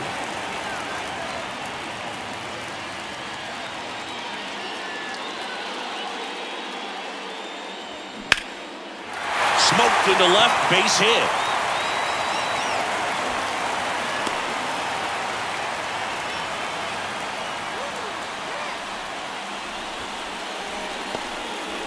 Man at first with 1 gone, and next to hit for Houston, Jeremy Pena. Chris, here's a weird note, at least to me. Jeremy Pena is the first rookie shortstop to homer in the World Series. He did it in 2022. It had never been done before when he homered against the Phillies. Going on. Abreu, the base runner at first with 1 out.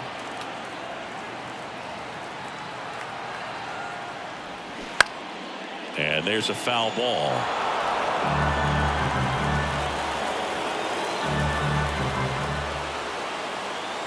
The 0-2. Fights it off. He'll see another. Ooh, missed a mistake right there.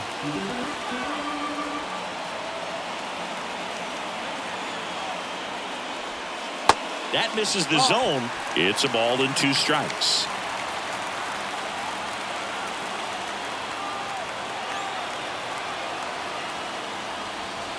Outside corner, got him looking. He can't believe it. Chaz McCormick getting ready to hit. He's already homered here in this one.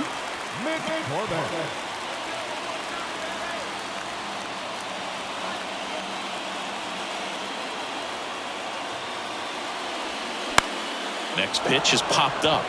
Mancini should have it. And that ends the inning. So the Astros lead 1, and our score remains 2-1.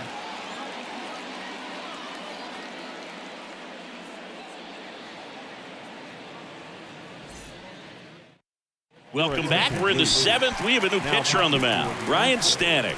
Pretty tight game, so they're looking for quality pitches out of him right here. Got to do his best to keep the score right where it is. Well, 1-run game. Down the third baseman, Patrick Wisdom. He's already homered in this game. Wisdom. The pitch. Now one missed. Other thing in this park, I mean, he could sneeze one over the left field wall into those Crawford box seats. That one's in there, and that is strike 1. 1-1.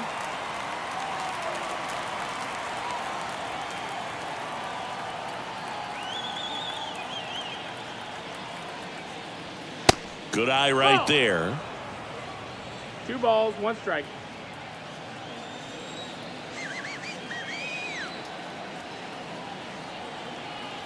The 2-1.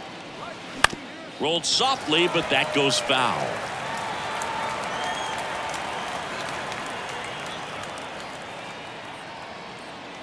Right-handed reliever goes down swinging for the strikeout. Slider got him for strike 3. Now batting. Trey Mancini now. Trey Mancini.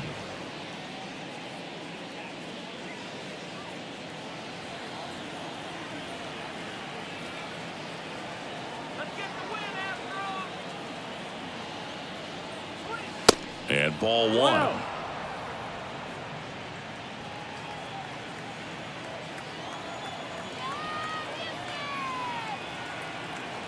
And the righty deals. And now 2-0.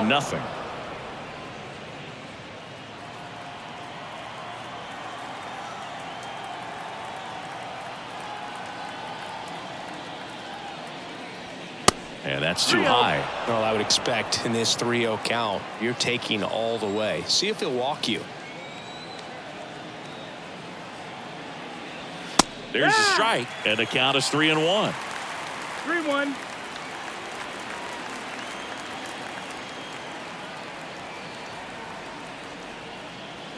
This one blasted deep to left, way out of here. Home run. He flexes his power with that swing, his 4th home run of the season. It's 3-1. He put a charge into that one. That was a lightning swing right there, no doubt about it.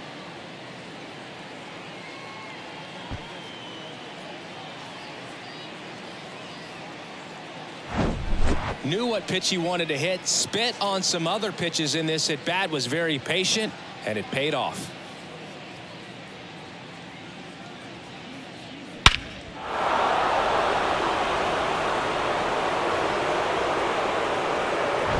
So 1 out, nobody on. And up next for Chicago, Yan Gomes.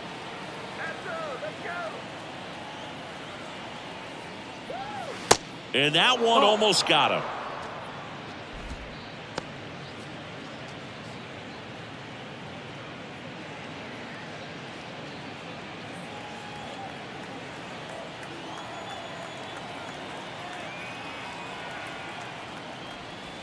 Inside corner for a strike, and it's 1-1.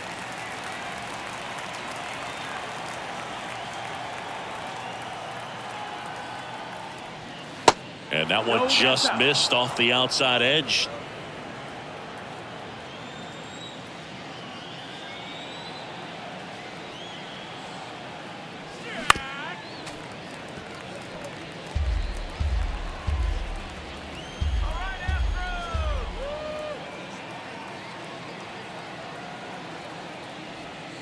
Next pitch is outside. At this point in the game, you cannot issue free passes. He's going to have to challenge this hitter. Hitter's got to be ready to swing it.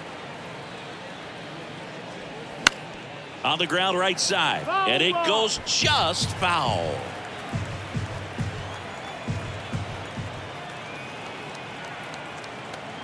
Righty to the plate.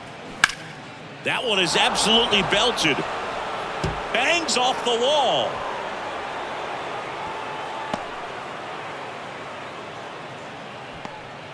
Showed a lot of fight with 2 strikes in that AB. He really stung that pitch and drove it deep, but pretty surprised he didn't end up on second base right there. I think he probably should have, but you know what? We'll give credit to the defense for holding him to a long single. Digging in, Nick Madrigal. And first offering is fouled off.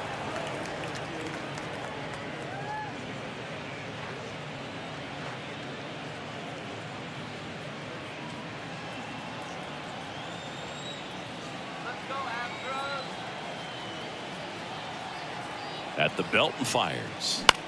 That one out to right. And it stays fair. Lead runner makes the turn at second. Couple of singles back to back. When you pop a ball up like that, you don't expect it to get you a knock too often, but right there, somehow he got it to drop in behind first base, and that's where no one could get to it.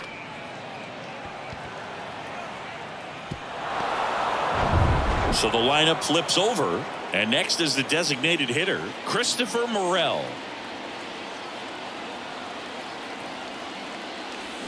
And first offering is fouled off. In the infield at the corners, don't be surprised to see them come home first and prevent that run from scoring. Gomes, the runner at third. Madrigal over at first with one away.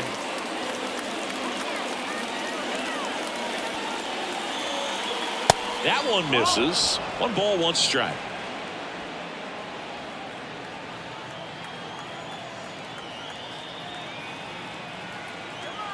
Here comes a pitch. That's off the mark. 2-1. Well, he's just given up 3 straight hits, and now behind in this count to this hitter. Might be a good time for somebody to call a timeout. Maybe the pitching coach go out there and talk to him just a little bit. Kicks and deals. Swing and a pop-up. Foul territory for the catcher. Maldonado makes the grab, and there's 2 down.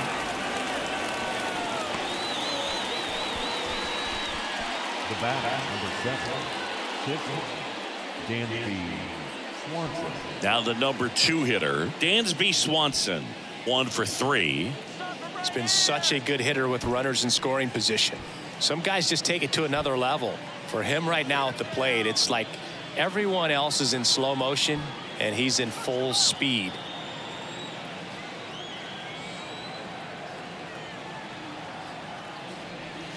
Pitch misses inside. Ball 1. 1 ball, no strike. Runners on first and third. 2 away.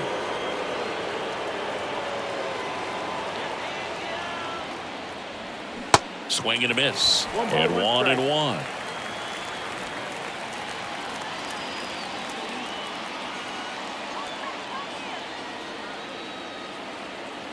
The pitch. Swing and a ball lifted to center field. Myers brings it in, and that is the inning. But add on 1 more as the solo shot stretches their lead even further. And this is now a 3-1 ball game. You're watching Major League Baseball on The Show.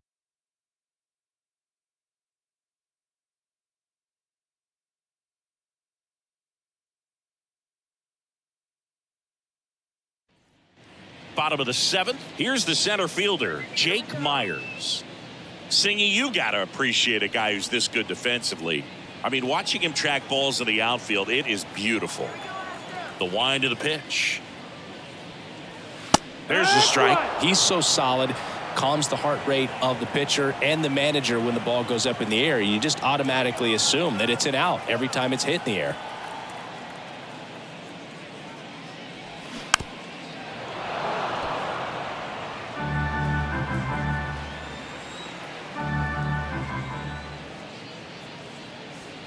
Swing and a miss. Couldn't catch up to the heater. A big first out here in the 7th via the punch out. Yeah, it just does so much to change the outlook of an important inning like this. When you got the leadoff hitter, so critical in setting the table when you got a tight game like this. So a strikeout really puts them on their heels. Next to hit, Martin Maldonado.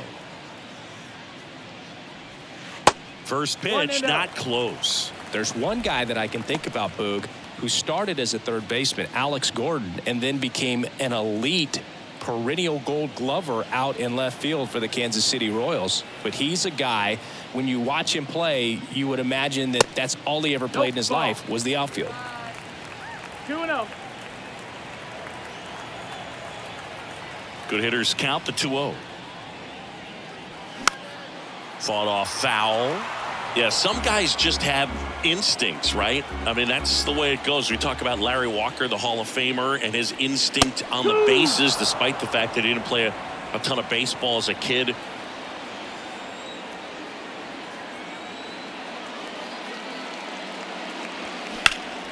Spoils that one, and it remains 2-2. Remember Mark Kotsay was a real good defensive outfielder. Good instincts, not great speed.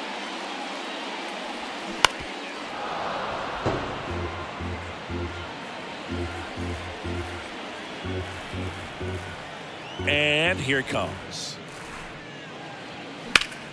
Still 2-2 after the foul ball. Yeah, and I figured you would get Kotsay into this because you had a free dinner at his house the other night. That is true. Swings through it for the K. Pulled the string on the changeup. Way out in front of that inside pitch there, and just exactly the opposite kind of approach that you want with 2 strikes. You want to let the ball travel. Make sure you recognize it. Try to shorten up so that you can at least put the ball in play. Clearly fooled, but I think even more so, you question the 2-strike approach.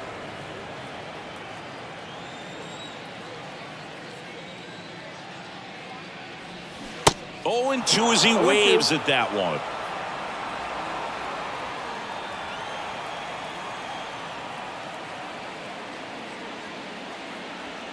Just missed. It's a good take.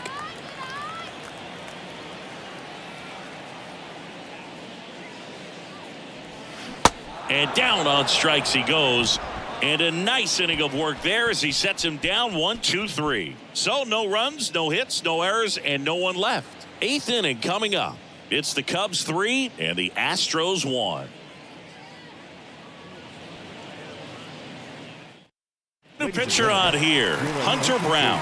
And this could be a pretty critical point in this game. They're hoping he's the guy to keep him within striking distance. Digging in is the switch inning outfielder, Ian Happ.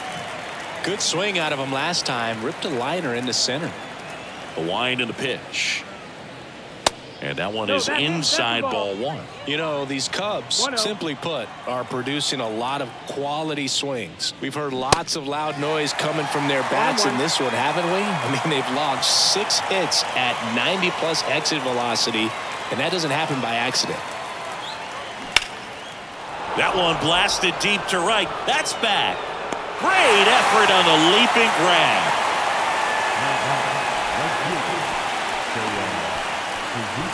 Now the Cubs 4-hole hitter, Seiya Suzuki.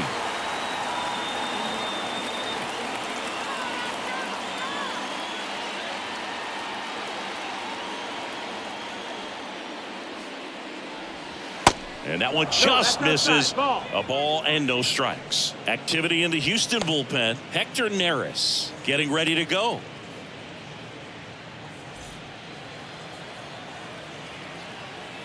And the 1-0. And a big swing and a miss. 1-1.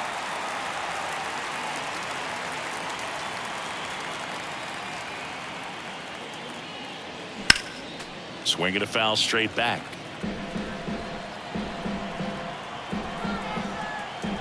Here's a 1-2. Popped up, foul territory behind the plate. Maldonado puts it away for the out. And there are 2 down. That was a good pitch to hit right down the heart of the plate. Had pretty good timing on it. Just got underneath it a little bit and popped it up. And up to the plate comes Cody Bellinger.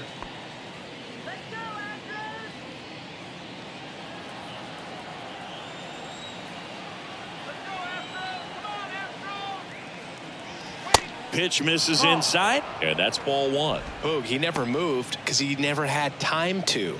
With that kind of velocity, you'd prefer that pitcher work away. On the ground to first. He takes it on his own. 3rd out, and that ends the frame.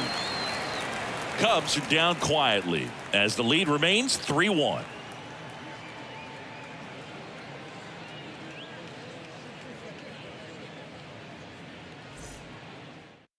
So they turn to the veteran pitcher in this spot, Mark Leiter Jr. He's pitching on 2 days rest. Mark Leiter Jr.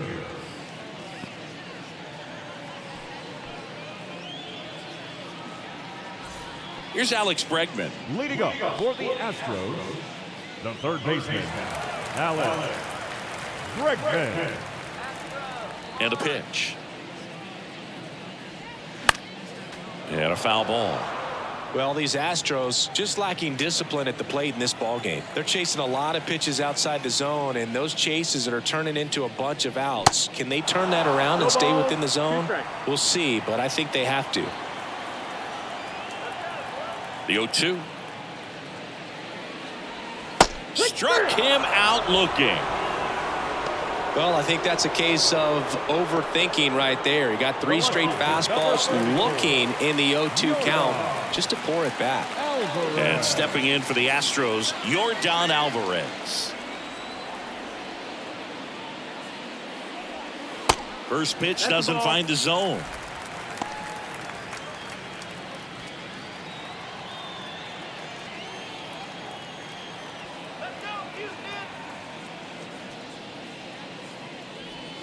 And it's even up. Really good cutter that he's able to front door and back door. That pitch is devastating. And that's ripped into left. Base hit. Now he turns and heads for second. And he's got his 2nd double of the game. 2 hits for him in this one, both for extra bases. Got to feel good about that. Anytime you rip a line drive the other way, you feel really good about what you did at the plate. You trusted your hands, you let the ball travel, and you took the barrel straight to it. That's great work right there.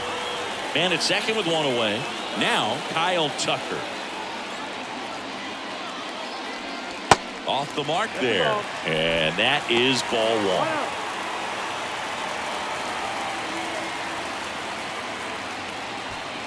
Alvarez, the runner at second with 1 away.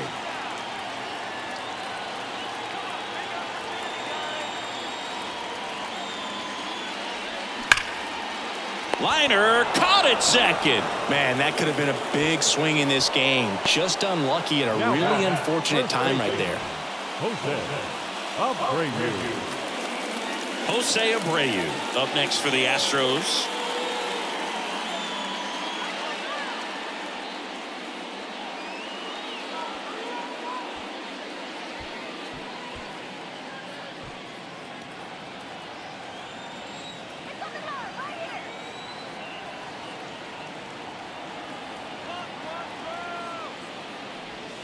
And that's in there for strike 1. Some guys are just more confident if they can track that first pitch out of the hand of the pitcher. They don't care if they fall behind 0-1. Runner at second, 2 down.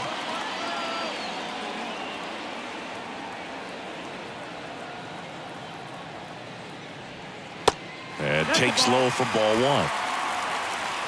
1-1.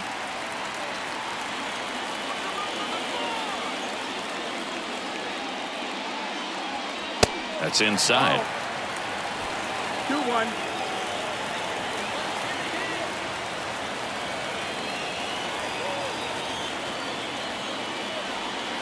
Next pitch misses, and that's ball 3. I almost feel like he's frustrated a little bit. He wants to be challenged. Jeremy Pena waits on deck.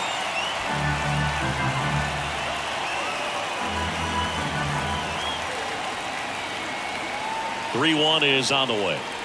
Downstairs, and it misses, ball 4. Pretty much the last thing you want from your bullpen arms are free passes, especially in spots like this. Make the team earn their way on. Looks like we've got a substitution at second. Entering is the pinch runner, David Hensley. First and second, 2 outs. Jeremy Pena up next for the Astros.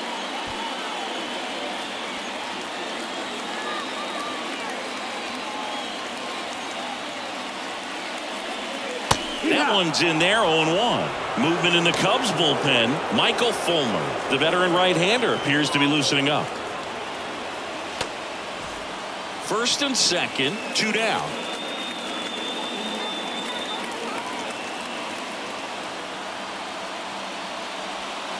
Next offering is in for a strike. Looking very settled on the mound here in the 8th. One more out, and they'll probably hand it off to their closer for the 9th with at least a 2-run lead.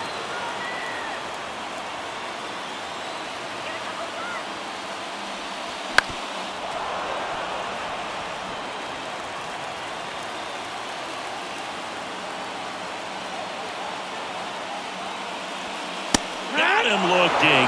That's the 3rd out. Inning over. 2 left on. 9th inning coming up.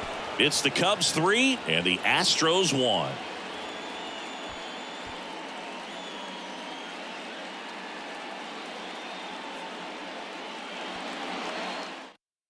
So coming into the game now on defense, David Hensley. He'll be out in left field.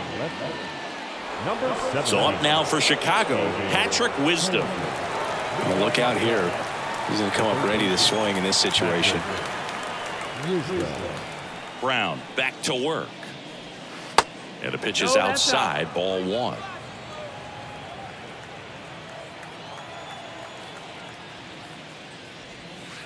A little bit low. That's down.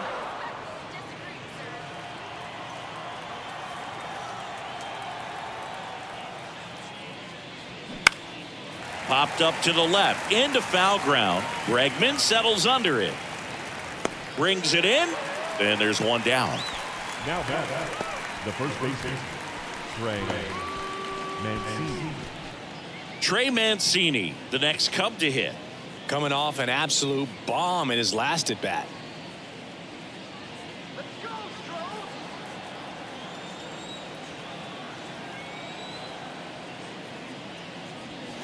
First offering misses the mark.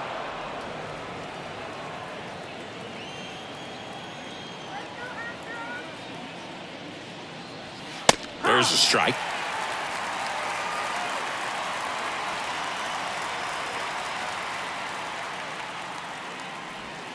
That one's in there. 1 and 2.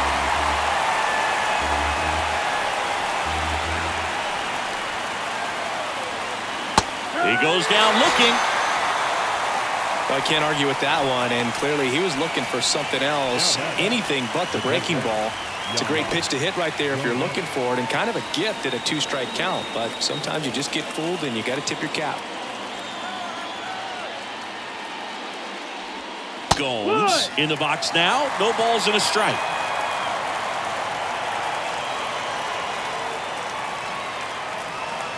Strike 2. Been a solid inning so far in relief. Getting them through this inning only down 2 could give their lineup a real opportunity to just grind their way back into this game with the few outs that they have left.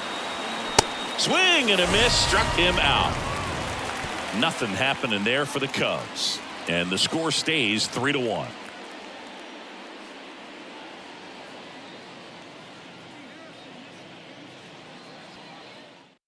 So the closer summoned from the bullpen, Michael Fulmer.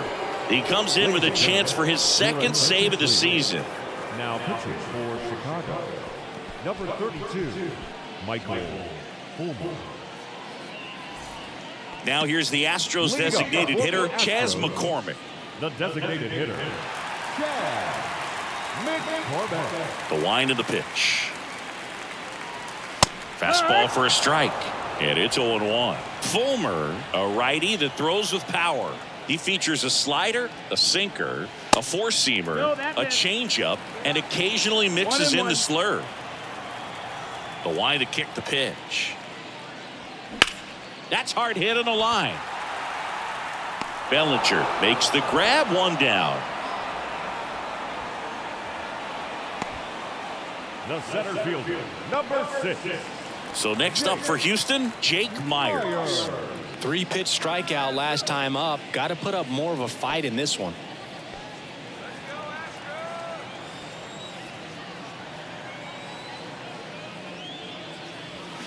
In there for strike 1. It's 0-1.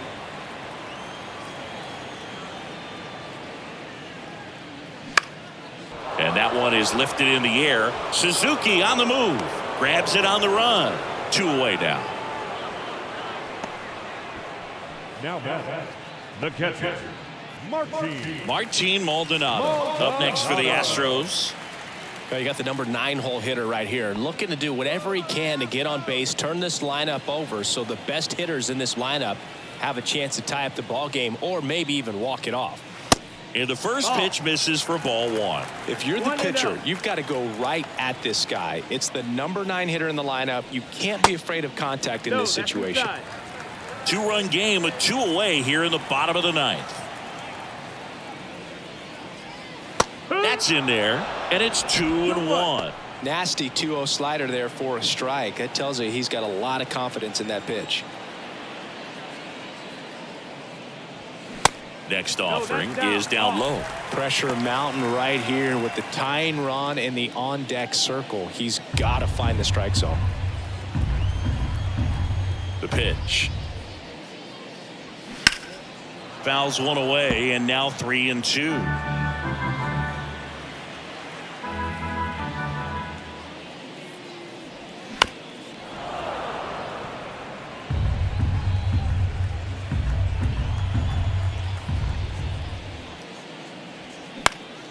In the air, right field.